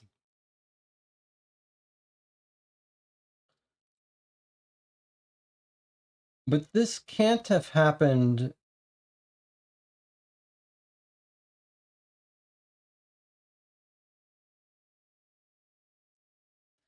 This can't have happened before the father has his conversation with him, because if that was the case, the mother, having stopped into the library to talk to Dr. Ross, would then go into the study and find her husband, right? But that's not what she claims. She claims that she never encountered the doctor in the library. If we believe this is the mother, she hides this conversation from us. She never tells us about this. Her statement is that she was headed up the stairs when she saw her husband, right? I found Clarence on the second floor landing. he had just been in the library comforting Clark. So if we're right, then they go to find Dr. Roth's bedroom. So if we're right that this is the mother, then she's fully lied to us.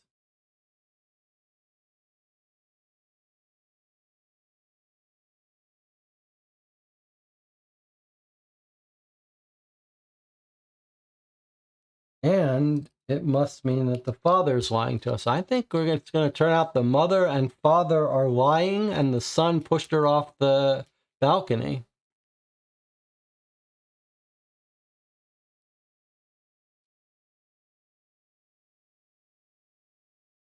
But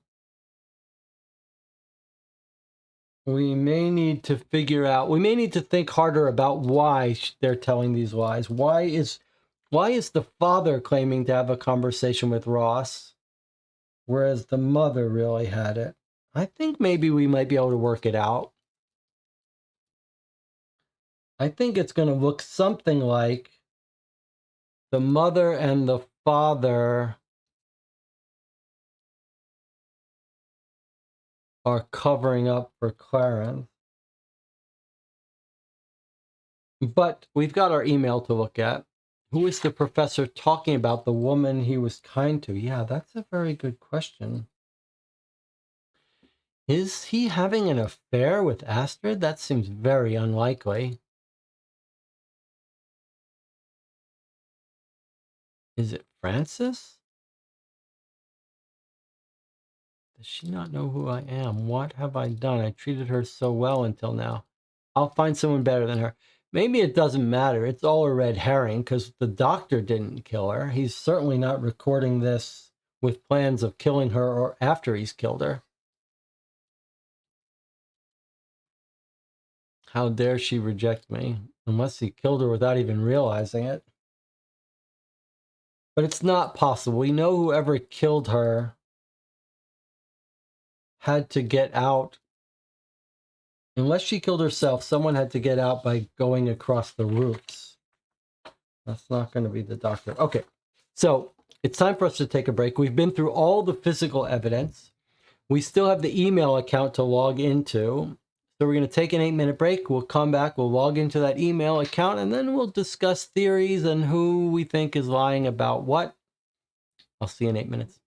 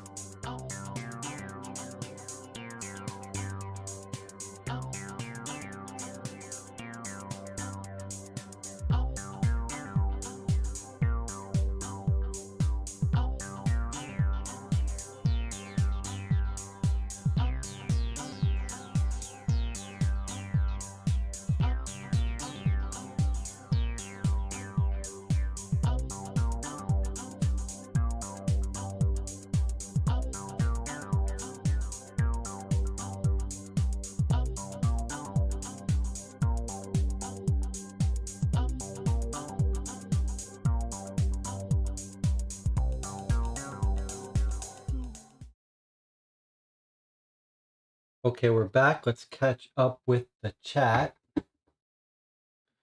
We're all having an interesting discussion now about who's lying, who's really alibi. Jonathan was wondering if Frances could have created an alibi with the billiard balls. There's so many reasons why that won't work.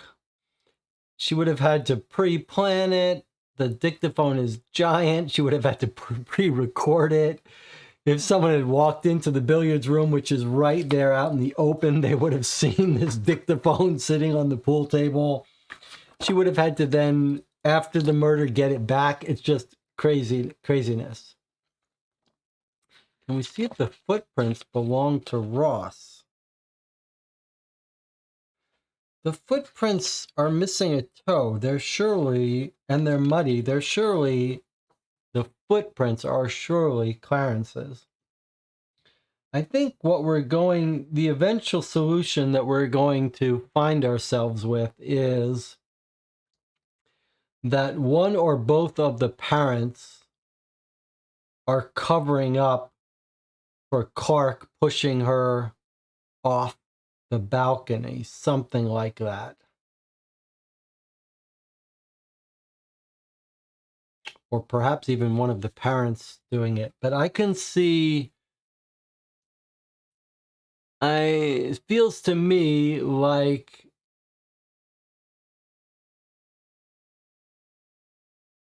it was Clark that pushed her off. And then the father and mother set up some alibi. But let's wait on that. We have the email evidence to look at, but I don't know. Maybe I'm wrong. Maybe we should talk about it a little bit more. Maybe we should take this opportunity to talk through it before we look at the email and make it too easy for us. Let's see. Anna is focused. Everyone's focused on some different little piece of evidence. Anna says the other set of partial prints had to come from someone who came after Clark. That's right.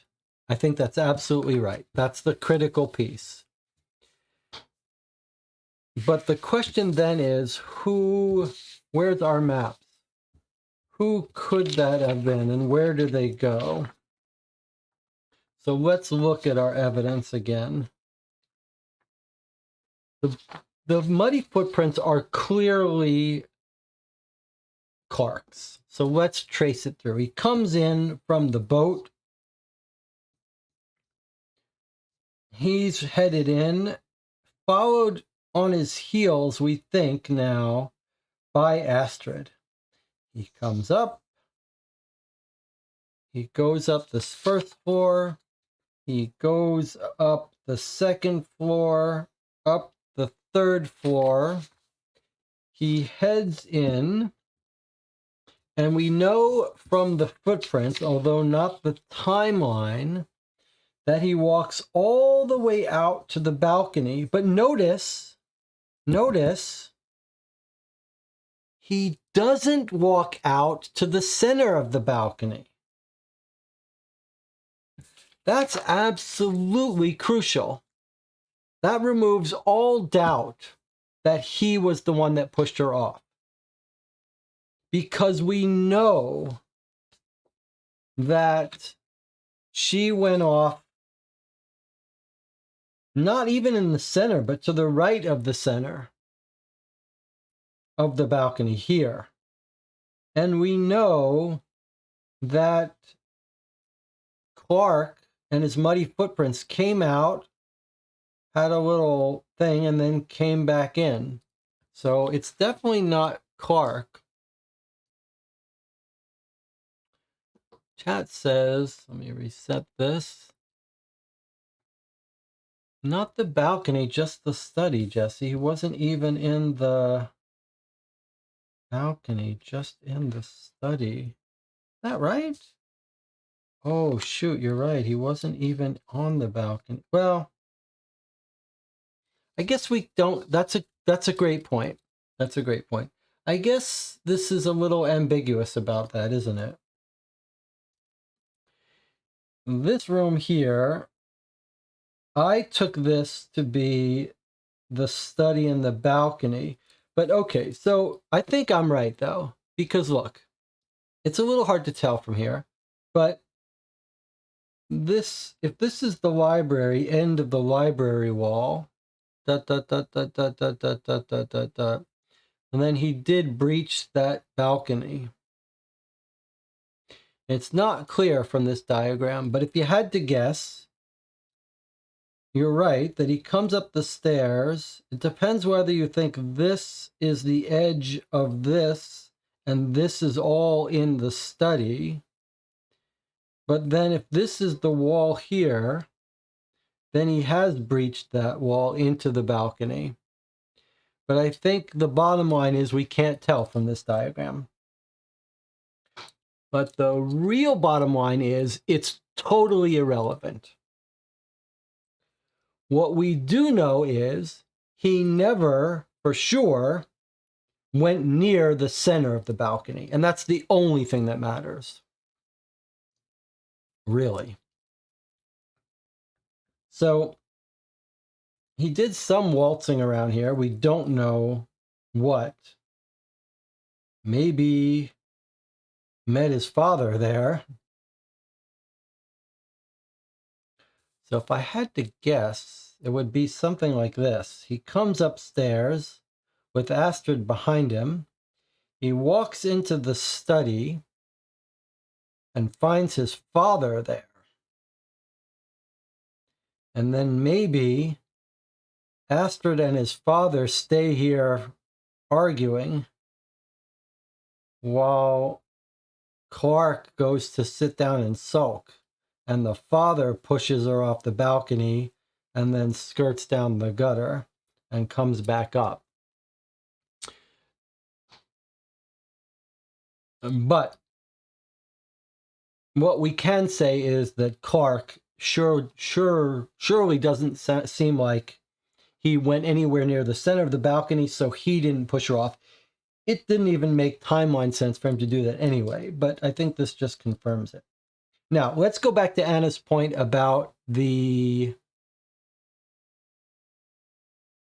Oh, I think one of the parents killed her.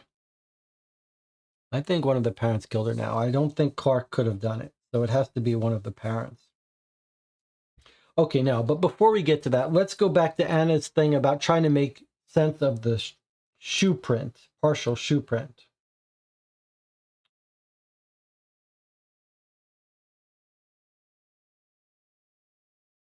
So the muddy prints go up,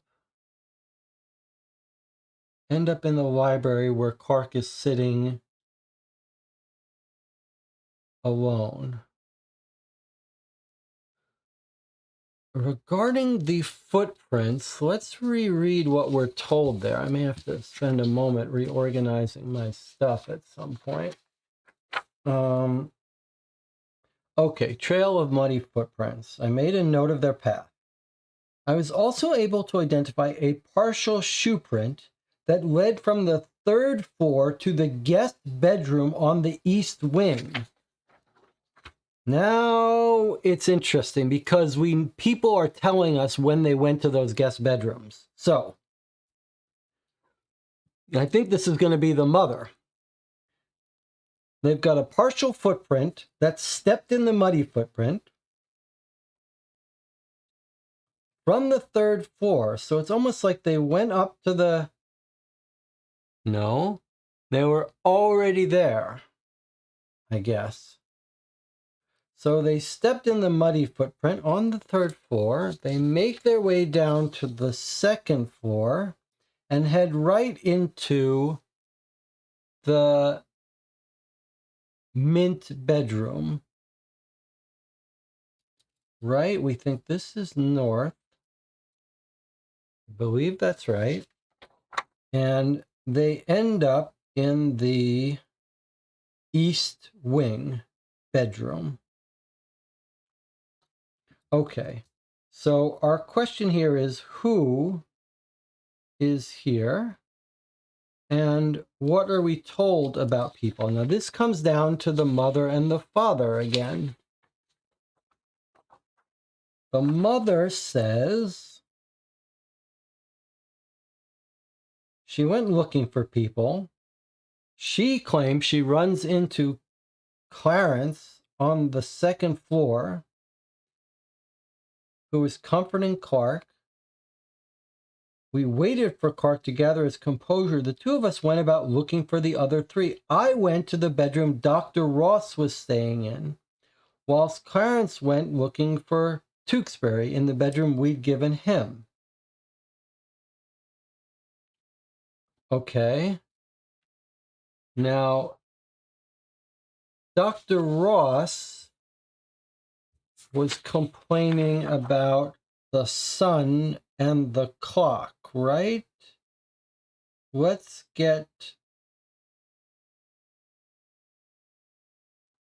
make sure we get those bedrooms right.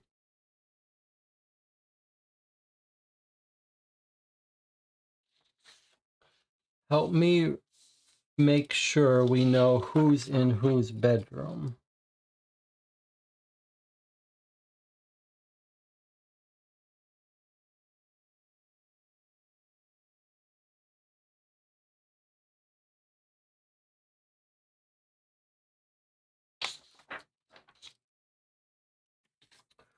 Who does the group think is in this bedroom? It's Professor Ross, right? We think that that's right. Now, why? I'd like to get confirmation of that. And then we think, and then, so the mother says she goes to one, the father goes to the other. I want to get that straight. Okay. So I went to the bedroom of Dr. Ross to look for him. So this is the mother claims she went here. So the mother is claiming she stepped in the son's muddy shoe print. But let's see what she says. That's not right. Because she's claiming she didn't ever make it upstairs to the 3rd floor. But we think that's a lie. But according to the mother, she meets Clarence on the 2nd floor landing. He tells her that Clark's upstairs on the 3rd floor, and then the two of them go looking for the rooms.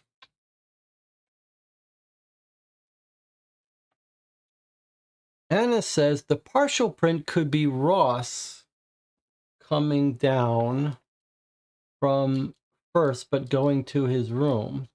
Father said the commotion, then the pair came to the study. Then the mother came looking for people.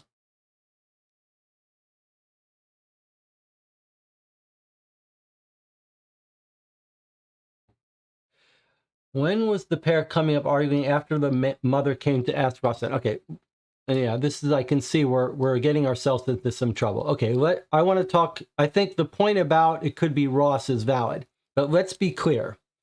The mother claims she did not have this conversation with Dr. Ross. We are guessing that that's her having the conversation with Dr. Ross, which makes her fully lying. So if she's fully lying about talking to Ross, if that is her talking to Ross, which I think it is, then she's fully lying about all of this. She's claiming she never made it to the third floor. I think she did make it to the third floor, and that this may be her partial footprint, but the chat makes a good point. What if this is Ross's footprint?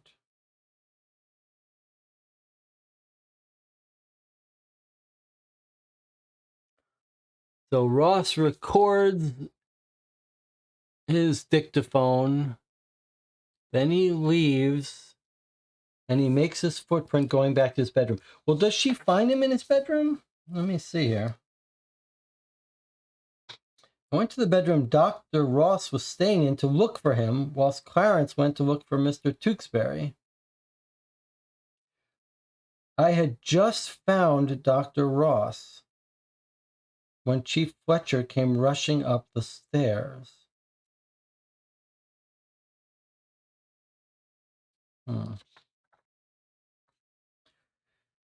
Well,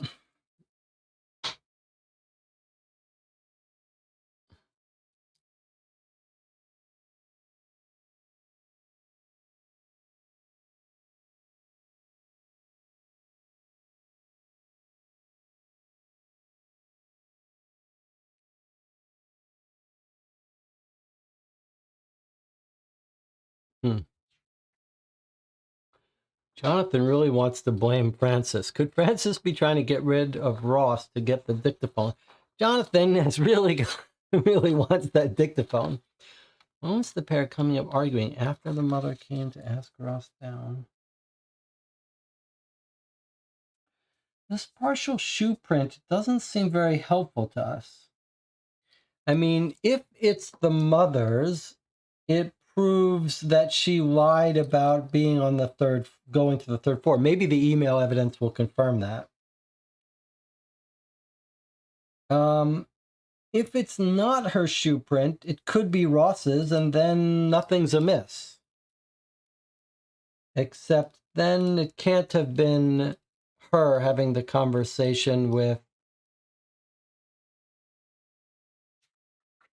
Ross. Are we being too clever by half by thinking that this is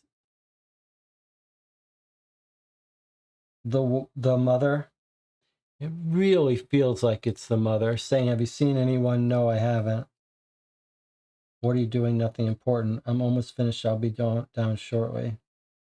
No bother at all. I rather like it. I'd really like to figure out what that's about. How do you like, I'm sorry about, this would be, I'm sorry about something. I rather like it, he says. It could be the clock noise. I'm sorry you're above the clock. I rather like it. I'm sorry you're facing the sun. I rather like it. I'm needed elsewhere. This is clearly the mother. This is clearly the mother, which means the mother's lying about everything. And she was on the third floor.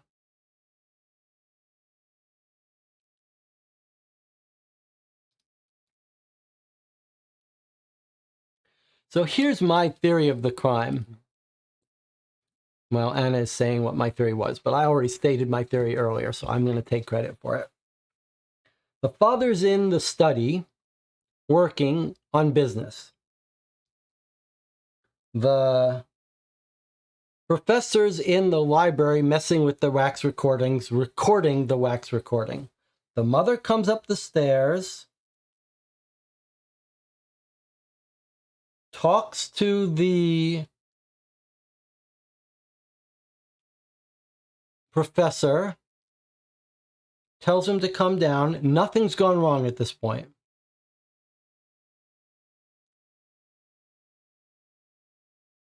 Then she leaves.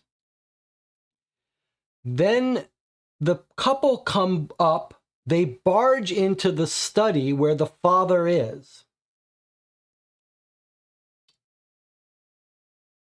The mother's left before the couple come up.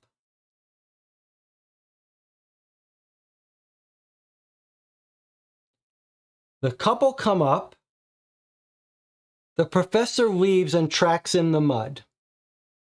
So it is the professor's shoe print that tracks the mud to his room.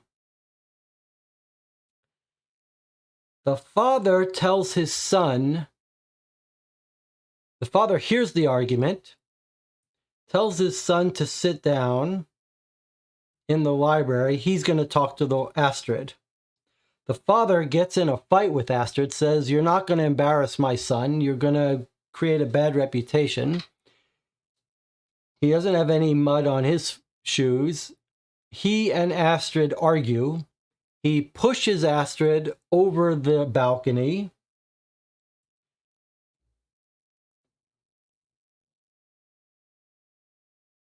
And then he has to get himself downstairs. Okay, so right. So he pushes Astrid off the balcony. He jumps over. She falls. He jumps over, and he doesn't even go downstairs. I think he comes around into... Well, that's open. You can't come into that. Where does the chief run into him? I think he lets himself back in the house, not even down to the ground floor, and runs into the chief. Let's see. When does he find... Oh, yeah. Okay, so the chief comes running up the stairs, and the father claims to follow after him, right? I think the father has gone down off the roof, let himself back in, and then, just in time to see the chief detective rushing upstairs. He claims he knocked on the bedroom. There was no answer. I entered and even went into the bedroom's balcony. There it is. Look at that. The father says, I knocked on the door. There was no answer. I entered and I even went into the bedroom's balcony to see if he was there. I don't think that's what happened at all. I think the father has let himself in through the balcony of this room, is what I think's happened. I think the father has gone off on the roof. I think the father has gone off on the roof and dropped himself down and gone into the balcony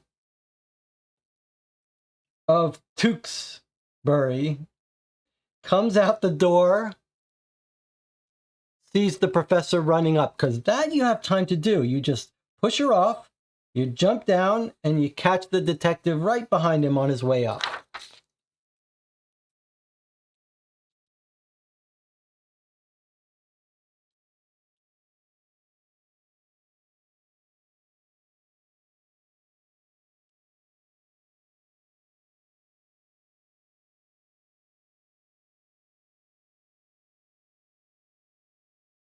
I think that's what we've got.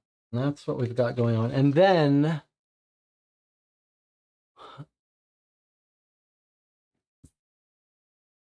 let me check in with the chat, because I can't tell. The study of the pair came in, went out, saw Ross, wanted to get rid of them. That's the conversation.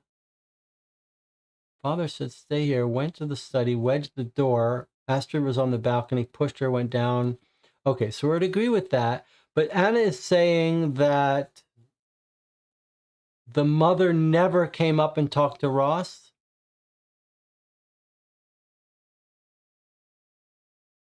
Okay, so I think I'm in agreement that it might have been Ross's footprints. But so now you're saying that this is the father talking to Ross, but lying about the angry conversation? Why would that be? And how does the father say you're needed downstairs? Does the father know about that? Does the father know that they're needed downstairs?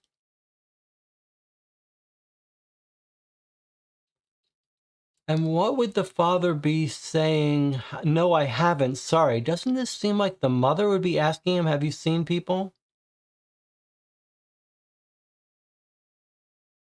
Like, what is the father what would the father be saying here? And what's our theory for when this conversation was? This is before the son came in.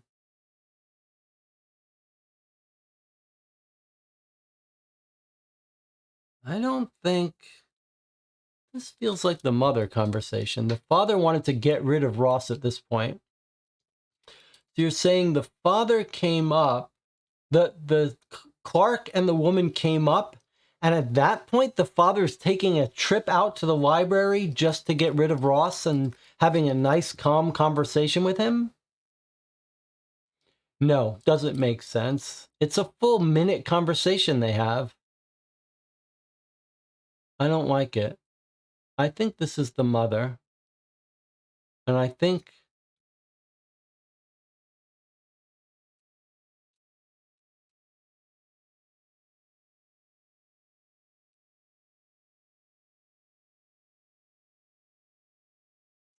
this is the mother having this conversation before the son has come up.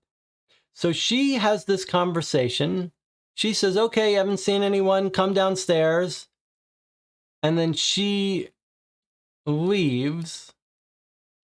But then she would be lying if that was her. She didn't tell the police about it. But maybe that's because she doesn't want to. Why would she lie about it? Anna says it's just the father. This is a weird conversation for the father to have. The arguing pair came up to the study. The father didn't want witnesses. So he gets rid of Ross, who trudges into the muddy prints on his way down. I don't like it. I see what you're saying, but I don't like it. To me, this feels like this person who's having this conversation asks him, hey, have you seen anyone? No, I haven't. Okay. Something. Nothing important. Like, what are you up to? Nothing important. Can I help you? I don't know what they say there. But then this person says, hey, come down when you get a chance. We're trying to take the photo. And he says, okay, I'm almost finished. I'll be right down. You go ahead. And then I don't know what this is about. And then the person leaves. This person who's talking to him leaves him. And he turns back to the dictaphone and says, okay, I'm going to wrap this up now. I'm needed elsewhere. Like, this person who's talking to him has fully left. This is not a father panicking to get rid of him. This is someone having a calm conversation with him. So the way I see it, he's spending full 15 seconds here alone with this thing. The way I see it, the mother has come up and talked to him before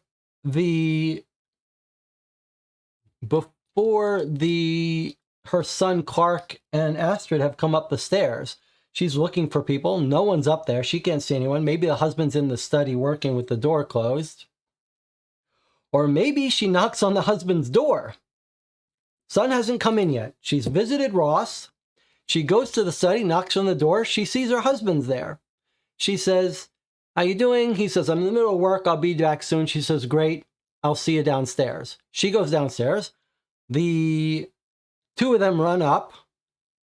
Astrid goes off the balcony. The mother realizes Whoa, I know who was up there with her. My husband. I better make up a story and not put myself up there. Whose prints are those? They're still Ross's in my way of thinking. It's just that between this conversation and when Ross leaves, the couple have come up. That's my thinking. So I still think they're Ross's footprints. But they are left after the mother leaves. Like my timeline is, mother comes up, talks to Ross, mother leaves, Ross is still there finalizing his recording, son comes up with Astrid, leaving muddy footprints, Ross comes down. The part that I think Anna's point about making this the father makes more sense is it's sort of consistent with what the mother and father say. The father says he ran into him messing with the wax. The mother says she never saw him. So maybe on balance, that's cleaner.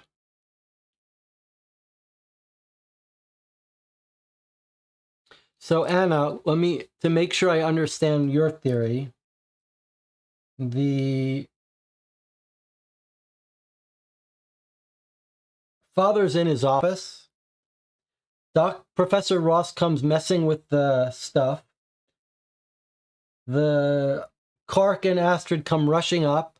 He says, you guys stay in the study. I'm going to get rid of Dr. Ross so we have some privacy. He goes out. He sends Dr. Ross away. Then he sends his son to the library to sit it out. That's a little tight, too.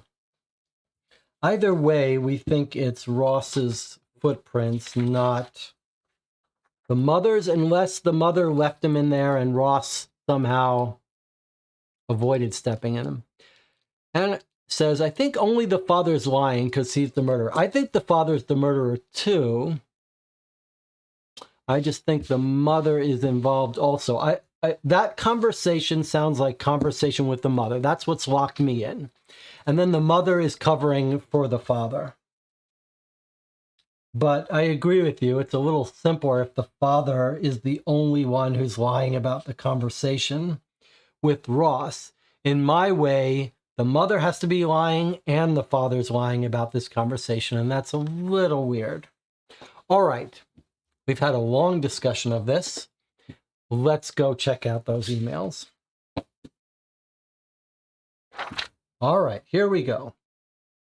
Anything else anyone wants to say? Anything more before we get in? Anna's finally got her long discussion. These are the cases Anna likes, where she likes to likes to be able to make her case about these combination logic psychology.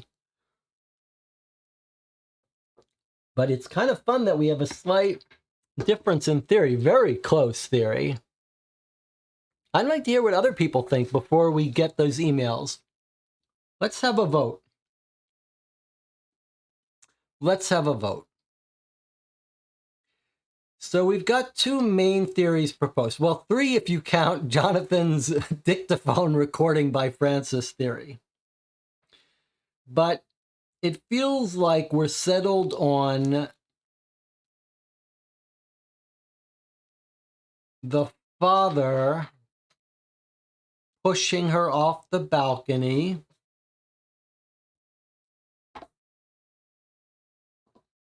dropping across to the roof, pushing her off, dropping across to the roof, dropping in Tuski's bedroom.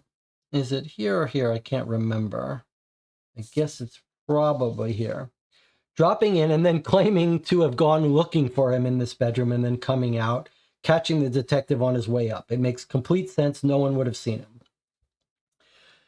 So the part where we have a little bit of disagreement has to do with the conversation that's recorded of Ross, whether that was the mother talking to him or the father talking to him. If it was the father talking to him, then it's just the father lying about the nature of the conversation. If it's the mother talking to him, then it's a much more convoluted lie. That's Anna's best case, because If the mother talked to him, why is the father pretending to talk to him? That's weird. That makes me think it was the father who talked to him. But on the other hand, the conversation sounds more like the mother's conversation. So, but that's the little detail. And then Jonathan thinks that Frances has pushed her off from jealousy. She's pretty athletic, and she jumped down.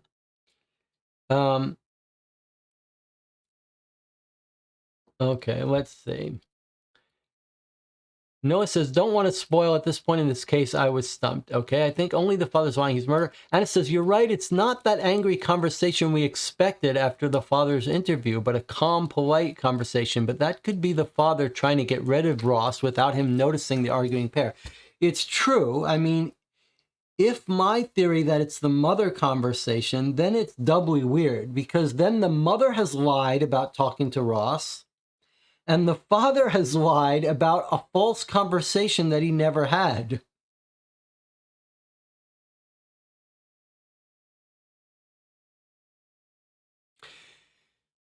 We should say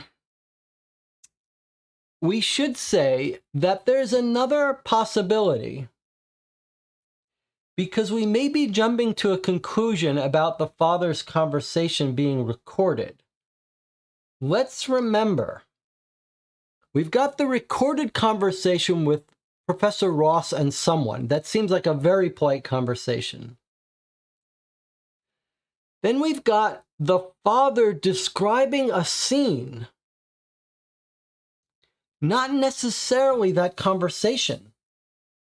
The father describes a scene that may have happened before or after that conversation. Because look, the father's scene says he heard a commotion from the library. He goes to check it out. He discovers Ross reeking of alcohol, having inadvertently toppled a box of wax cylinders while trying to take one. So has he run into Ross before Ross started recording? And this is just a totally separate scene than this conversation? So he sees Ross. Ross is trying to get down a wax cylinder. He hasn't yet. He knocked things over. He has an angry conversation with Ross. And at that moment, it's interrupted by the son, who he then follows into the study and leaves Ross alone in the library. That's when the mother has the conversation. I think they're two separate events. I don't think this confrontation with Ross is the one that's recorded. I don't think the father is lying about the nature of it. I think the father has run into Ross. This happened. Then the father deals with the son. Then this happens, maybe. Then the mother would have tracked that mud.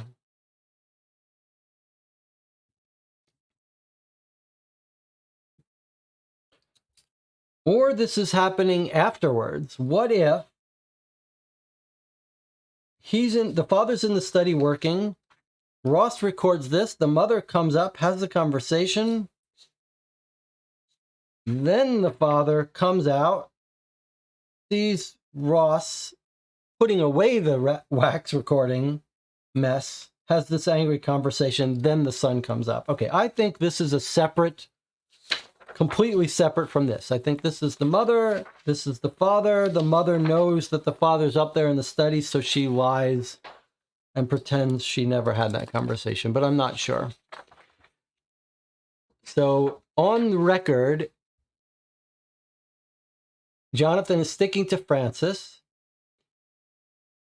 And Tina and Anna both say father, but Tina says the conversation is with Margaret. That's the most interesting debate we're having now. is the recorded conversation with the mother and the father. I want everyone on the record about that. Maybe the father said, calm down, asked her to go to the balcony, Clark go to the library, then notices Ross is there, he needs to get rid of him. It's reasonable. Okay, Anna's voting that it's the father recorded on the conversation, and Tina is saying conversations with Margaret, which is what my gut tells me. But I agree that it's complicated if it's Margaret. Jonathan thinks it's Francis having the conversation. Okay. All right, let's stop this vote here. Let's do finally our email. We'll probably have time to do the email. Then we'll take a break. Okay, here we go. Email, and then we'll organize all these notes here. All right, so we know the details of the email. Let's write it out here. The film Astrid Pelham starred in was called Racing Heart. It says no spaces, all lowercase, taking a clue from Deadbolt Mystery Society. Racing Heart. The animals Eustace's friend looked after, those are sparrows with the plural, I guess. And then the year of Dredge Point was 1963. So there's our password. Let's give it a try. All right, so the website is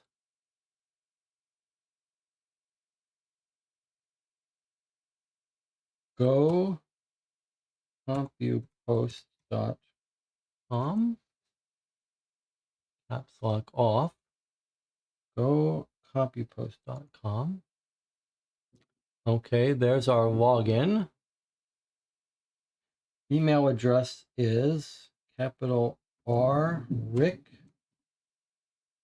capital FITCH at gocompupost.com. Rick Fitch. And our password is Racing Heart Barrows 1963. If this password doesn't work, then we just typed something slightly wrong. Okay. Let's click sign in. No, okay. Passwords are case sensitive, do not contain, let's turn this on. Okay, so what? Oh, there we go. Sparrows with an E, that's not right.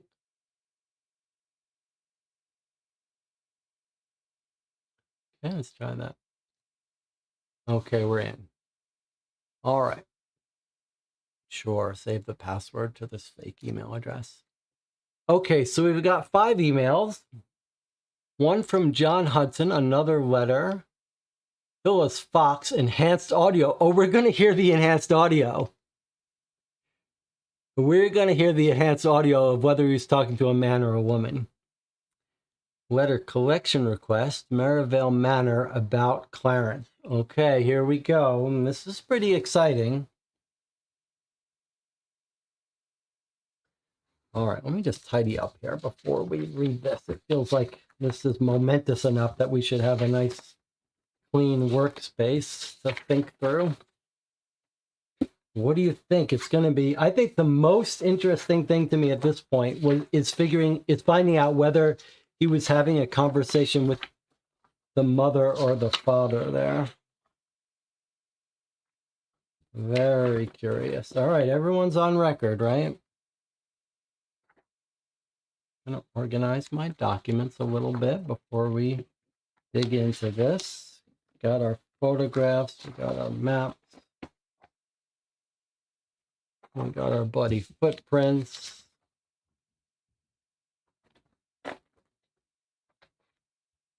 We got our telegram alibis.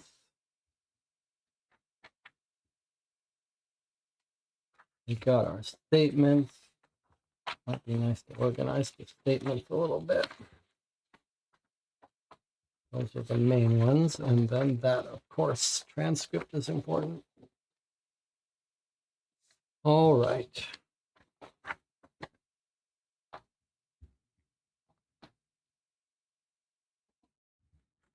All right, photographs,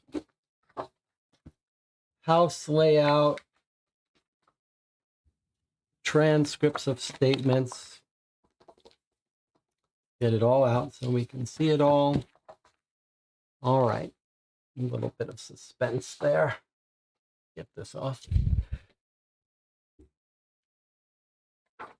Okay, here we go.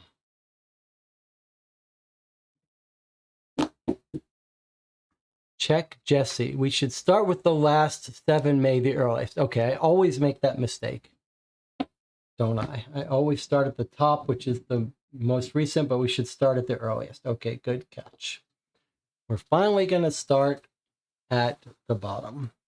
The earliest one is 7 May. Here we go. About Clarence.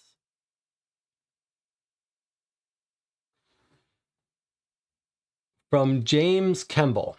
About Clarence. Hello, Rick. Thank you for your email. I asked my father about Clarence Merivale IV. He remembered who he was and that they had fought in the same platoon during the war. Apparently, they all called him Mary instead of Merivale, as it was quicker to say. A silly nickname, but he took it good-naturedly. I asked him if he remembered anything about him, but all he said was, a fine soldier missing a toe, if I recall. Could have easily taken lighter duties, but he didn't let a missing pinky stop him. Then he said he'd been with Clark right before he died. He never told me this before, but he said he'd never allowed himself to forget what Mary had said. In my father's words, he'd been hit by shrapnel from a bomb. By the time I got to him, he'd lost a lot of blood. I tried to keep him alert so we could get to a medic, but he was fading fast. Before he died, he said, "May God forgive me for what I did." I thought he was talking about the German soldiers he killed, so I told him, "No, Merivale, you didn't do anything wrong." But he said, "When Ely joins me up there, I hope he can forgive me for everything, including the horrific things he heard on that fateful day." And then he went, and then he went. I asked my father who Ely was, but he said he didn't know. Clark had never told him. I asked if he'd ever told this to anyone else, to which he said, "When I got home, I went to his house and told his mother." She thanked me for telling her, but when I asked who Ely was, she said she didn't know either. After that, I got the feeling my father didn't want to talk about it anymore, so I hope this helps you with your research, because I don't think you'll get any more. And then it looks like maybe we got the email that he sent him. My name is Rick Finch. I was wondering if you could help me with a project. I'm looking into the life of the Merivale family.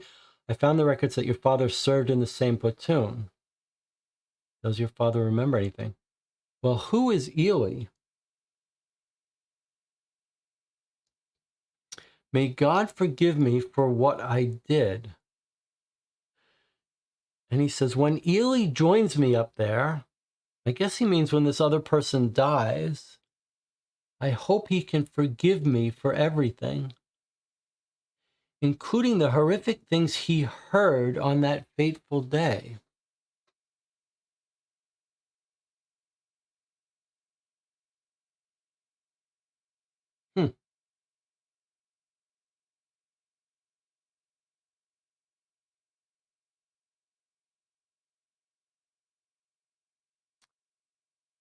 Elijah.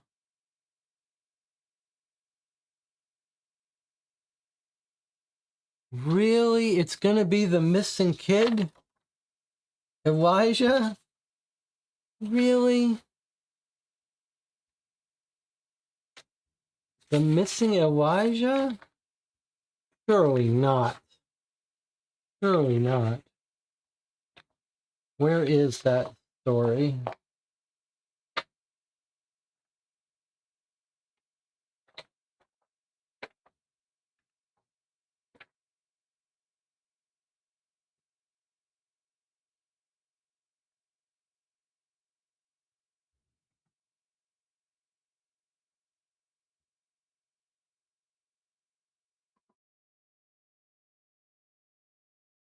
I think it's a red herring. I think he's talking about a different day, maybe. Elijah, son of Clarence III and Margaret, brother of Clarence IV. has been declared dead, having been missing for 7 years. He disappeared without a trace.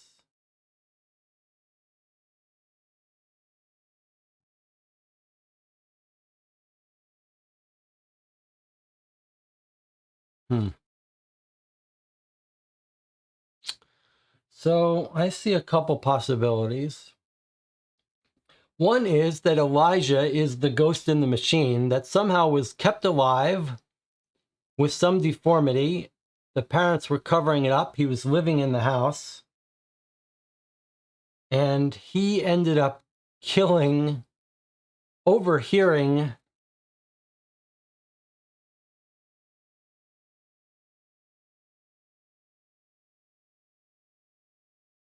but it doesn't, yeah, okay. So he's been missing or listed as missing since 1921. So 6 years before Astrid dies. So one possibility is that Elijah is walking around living in this house secretly deformed, and he ends up killing Astrid, and Clarence yells at him,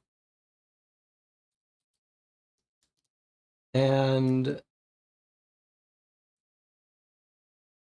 he wants forgiveness now. Clearly Clark doesn't think Elijah's actually dead. But the other possibility is that this email is a total red herring, and he's talking about the fateful day that Elijah went missing or something, that he said horrible things to him.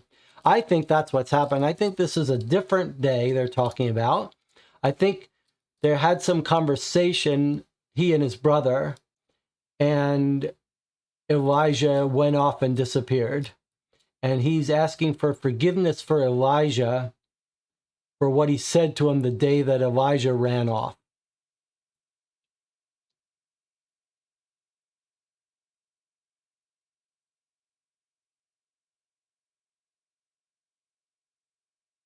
So I think this is a little clever trick by the game makers. I think the story here is that Elijah ran off when Clarence said horrible things to him. We're in 1927. No, we're in 2022. But the murder happened in 1927. And Elijah went missing in 1921. At age 8. So yeah, he would have been old enough to do the murder in 27. He was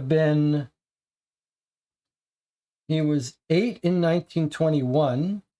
So he would have been 14 in 1927. So he would have been old enough to commit this murder. I just don't know where he would be living in this house.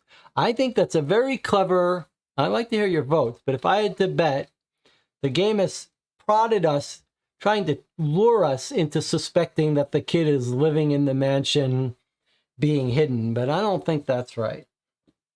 Okay, but pretty compelling, interesting thoughts. I'd love for you to get on the record here. If you think it is Elijah that killed Astrid, it's time for you to speak up. If you want credit, then you got to speak up now if you think it's Elijah that did the killing.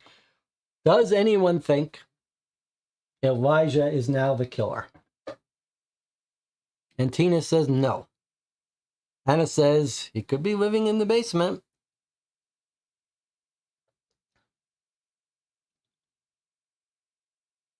Jonathan says vote rather dictaphone. I don't know what that means. Do you mean you're sticking with your dictaphone theory? Maybe Elijah has a second copy of the dictaphone, Jonathan. Jonathan is still voting Francis.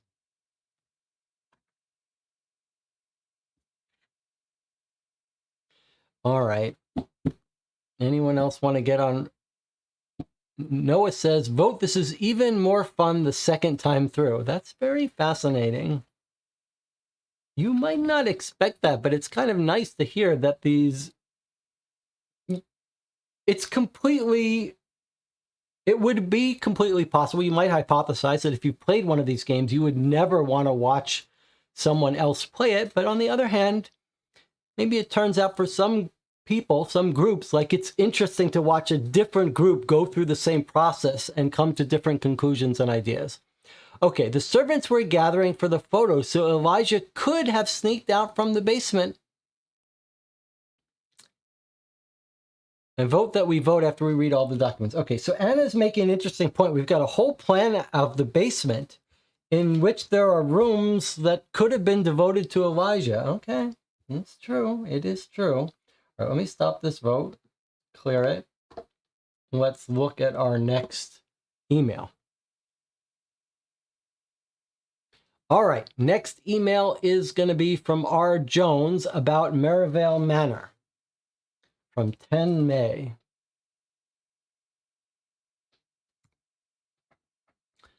Let's see. So Rick says, hello, my name's Rick Fitch. I was wondering if you could help me with a project I'm working on. Currently trying to see if I can solve the mystery about Astrid Pelham's death. Your book, A Guide to Spectral Legends, has been a big help in researching the house. I was wondering, in the time since you published it, have you uncovered any additional information about ghosts? Let's see.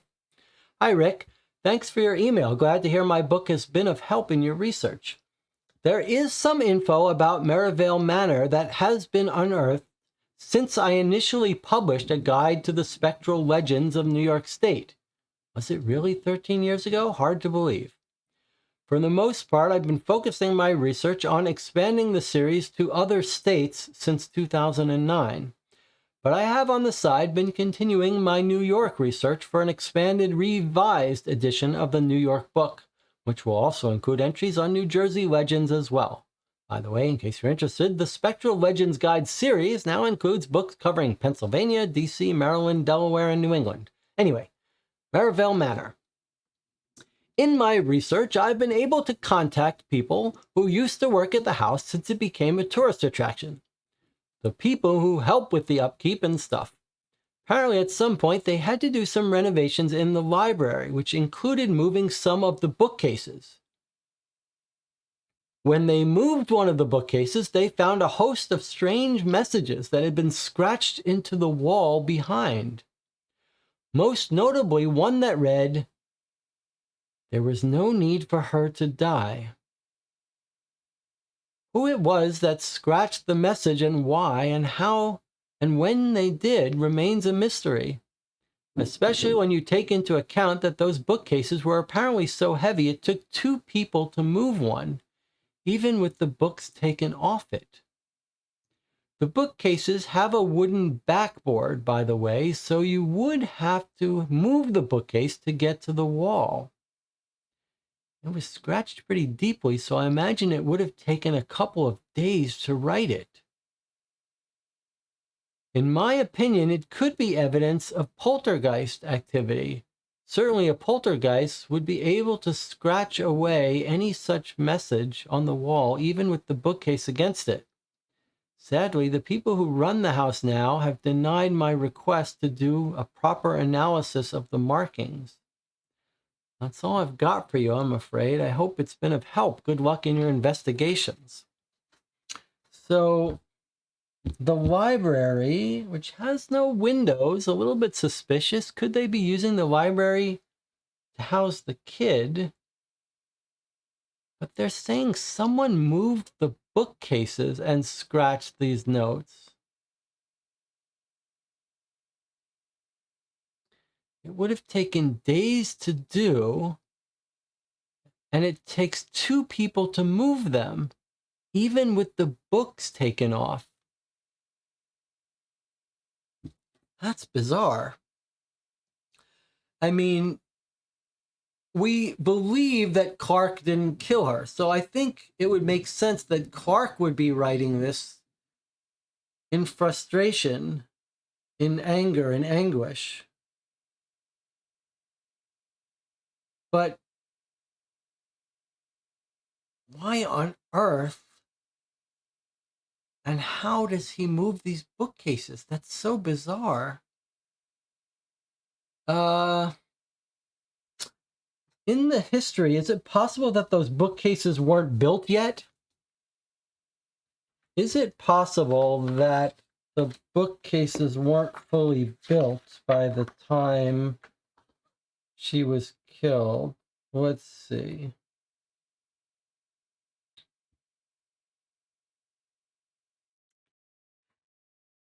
He passed down through the generations his wishes with the library that all the walls would be dedicated to bookshelves, not even allowing the architect space for windows. Many items are old and fragile. We respectfully ask you not touch it. The study was the heart of the businesses.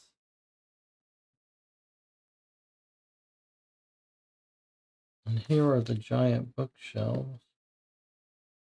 But I wonder if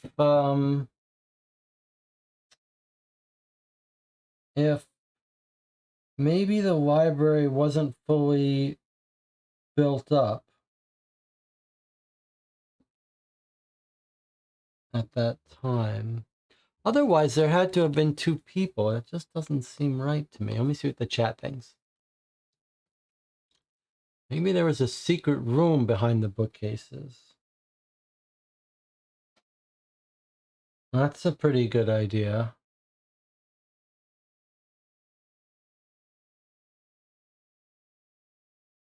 So you're saying, even though this email says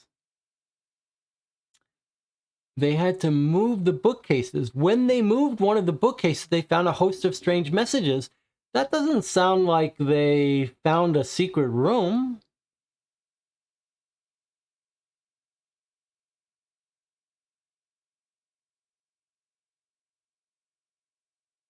Wouldn't they say if they found a secret room?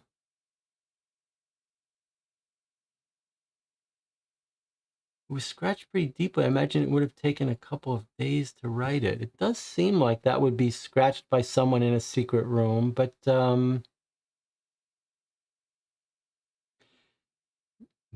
maybe the bookcases weren't fully built yet, though. And it was just Clark scratching into the wall in his desperation.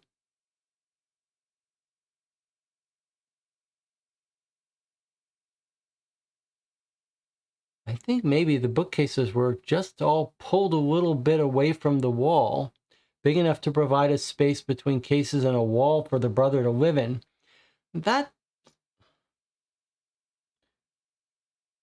Okay, look, the brother doesn't have to live in a little 2-foot wide space. I mean, the rich family who wants to hide the brother from the outside world are not evil people. Even if they're disturbed enough to not want the brother to be out in public, they're not going to force him to live, this rich family, in a 2-foot space behind a bookcase.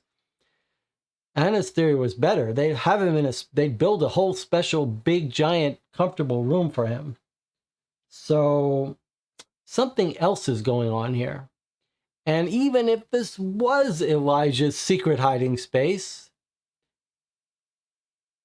the person that's writing says she didn't have to die. So that wouldn't have been the killer either. So it seems more likely that this doesn't change our theory of the father killing her.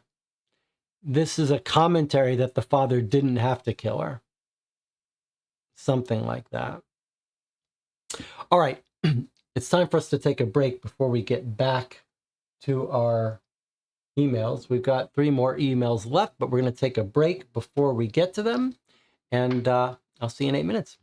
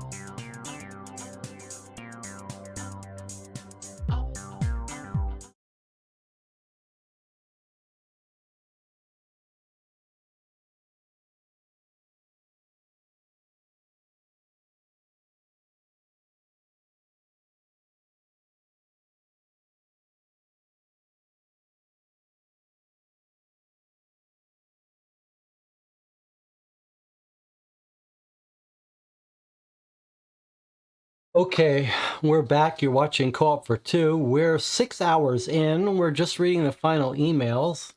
The channel is having a fun time joking around. Meanwhile, while you guys have been joking, having fun, not doing what I say to do during the breaks, which is stretch, cogitate it, clear your mind, I have taken my own advice. I stretched, I cogitated, I refilled my tea, and in the very moment I was stretching, I solved the case. I'm going to lay it out for you now. When I explain it, it's going to all make sense. It's going to make sense. Okay. The basic picture we painted was right, except for one detail. The father is in the study.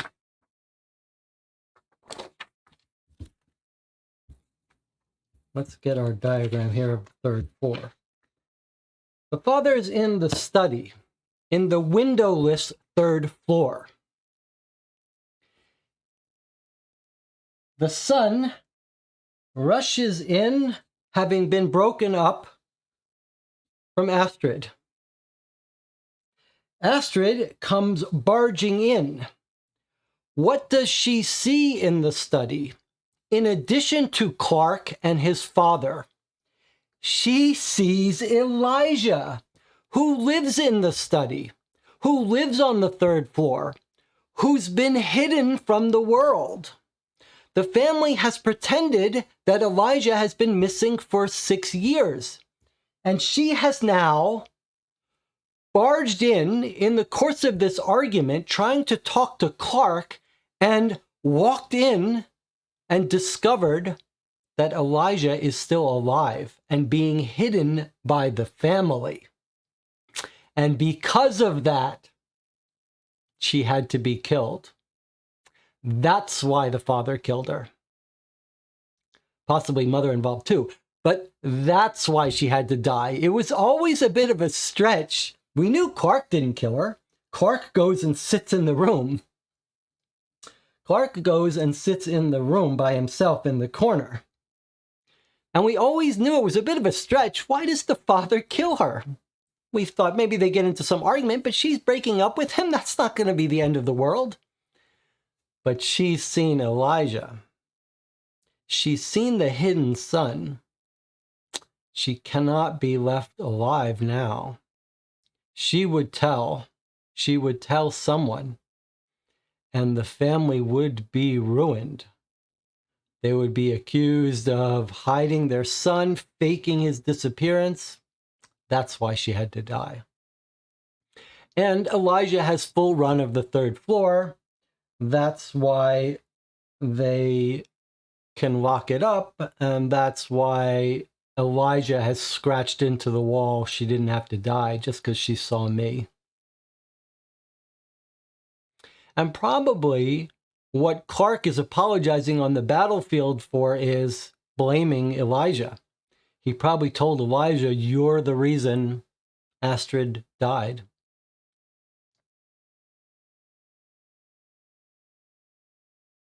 I think now I might get MVP for this episode. I think maybe I've clawed back a little bit of my reputation on this channel here. And Tina says the father killed her because she saw Elijah. Yep. And Anna says, okay, it was the father. Just had a real motive now. You're right. All right. So I think that feels right. It was the father, but now we've got a real motive is what we've got. Yeah, that feels right to me. All right. Well, I will say Elijah was blaming himself. That bothered Clark. I think Clark blamed Elijah. That's why he's apologizing for what he said, the horrible things he said to Elijah on that night. It's because he probably blamed Elijah. And Elijah was scratching out while he lived on the third floor. Hey, you didn't have to kill her. She didn't have to die. All right. And Elijah is still alive now. All right. So I want to say good work with the chat, and Anna in particular. Usually Jonathan would do this kind of thing, but making me read these in reverse order. So we got these so we didn't read something out of order. Okay, let's continue through. Anyone want to talk about anything? Anyone want to disagree with my theory? We still don't know who had the conversation with the professor, but that seems quite unimportant now. Obviously, the mother knew that that Elijah lived up there, so she probably would have lied to cover up. Once she knew Astrid had jumped off the third floor balcony, she could have put two and two together and figured that that's what happened. Wasn't it the horrible things Elijah heard that night? Maybe you're right. Maybe he didn't apologize for what he said, but what he heard. Let's see. You're right. He says, I hope he forgives me for the horrific things he heard on that fateful day.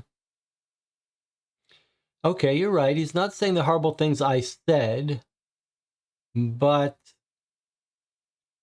it's probably he heard that, she saw Elijah, so she has to die, like all that stuff. And he heard her die and all that stuff. So maybe they even knocked her out before they threw her off the balcony. Who knows? All right, but good point. He's not apologizing strictly for what he said, for what he heard. Okay, any other discussion before I read the next email?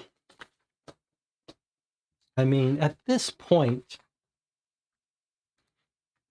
we don't really even need to read the solution to know in our hearts that I am right. Or I should be right.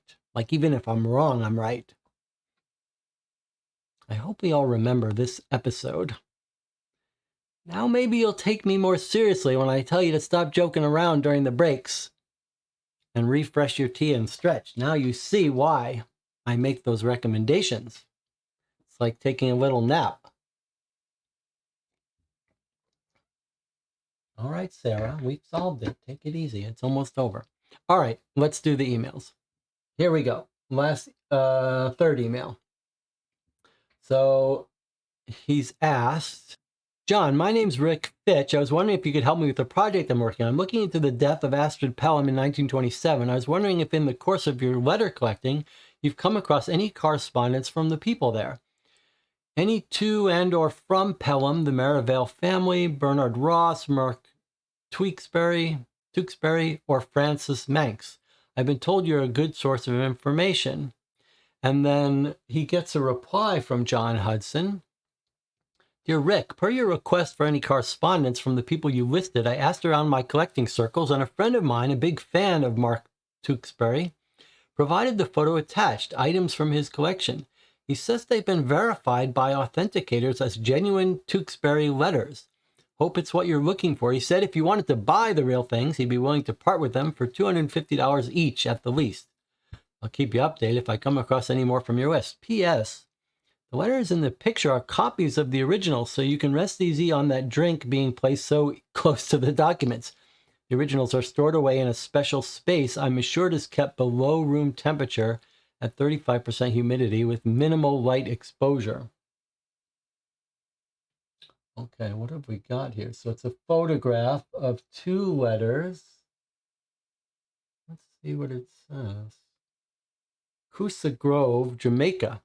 Dear Francis, glad to hear you're giving the project your blessing.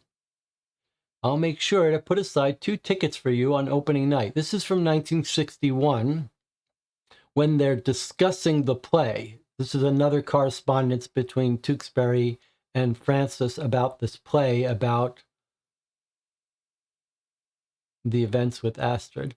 In regards to your question about what I personally remember, well, as I said, I was out of the house when Astrid fell. I remember her and Clark having a bust-up, but I think I had to leave to do my little errand just after that.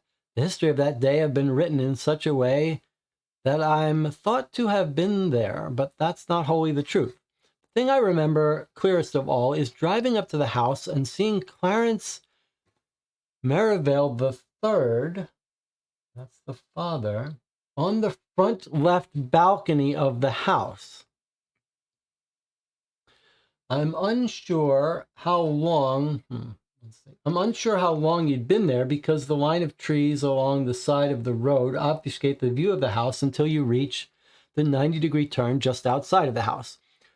This is, again, consistent with what the father said he did. His father said he went into Tewksbury's room and looked on the balcony, but we think he dropped down into it.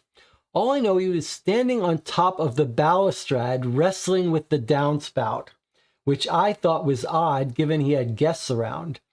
I guess he must have been fixing it in preparation for the forecasted rain, but remember it especially clearly because that was the balcony of the bedroom I was staying in. I thought it was a little rude to have snuck into my bedroom without my permission. Anyway, he went inside before I could park the car and called him. When I entered the house, there was a lot of commotion, including a loud bang that turned out to be Clarence III and Horace breaking through the study door upstairs. With everything Clarence III and everything going on, I forgot to confront Clarence about him being in my room. Every time I've remembered that day since then, this particular moment sticks out in my memories. When I told Clark about it years after the fact, he pointed out that driving into the garage at that time of day would have meant the sun would have been in my eyes. Anyway, I told the police all this when they questioned me, but they brushed it off as Clarence Merivale being slightly eccentric, or maybe they thought I was fibbing. Not sure if this will fit neatly into the play, but I thought you might be interested. We'll be in New York in July to meet with the company. Would love to see you if you're free. As always, if you're ever in the Carcabisa, please stop in for a visit. Yours, Mark Tewksbury. P.S. While I agree there's no such thing as ghosts, I stayed in that house. I definitely heard strange noises coming from the third floor. Despite what the Merivale said, it was most definitely not the wind. Okay. So first thing is, they are really giving you the answer now about the father coming down off the roof. Thankfully, we figured this out already. And then at the end, this is the hint again that Elijah is alive upstairs on the third floor, which the channel was quicker to figure out than me. This is your reminder of why we play these games the way we do. This is why we spend so much time thinking and talking before we read these pieces of evidence, because we want to have the joy of figuring it out before it's explained to us. So if you watch this channel and you wonder, why are they trying to have these discussions and figure things out before reading the evidence that will help them understand it? This is why. Because this is too much, too big of a clue. And in fact, this is where we disagree with Sherlock Holmes. Sherlock Holmes says, don't formulate opinions until gather all your evidence, then formulate opinions. Well, we don't, that's not the fun way to play the game. We play the game for the game's own sake, which means we try to solve things before the game gives us the answer. All right. Then we've got another letter in here. Dear Mr. Tewksbury, per your letter dated August 2nd, 1961, I can say that our floor plans dating back to the construction of the house all show the back wall of the library meeting the balcony. None of our records show that that was ever changed, and all of our current records show that the back shelf of the library has always been along the back wall, after the third skylight. With all due respect, are you sure your memory of the room being shorter and only having 2 skylights is accurate? We believe a case of misremembering is the most likely explanation for this discrepancy. I hope this has been of help in your research. All the best. Okay, so I think this is a little bit of an answer to our disagreements. What they've got here is a set of bookcases that can be wheeled out. There are 3 skylights in the library. I think what we've got when you look at the photo is that we've got one of these fancy bookshelves that are on wheels, and I wouldn't be that surprised if when we look at that photo we don't spot them. I think what they've got is bookshelves that can be pushed up against the wall but also wheeled out here. And let's just take a look at that library photo and see. Not really. I don't think he's living behind the wall strictly. I think maybe he can be like Anne Frank. Like, it's possible that these bookshelves can be pulled out and he can hide back there when need be. But I think he's got free roam of the third floor when there isn't someone around. And I wouldn't be that surprised if you couldn't pull out those bookshelves. Because look, they're claiming that most of the time you can see the 3. So either the bookshelf is here all the time and it's a false wall and there's a room back here with a skylight, or you can move it. But either way, it's a full room back there. You guys think that the wall is, they move the bookcases here. 2 people can move the bookcases. Okay, so they've pulled the bookcases out. Most of the time they're just here, and he's got a full room back there. I guess that makes sense. Maybe they're not so easy to move, but 2 people, the father and the son, or the father and the mother, whatever, they can move it against the wall if they need be, or they can move it out and put his bed back there. Okay, well, that's where Elijah's living, that's for sure. All right, 2 more emails. Here we go. Calling it a room is being generous. Okay, but it's a full room with a skylight. He did live in the attic, as all ghosts do, say the channel. All right, so it's now time to listen to the audio. Now, I want to listen to it too. This is still our one piece of evidence that's quite up for interesting debate. And that's going to be whether it's the mother conversation with the professor or the father or someone else. Could it have been Elijah? No. All right. So everyone's on the record. I would like to get everyone on the record. Let's have your votes. Is the conversation recorded by the dictaphone a conversation with the mother or the father? Either way, whoever had the conversation is lying about it. That we know. But if the mother's lying, then both the mother and father lied about this conversation, and it's weird. If just the father's lying about it, it's a simpler lie that just involves the father lying, but it's a little harder to reconcile with this. It looks like we've got a split vote. All right, I am voting for mother. I agree that it's a simpler lie for it to be father, but this conversation feels like mother to me.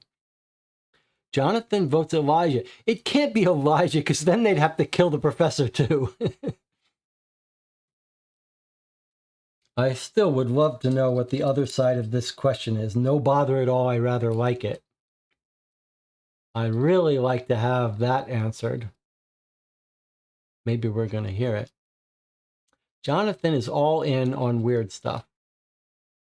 I hope it's the ghost brother saying, "Let me out." And Tina says clock. Okay, you guys have all gone off the deep end. All right, we're going to stop this vote of silliness and we're going to listen to it now. All right, here we go. Enhanced audio. Maybe we're not going to get to listen to it. No bother. Could be the clock. I rather like it. It can't be the clock, because the clock was when the clock struck 5. That's when the damn clock in the parlor below my room has been waking me up. Yeah, maybe he's lying about the clock. Okay, well let's hear what it is. Are we going to get to listen to it? Yes, we are. In regards to your recent visit to the ULM library, we have an update on one of the articles you had a look at. Lately, as part of our efforts to further preserve the articles in the Columbia University Archive and increase accessibility to highly fragile articles, we've extensively been transferring audio recordings to our digital database. Wax cylinder recordings were of highest priority for us, as the fragile nature of the medium increased the likelihood that degradation will cause us to lose the articles permanently. One of the articles in question was one you asked to listen to when you last visited the library. During the process of transferring the audio recording to digital file, we were able to run the recordings through software that dramatically enhances the background audio and produces it as a standalone digital audio file. This means that quieter audio that was previously incomprehensible is now easily heard. As such, we have uncovered speech that was previously unintelligible. The only drawback is that the original audio is now distorted. But I'm told that the team working on this will soon be overlaying the original audio as a separate process. I thought you might be interested, so I've attached the newly recovered audio. Phyllis Fox, librarian. Okay, here we go. I hope I can hear this.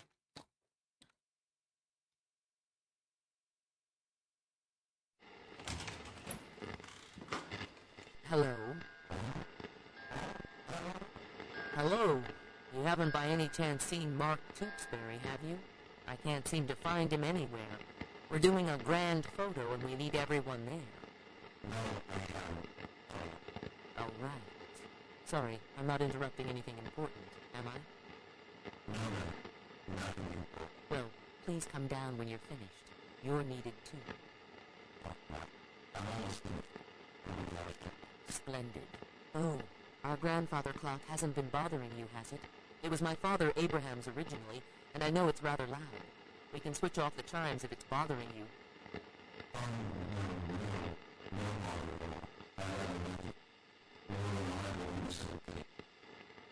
Well, do say if it's keeping you up. Anyway, I've got to find Mr. Tewksbury, not to mention my husband and son who both wandered off. See you downstairs. Okay. Pretty nice. So there you have it. It was the mother. And she was asking about the clock. And that was some pretty, we're getting serious about these games. That was pretty good on our part, that we actually figured it out. There was some real teamwork involved. You guys were right that no bother at all was about the clock. And she does go into some detail. It's very, she couldn't be any clearer about it being the mother. She says, I have to find my husband, and etc. So it was the mother. Was there chiming in the beginning? There might have been. If so, this was an hour before the problem.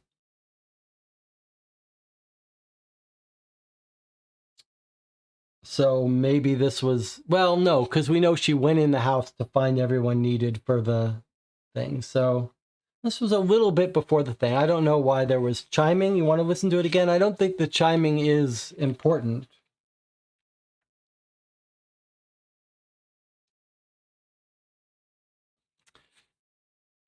I guess we could listen to it again. It can't be the chiming of the clock, I don't think. Let's listen to it again, though.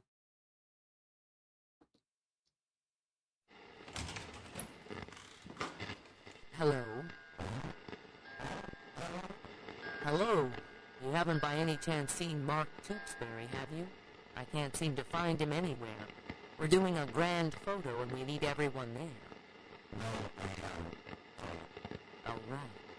Sorry, I'm not interrupting anything important, am I? So there were 5 chimes. I don't really understand that.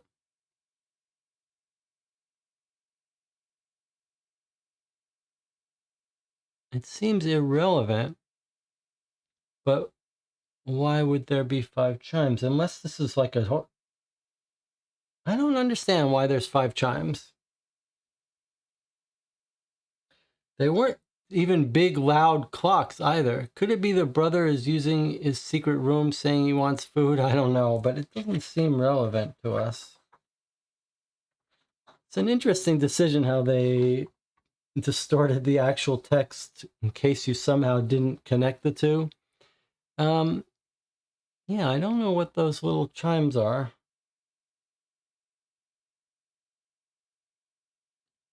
Okay. Maybe someone has some theories about that while we look at this last email.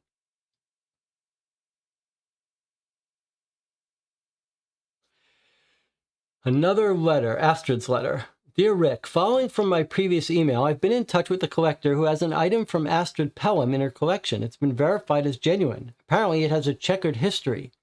The story goes that Pelham gave it to a servant at Merivale Manor to take to the post office, but the servant pocketed it for themselves and held on to it. When it resurfaced in 1990, it was returned to Pelham's great-nephew, who put it up for auction in 2000. Nobody's been able to work out what it means, but I thought you might be interested nonetheless. What? Dear Sir, this is Sunday, July the 3rd, so the day before the murder. I agree with your thoughts on how hard France is, and the book on this topic that Fields and Day published this year regarding the recent ballot. There were 84 votes to the left and 85 to the right. I include a list of all ballots cast. What?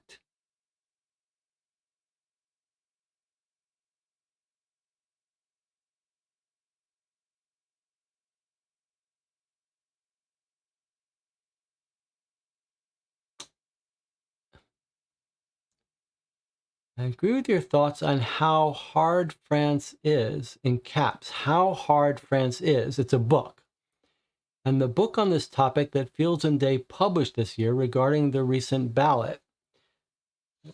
Do we have that book? And what are they talking about? She had that book with the dots. Yes, she did. I see. This is a code referring to the book. Is this a code that we can figure out? She's saying the secret message, like she's telling them that she thinks there's someone living upstairs? R52. All right, let's take a look at the codes. What do they look like? It's a book code. It's left-hand page, right-hand page. So right-hand page, fifth line, second word. 1, 2, 3, 4, 5. Dear. Right-hand page, 26th line. 1, 2, 3, 4, 5, 6, 7, 8, 9, 10, 11, 12, 13, 14, 15, 16, 17, 18, 19, 20, 21, 22, 23, 24, 25, 6. Sixth word, 1, 2, 3, 4, 5, 6. One, 2, 3, 4, 5, 6. Dear brother, I probably counted it wrong, right? 26, 1, 2, 3, 4, 5, 6, 7, 8, 9, 10, 11, 12, 13, 14, 15, 16, 17, 18, 20, 21, 22, 23, 24, 25, 26.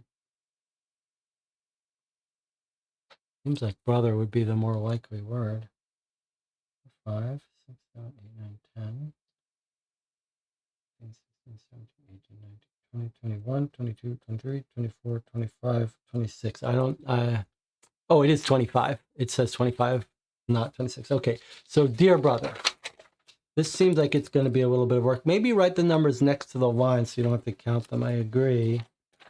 That's a little bit tricky. It would be nicer to Xerox this. Okay, so what we're going to do is I'm going to scan this so we can write on it and label the lines. So we'll take a little early break now. We'll take a 5-minute break. We'll come back and we'll decode her final message. Obviously, it's important. So I'll see you in 5 minutes.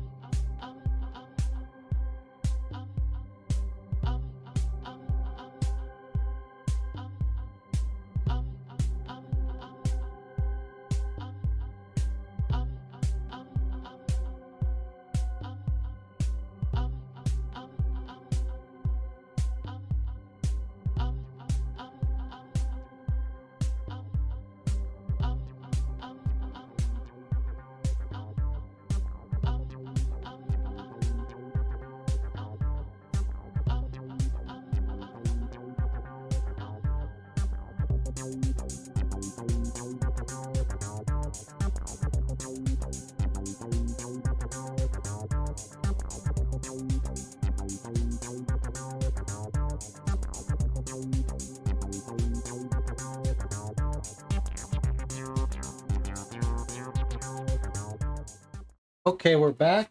We've got the document printed out with labeled lines, so it shouldn't be so hard to do here. Okay, so 5-2, dear. If I can put this under something. Okay, dear brother, L15-1. Can you see this? What's the best way for me to show this?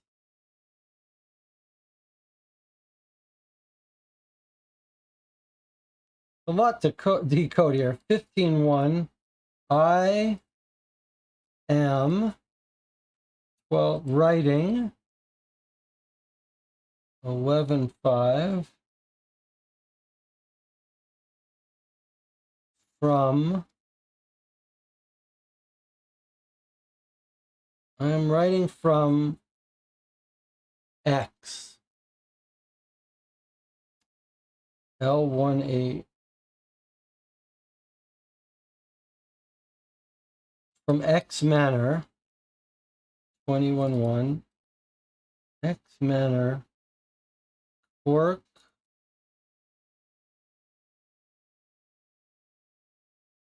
Work?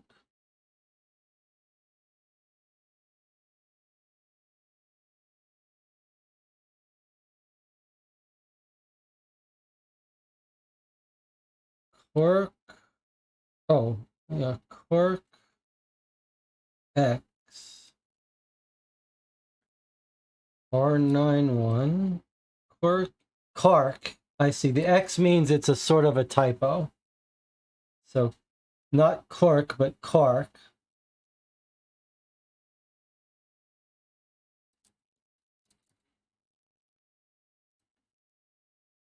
Clark the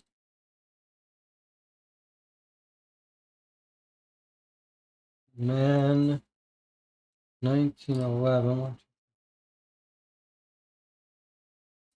The man I this is a little much to do.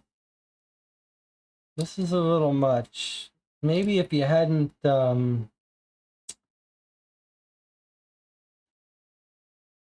if you didn't know it, this could have been fun. Clark, the man I have been, and this is going to be seeing it.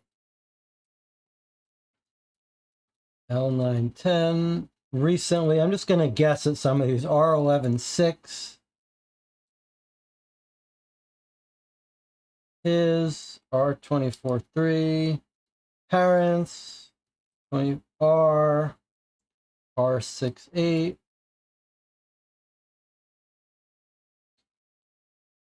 Such. 26-8. Horrible. L2611. People. But I'm L24.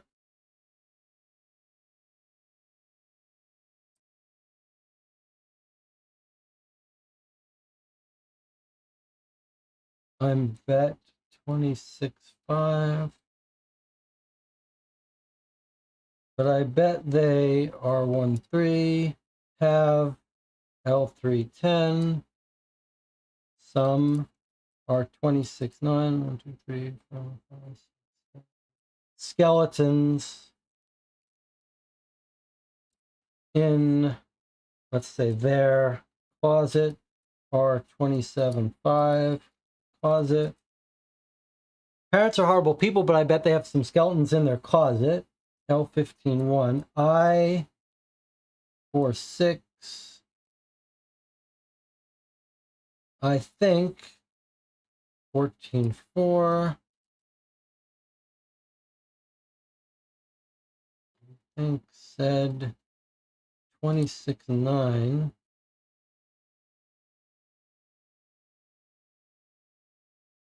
Oh, I skipped. R93. L14-11. Sorry, I lost my place. L310. Some 1411, something 2411 meant, I don't know, R93, do L185, with something to do with L310, some L59, strange sounds that 2015 come 11.5 from 17 the 26.8 third, is saying the third sounds that come from the third floor. Okay, 26.5 3 4 5 his 14.7 he says L14.8 it's L17 1 2 3 4 5 6 the 211 the wind, he says it's the wind, L14.1, but all right, we're almost there. This is kind of painful, but L14.8. Think of it this way. These are the last words of our dead victim. It's worth it to figure out. But we've already figured out all this. So 1, 2, 3, 4, 7, 8. It's 15.8.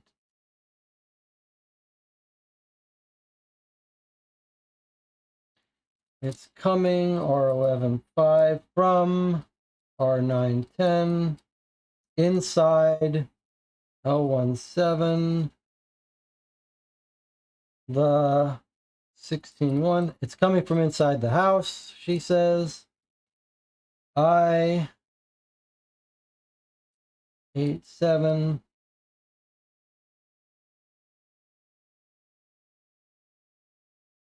I had 110.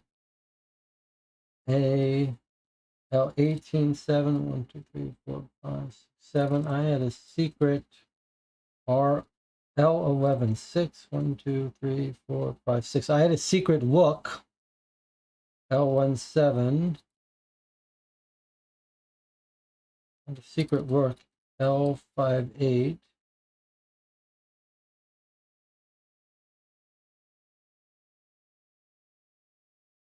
Sound R2015. 1, 2, 3, 4, 5, 6, 7, 8, 9, 11, 12, 13, 14, 15. I had a secret look. Something come doesn't make sense. Doesn't matter. R11.5. 1, 2, 3 from L25.7. 1, 2, 3, 4, 5, 6, 7. She had a secret look behind R110. In 1, 2, 3, 4, 5, 6, 7, 8, 9, 10. A 11.11. I had a secret look in a book, R21.9, or behind a book, 21.9. 1, 2, 3, 4, 5, 6, 7, 8. In secret behind a bookcase, L17.1, that, L22.8. 1, 2, 3, 4, 5, 6, 7, 8. That revolves. So the bookcase revolves, I think this is that theory. Almost done. L31, that revolves in the 2211 study. A secret book that revolves in the study.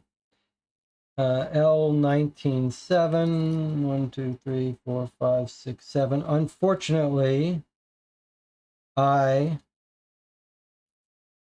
could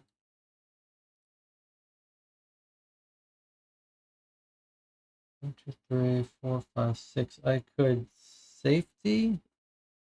1, 2, 3, 4, 5. I could not. 1711. I could not get R92. I could not get it to 22.6. 1, 2, 3, 4. I could not get it to move. R92. it to 9. 1, 2, 3, 4, 5, 6, 7, 8, 9. It must 13, 6. 1, 2, 3, 4, 5, 6. Need. It must need. She's going to say 2 people now. 1, 10. 1, 2, 3, 4, 5, 6, 7, 8, 9, 10. A 19, 4. 1, 2, 3, 4. It must need a key.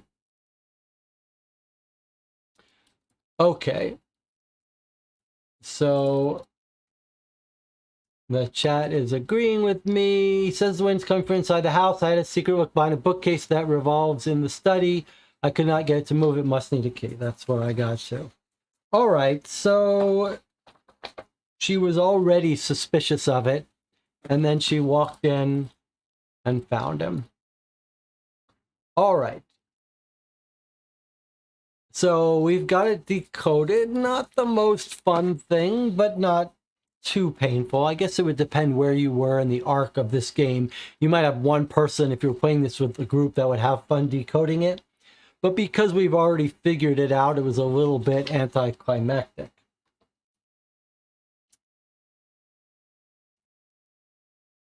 But that is it.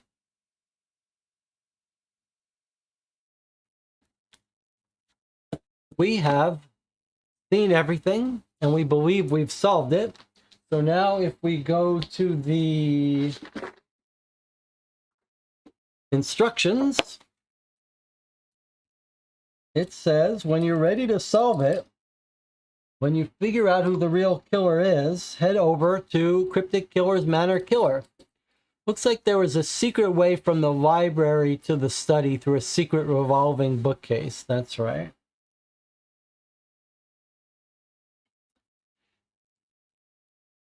It probably was bookcase, not book. But yes, it was in the study on the 3rd floor where the kid hung out.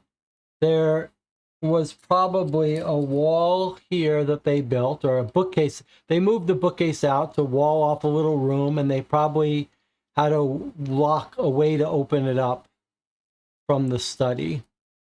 Details don't matter. Details don't matter. Okay, we're ready to solve this. Let's do it.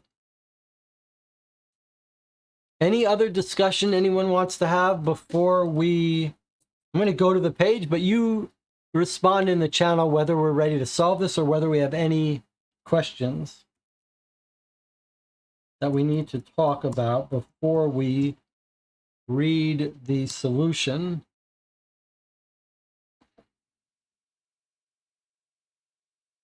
Cryptic Killers, Manor Killer. Okay. Here we go. Noah says, what was with the chiming? I don't know how to explain that chiming.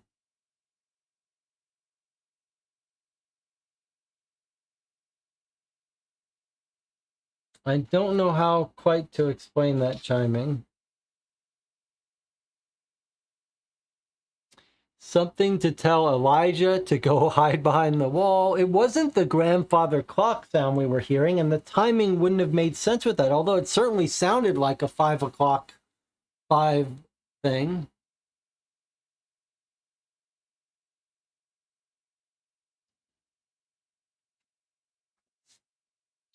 But I don't... Does anyone else have any theory about this chiming? Was I miscounting it? Was it only 4 chimes? Was it happening an hour before? No, that doesn't really make sense. Did we misunderstand the time of death? Anna says, could it be that the mother was trying to divert Ross from the library while her husband was dealing with Astrid? Possibly.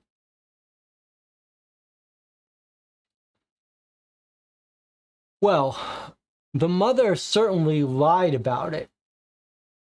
the mother had the conversation with the professor, but the mother said she didn't, and the father said he did. So we don't, although that was the other theory, that the father had a conversation with him afterwards or before. So the mother didn't mention that she had this conversation with him. So you could say, Anna, that the mother was trying to divert him, but the mother's not doing anything that she didn't say she went to do. The mother said she went in the house looking for people to tell them that they were needed downstairs, and that's what she did. It's just that after the fact, she must have realized that her husband killed Astrid, and so started lying to cover it up.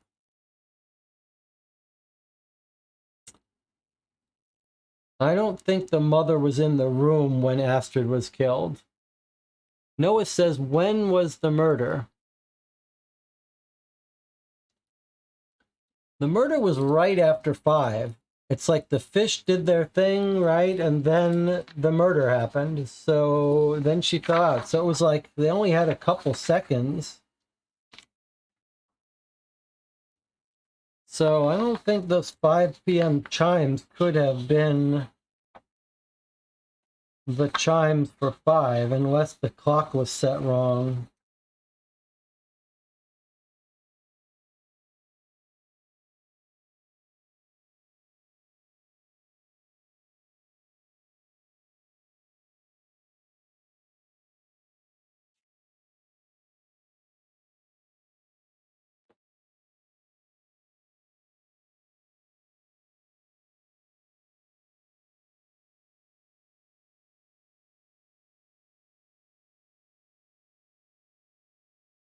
Somewhere we're told the exact nature of the time, but I think we're ready to solve this.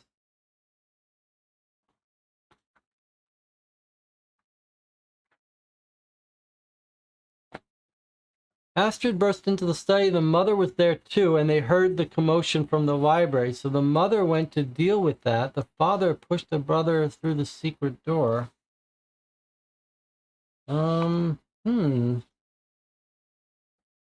I wonder, maybe you're making a point that how do we know the mother didn't walk into the study and push her off?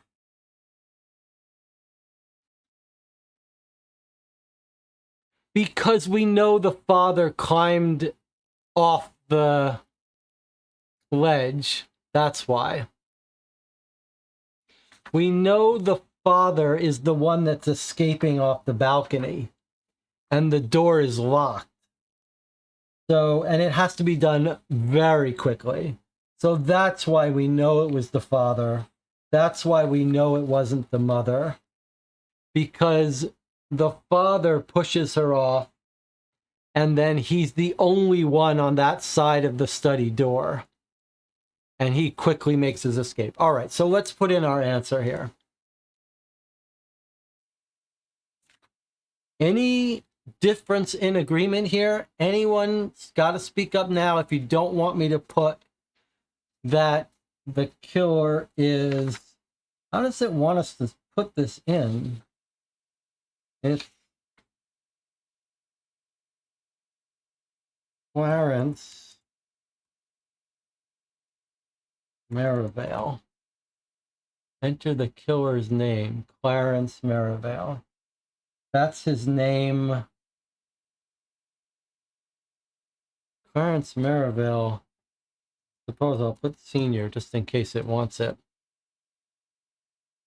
Anna is saying the third or senior. Okay, Anna's saying, just clarifying, Anna's saying, I'm not saying the mother was the killer. I'm just making a point that this conversation with Ross was happening at 5 o'clock.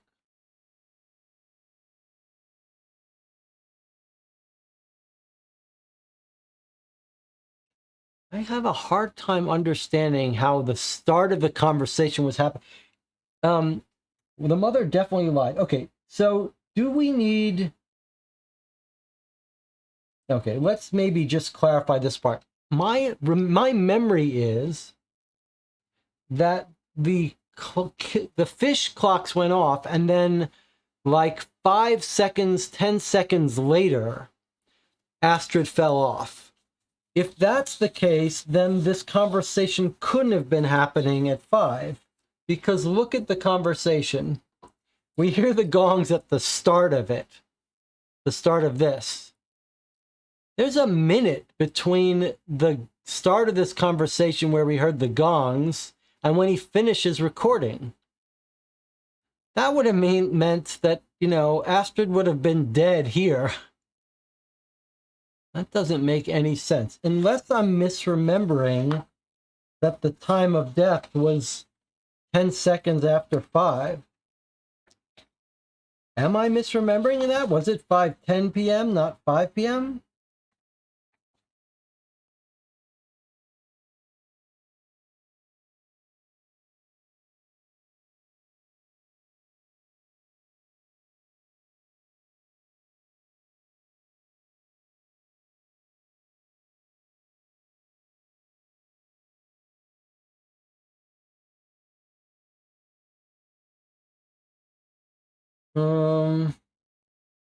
Where's our chief? He was the most reliable witness.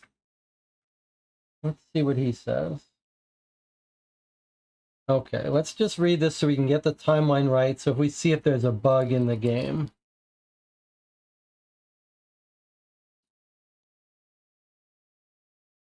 So they're looking for people. Shortly before the fountain began its routine to mark the hour. The doors were open so we could hear the grandfather clock chime, as well as the clack of billiard balls. Just as he was going to see who it was playing and get them to come outside, the fountain display came to a finish, and that's when Astrid fell.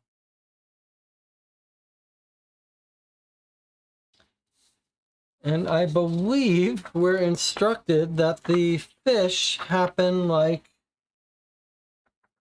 don't they happen right away? So it would have been seconds.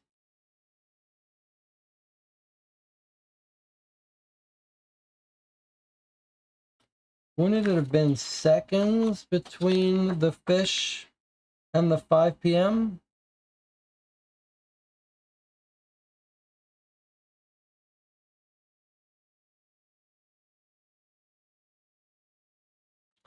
I don't know if it's important.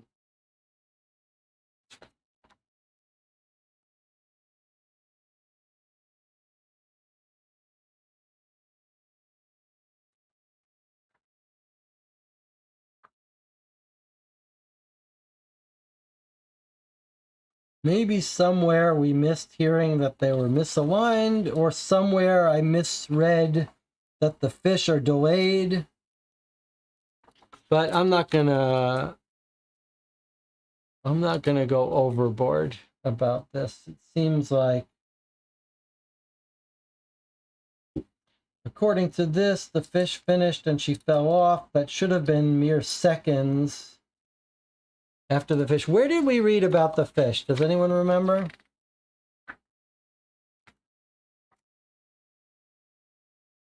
It was a long discussion. Was it in the brochure?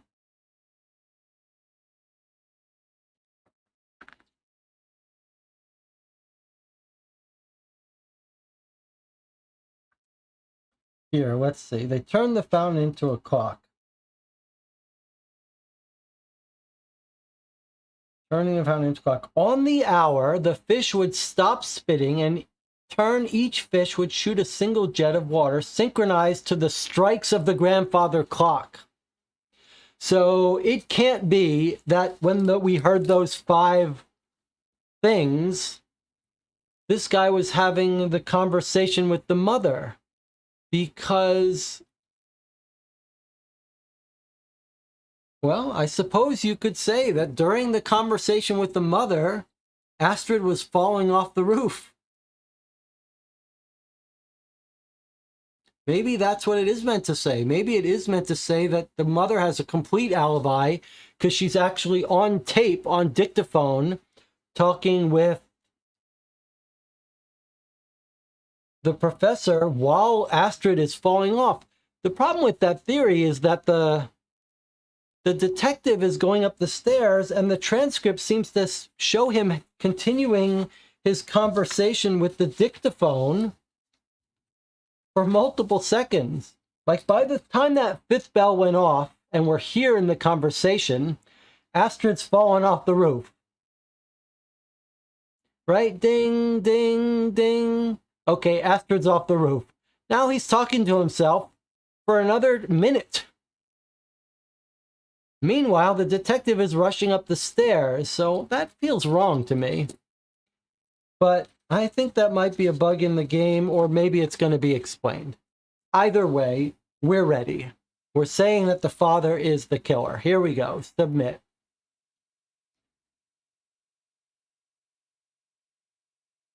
You've either entered a name we don't know, or you need to be more specific. Okay, so it didn't like the way I did that. All right, let's try Clarence Merivale the Third. I don't know why it wouldn't know to look for that. Whoops, I spelled it wrong. Maybe that's what I did wrong.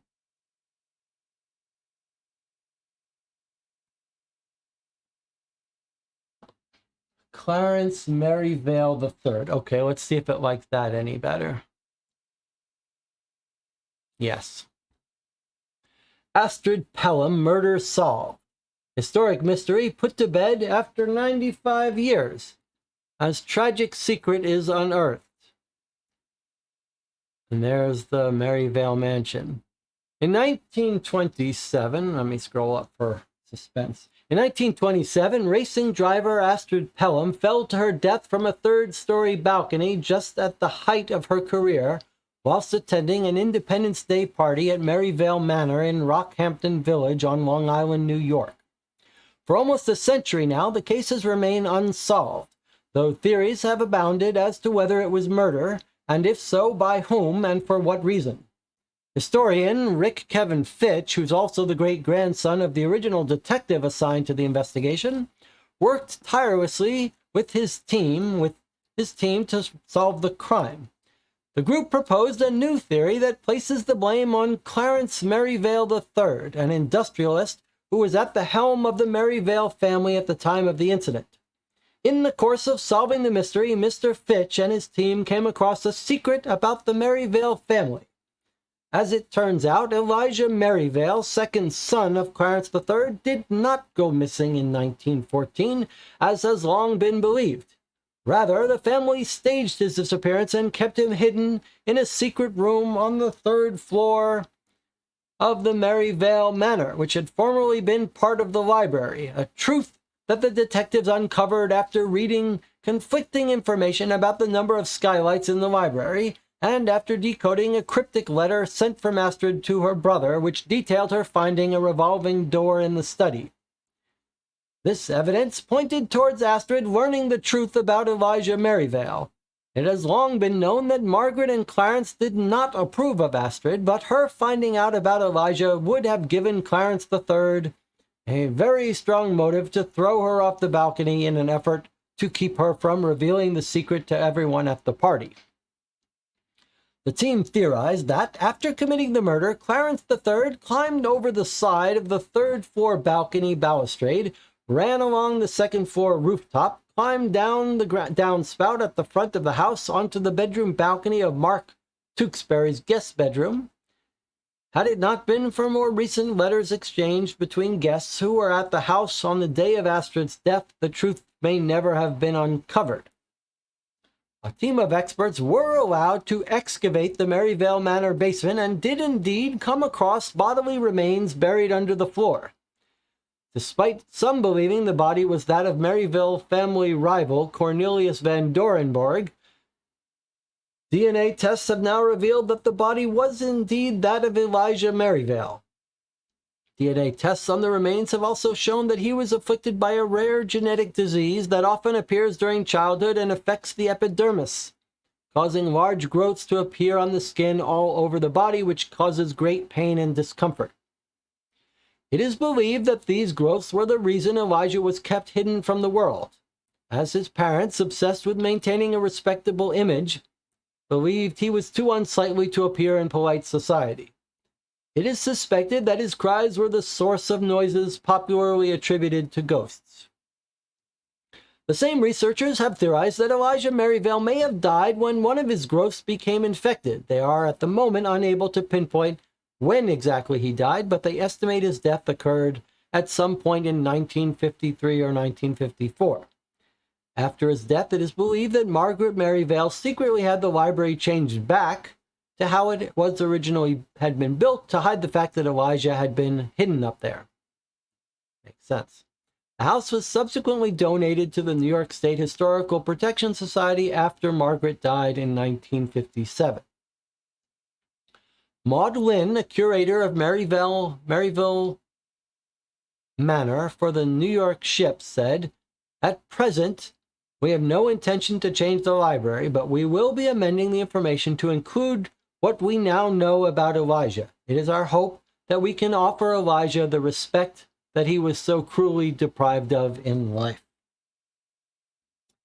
Case summary.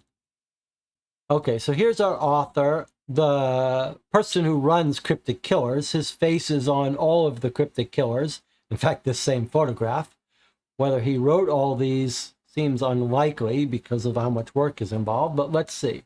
Okay, let's take a look at some of our suspects, see if there's anything we missed. Bernard Ross, maybe this is going to explain that last conversation. He had a potential motive after she was threatening to report his drinking problem. Okay, revealed he left the library. Okay, during the events leading up to the murder, Bernard was last seen in the library retrieving a wax cylinder while drunk and angry.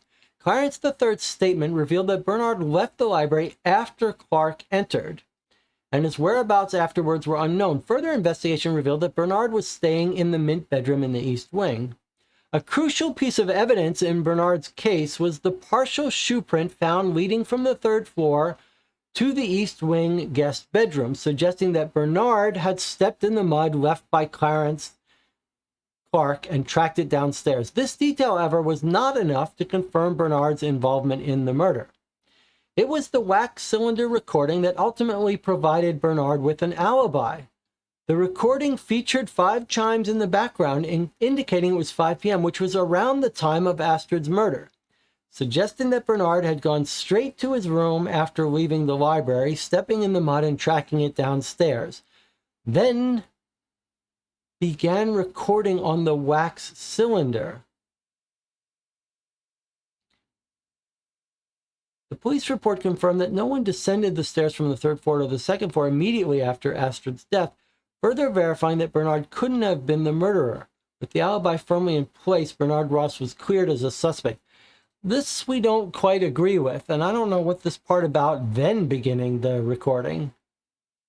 What are we supposed to think? He carried it with him downstairs? I don't get this. But somehow he started the recording at 5 p.m., which gave him an alibi, but then managed to record another minute on it in complete peace and quiet? Did he take it with him? Is that what's happened? It's a portable dictaphone with a wax recorder that he's traveling with.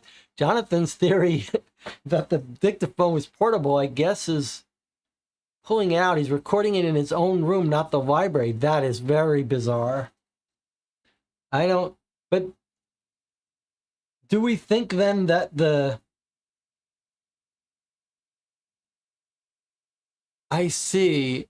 So what we think is that he got the dictaphone, had the conversation with the father. He took the wax and the dictaphone, went down to his room.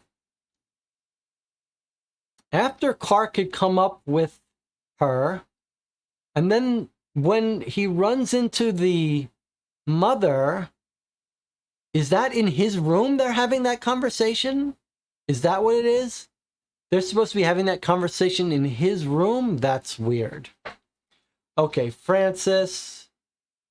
We know her deal. We know she had an alibi with billiards. Let's see if Jonathan's theory is right, that she had a separate dictaphone in the billiards room. The alibi was corroborated by the police chief's statement, which he mentioned hearing the clack of billiard balls. No one claimed to have been playing billiards at the time. This was my point, that if she wasn't in there, someone else was. They would have said they were. Okay. She was in the billiards room. She did have a solid alibi. We know he was sending his telegram. The report stated the police station was a 10-minute drive, and given that it was sent at 4:51, he couldn't have committed it and come back. Yeah. All right, Margaret. Let's see what we've got for Margaret. Margaret disapproved. To figure out her whereabouts, you need to find the timeline about the clock synchronized with the grandfather clock. You found a wax recording of a female voice speaking to Bernard Ross, asking him to be in the photo. The voice mentioned that the clock belonged to her father. Yes, so we know all this. The wax recording provided Margaret's alibi as the grandfather clock chimed 5 times to indicate 5 p.m., the time of Astrid's death. It doesn't even confirm here that she had that conversation while he was in his room. That timeline thing with the recording is weird. I don't love that, but okay, the rest of it's fine. Okay, here we go. Clark, is it going to tell us the footprints is his alibi? Led from the ground floor to the study, into the library, no footprints were found leading back from the library to the study. His statement indicating Clark and Astrid were arguing in the study before Clark left for the library. Wedged door confirmed that Clark could not have committed the murder as he couldn't have wedged the door shut from the outside. Okay, that's about right. But we also said that there were no tracks leading to the center of the balcony. Okay, Elijah, let's look at this. Mentioned Elijah, his body, he was never seen. He may still have been alive. An email from James Kemble indicated that Elijah, nicknamed Ely, was still alive during World War II. Proud family, they kept him hidden, just like the de Courcys treated Hugo. Messages scratched in the wall, including there's no need for her to die. Ultimately, Elijah's alibi was established through the email from James Kemble, which quoted Clark's dying words, implying that Elijah only heard the murder and did not participate in it. I guess that's what we concluded too. Also, we concluded that the father was seen running away, and what the other theory was Elijah went out on the roof. It didn't make sense. The coded note also mentioned that a key was needed to access the secret room, further supporting Elijah's innocence. I guess they're not saying Elijah was seen, but I don't know. Okay, so Clarence III, here's our real killer. To determine Clarence III's whereabouts during the murder, you needed to consult Margaret's statement. She mentions encountering Clarence on the second floor, asking him to search for Mark Tewksbury. By following the clues related to Margaret, you could establish the rough timing of his interactions. With the knowledge that Margaret was with Dr. Ross at the time of Astrid's death, it became clear that Clarence was occupied with locating Mark Tewksbury at the same time. To discover when Clarence reappeared, you were guided to follow the hints regarding Tewksbury. Tewksbury spotted Clarence on the balcony after coming back from the post office. This occurred before Tewksbury went inside and heard them forcing the door open. All statements appeared to align, and Clarence III appeared to be assisting Margaret in gathering guests. Despite all suspects seemingly having alibis, you had to consider how someone could commit the murder and escape the scene without being trapped inside the room, given that the door was wedged shut from the inside. By examining the house's layout in the Merivale Manor Guide and references to the balcony structure in the Modernist Monthly, you deduced that the perpetrator could have used the flat roof and a downspout to escape. The Merivale Manor Guide referred to the downspouts being used by Clarence II and his descendants as a means of escape when grounded. Additionally, in an email attachment of a letter from Tewksbury to Francis, Tewksbury noted seeing Clarence III on the balustrade struggling with the downspout upon his return from the post office. Using this information, you could create a plausible escape route for the murderer. The answer emerged. Clarence III was the murderer, and Margaret, who also had an interest in keeping Elijah's existence a secret, had lied to the police in an effort to protect her husband. That is what we thought. I'm Luke. Congratulations on finding the killer. I hope you enjoyed playing our game. The 4 of us had a lot of fun making it. Okay, so it's a team. We'd love to make more of these games. I'd really appreciate your support in leaving a quick review. Fewer than 1% of the players leave a review. If every player did, we'd be able to devote all of our time to creating more games for you to enjoy, and it would be a huge help to us. Thank you. Okay. This is where I make a little statement to the audience watching live and watching this after the fact. Especially if you have not purchased this game. So I purchased this game myself. It was cheap. It's $20, even cheaper on sale on Amazon now. If you've chosen to watch this video instead of purchasing this game, the thing you can do in compensation for not purchasing this game from this company is to leave them a review. If you go and leave them a review, that's better than purchasing the game. Every honest review that gets left is probably going to inspire a couple purchases. So if you watch this playthrough, you enjoyed the game, I ask you to give back to this company and write them a review. Let them know that the game, let others know that it was a good game. And I think it was a good game.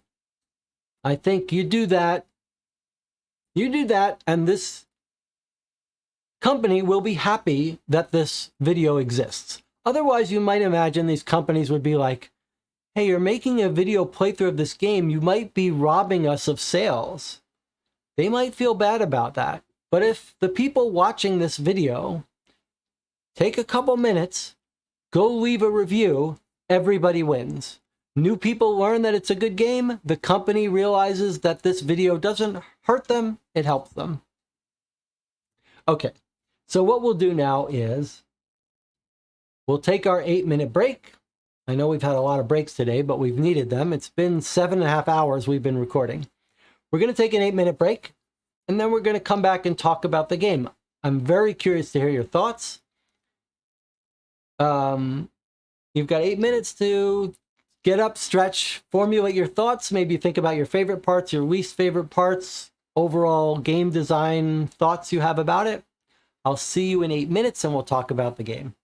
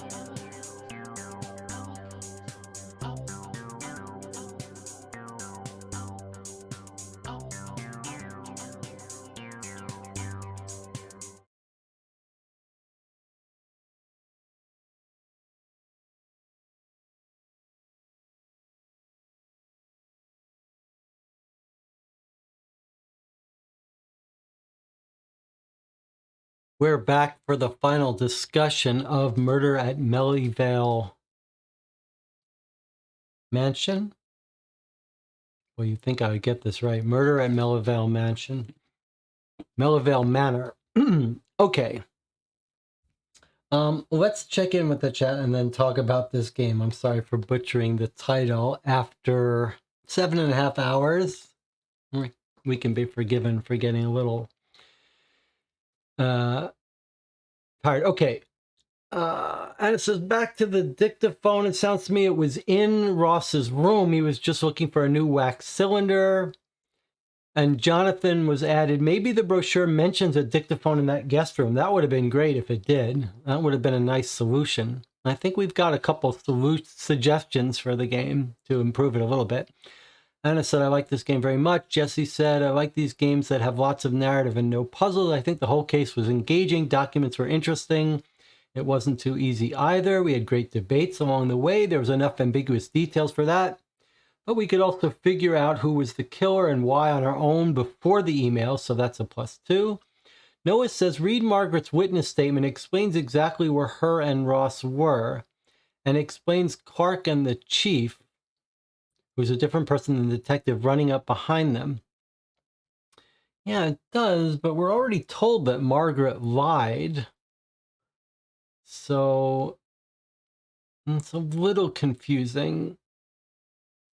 She does say she talked to him at his room or something, but yeah, that was a little confusing though.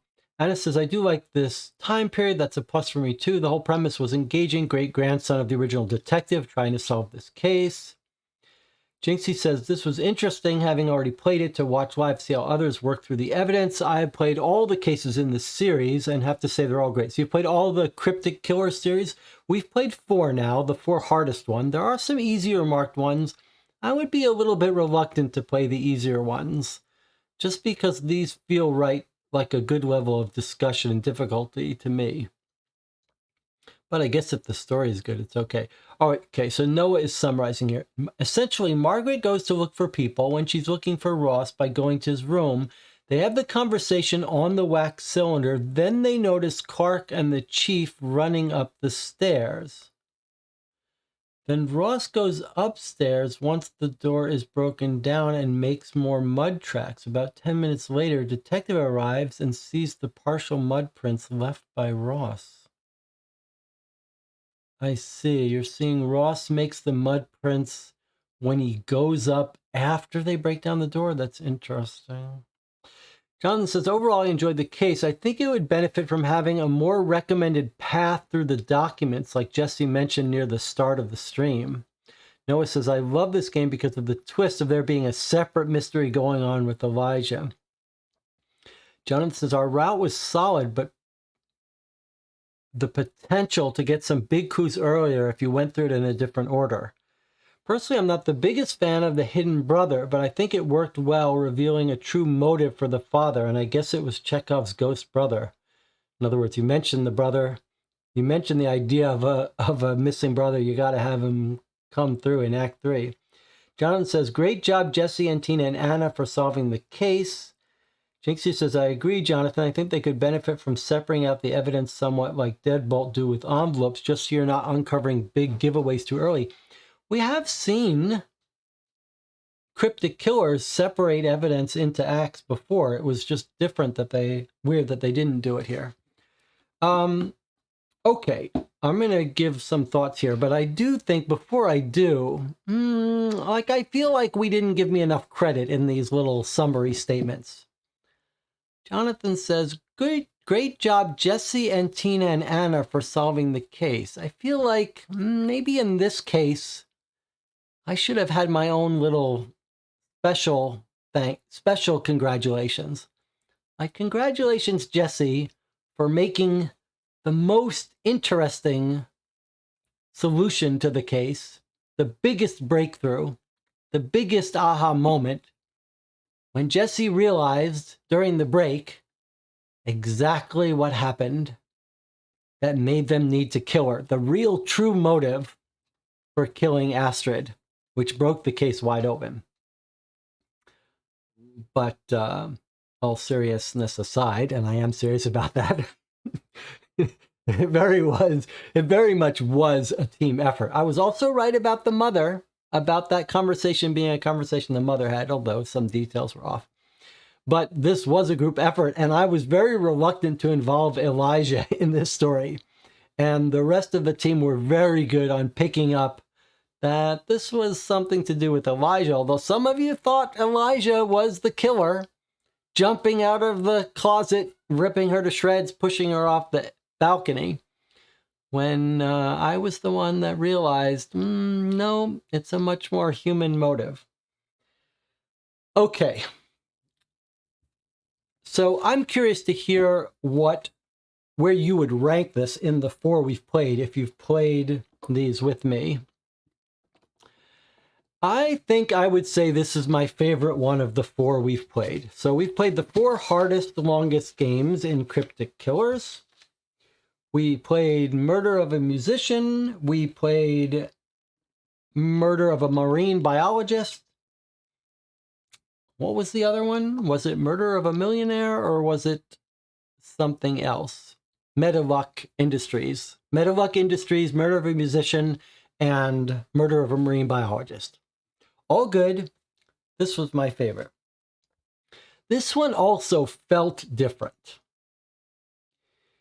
It was kind of shocking how slow a burn the case was. Like, we went through hours of this game just reading narrative of this world, of these people, of these characters, of this family history, of the history of the manor, of this place. We saw, I mean, some of these documents are so elegant and nicely done. Look at this document of the manor that was written as a tourist brochure after the manor was sold. I mean, it takes you on a tour, it walks you through it, it's got photos. We never did figure out exactly what that item was, but pictures of each floor of the house. I mean, this is exactly the kind of elegant thing you would see. We really got a feel for this place. And there was so much that was just a very slow, confident building of narrative, of atmosphere for this case. Very high quality of everything, but just really, really leaned into the narrative and atmosphere. And you look at these photos, I mean, these are just beautiful photos just to look at that are serving no other purpose but to give us a feel for these people. And by the time we finished, we really did have a feel for these people. And let's not forget our murder victim. I would have liked a full-page photo of her, Astrid Pelham. And then we got story introduced to us in a bunch of these different books that were written in different styles. It was just a really nice variety of evidence, but such a nice slow burn. And it was so interesting with so much text that we were fully engaged, and it almost didn't matter. Like, if there was a mystery after 3 or 4 hours, I was like, they could just tell us how the story ends and I would be interested. It was that compelling a story.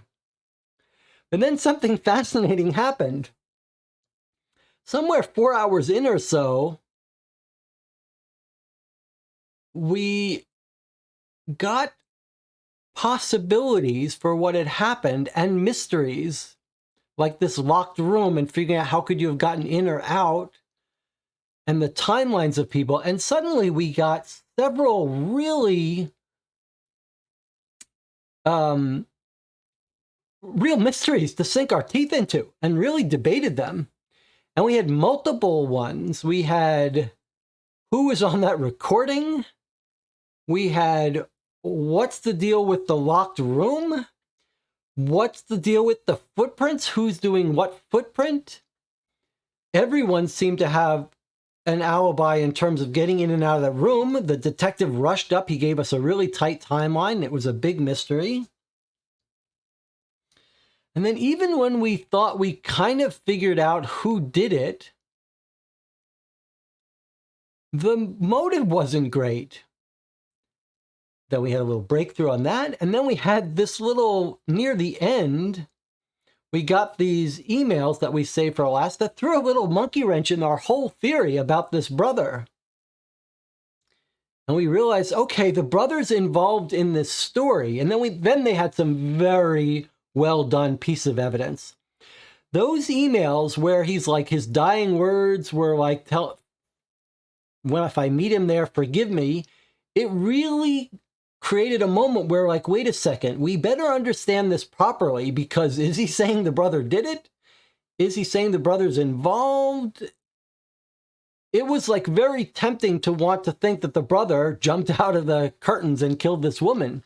And we were tempted, like there were people in our discussion early on, at least, there was a temptation to think that the brother did it. And it was very fun to work out, oh, okay, not only didn't the brother do it, but now we've got one Occam's razor parsimonious explanation that makes everything fit together. And then the game fed us at the very end, reading those clues really helped cement some of those possibilities, like reading Astrid's secret message home. Now, I do think Jonathan makes the point that I tried to make in the beginning of this case too, which is, boy, you better be careful that you don't just blindly go in random order and look at some of these documents. It seems very risky to put this game where the first page of the game is, here's the email login where you can get extra information. Now, our experience playing these games told us to save this for last. In fact, I asked the channel when we were mostly through, should we go divert? And the channel said, nope, go through all the physical stuff first. If you were playing this as a group, got to this and said, hey, let's dig up these information first. And you scanned through your stuff and you found, and you could have found the answers to these, the first thing you did in the first 20 minutes of playing the game, and you open up those emails, you almost have the game fully spelled out for you before you even start. I think that would lead to a significantly worse experience. And I think Cryptic Killers and just in general, this kind of game would be well advised to exerting a little more control over what order people go through the documents. And maybe tell people, here's the order we want you to do them in. And that stuff here about the email, that almost should be saved for a stage 2. And it almost should tell you, like, we have some experience. We know we should talk about our theories and work through them. I think you're robbing yourself of some real fun if you just go through all the evidence without pausing and forcing yourself to come up with theories. And this is a case where that's really true. So for me, this is my new number 1 from Cryptic Killers. I think it's a masterpiece. I think both in terms of the mystery and the story, really, really enjoyable. Let's see what the chat also says. And Tina is saying what I asked to be said. I get credit for the biggest breakthrough. Noah says, I played every Cryptic Killers. I would say the ones you haven't done, Murder at the Casino is good. Okay. Even more than Metaluck. Noah likes this. Anna says, thanks everyone for the game. I'm glad I could join this case. It really was a group effort. Obviously, our chief detective today is Jesse, as always. No. I don't have to. I definitely. Well, anyway, I'll take the badge for this one.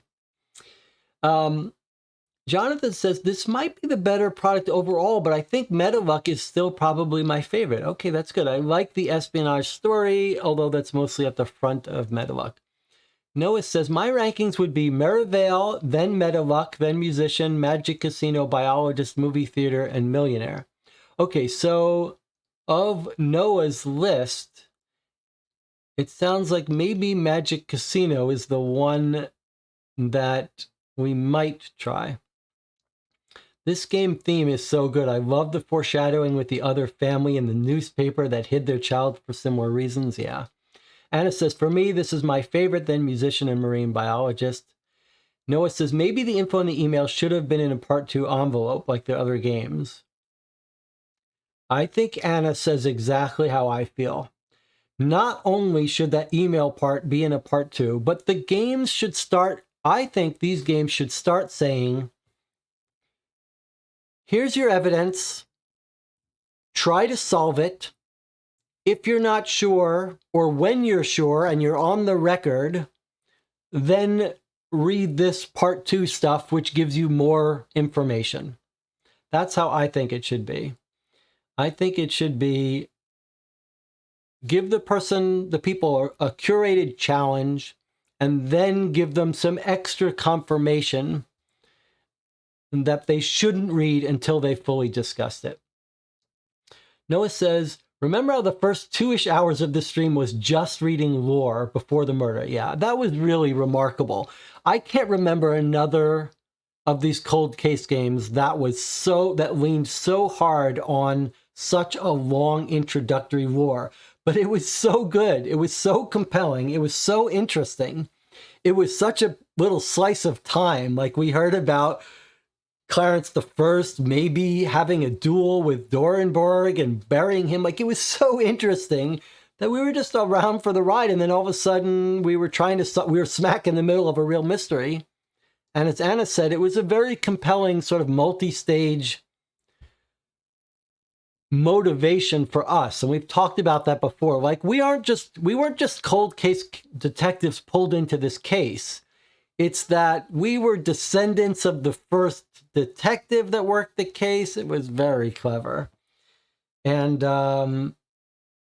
it wasn't such a simple just eliminate people. It was a nice mix of everything.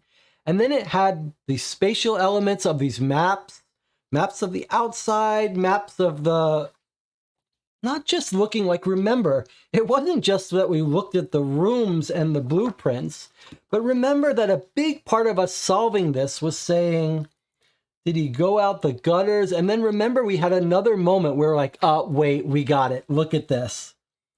We were thinking for a while, okay, he murdered her off the balcony, then how does he get down? He goes down through the gutters, which the game sort of makes you lean to believe that he could have gotten down with the gutters. But then we're thinking, surely he'd be seen. And it wasn't until we took a hard look at this spatial picture that it suddenly all made sense. Looking at the front, you don't sort of notice it. You look at the back, you're like, oh, yeah, okay, we all sort of got it at the same time. I see what's happened. He's jumped off onto this roof and then jumped in here. And then when we figured that out, the other evidence confirmed it. And it also made it possible for him to do that in a tight time frame. It was just very, very satisfying when those things clicked into place. If there are any complaints, I think the whole dictaphone thing was unnecessarily convoluted. The idea that conversation, like, it was very fun to figure out that it was the mother on that dictaphone, but it was very bizarre that clock was ticking 5 o'clock, and we're supposed to believe that Astrid died 10 seconds later after the clock clicked, when the recording is going for a full minute after Astrid's supposedly dead. That feels like we should have heard commotion. He should have been on the dictation. Maybe he should have said, wait a minute, I hear something going on outside. Like, that was weird and unnecessary. And the idea that we were supposed to believe he was in his room when he was recording that, it was just unnecessarily weird, unnecessarily complex. And I think they could have done better about having that timeline 5 o'clock alibi make sense with that. Noah says, my only complaint is I did not hear the chiming in the video, so I ended up having no clue if it was the mother or if it was the father. I guessed the mother and was wrong. You mean you guessed the mother was the killer? Yeah. I mean, I liked figuring out that the mother was on the dictaphone, but we knew the father did it because he was seen leaving the scene of the crime. Although, boy, I would have been unhappy if we read that email before we had figured that out. But I didn't like the part about the dictation machine being in his room. Like, that just seems unrealistic. I don't understand how we're supposed to believe that he just takes someone's dictation machine and takes their wax recording device and brings it to his room. Jonathan had a good solution, though. Jonathan could have said they put a dictation machine in each person's guest room. That would have been cool. All right. I guess we can wrap it up here. Almost 8 hours. I don't remember if this is the longest Cryptic Killers we've played. I had a blast playing with this group. This is a great group. This is the perfect group for this game. It was a team effort. It was fun having some new people join us for this. Boy, they don't get much better than this. If you like this video, please give it a thumbs up. Consider subscribing to the channel if you want to see more videos like this. Let me know. You can visit the Board Game Geek Guild for this channel to help us decide which games we play, if there are specific games you want to join for. Do consider writing a review for this game. You can write a review on Amazon. You can write a review on the Cryptic Killers website, although maybe they send you to Amazon. I don't know, but I would consider it being a good member of this channel to do that, and it would help. It helps me not feel bad about making these videos that might steal away sales from them if we can actually let the world know when we play a game we like. All right, well, I'll see you guys all on the next video, or on Discord, or on the Board Game Geek Guild for this channel, or if anyone goes to Gen Con this August, I'll see you there. A pleasure as always. And thanks for joining me.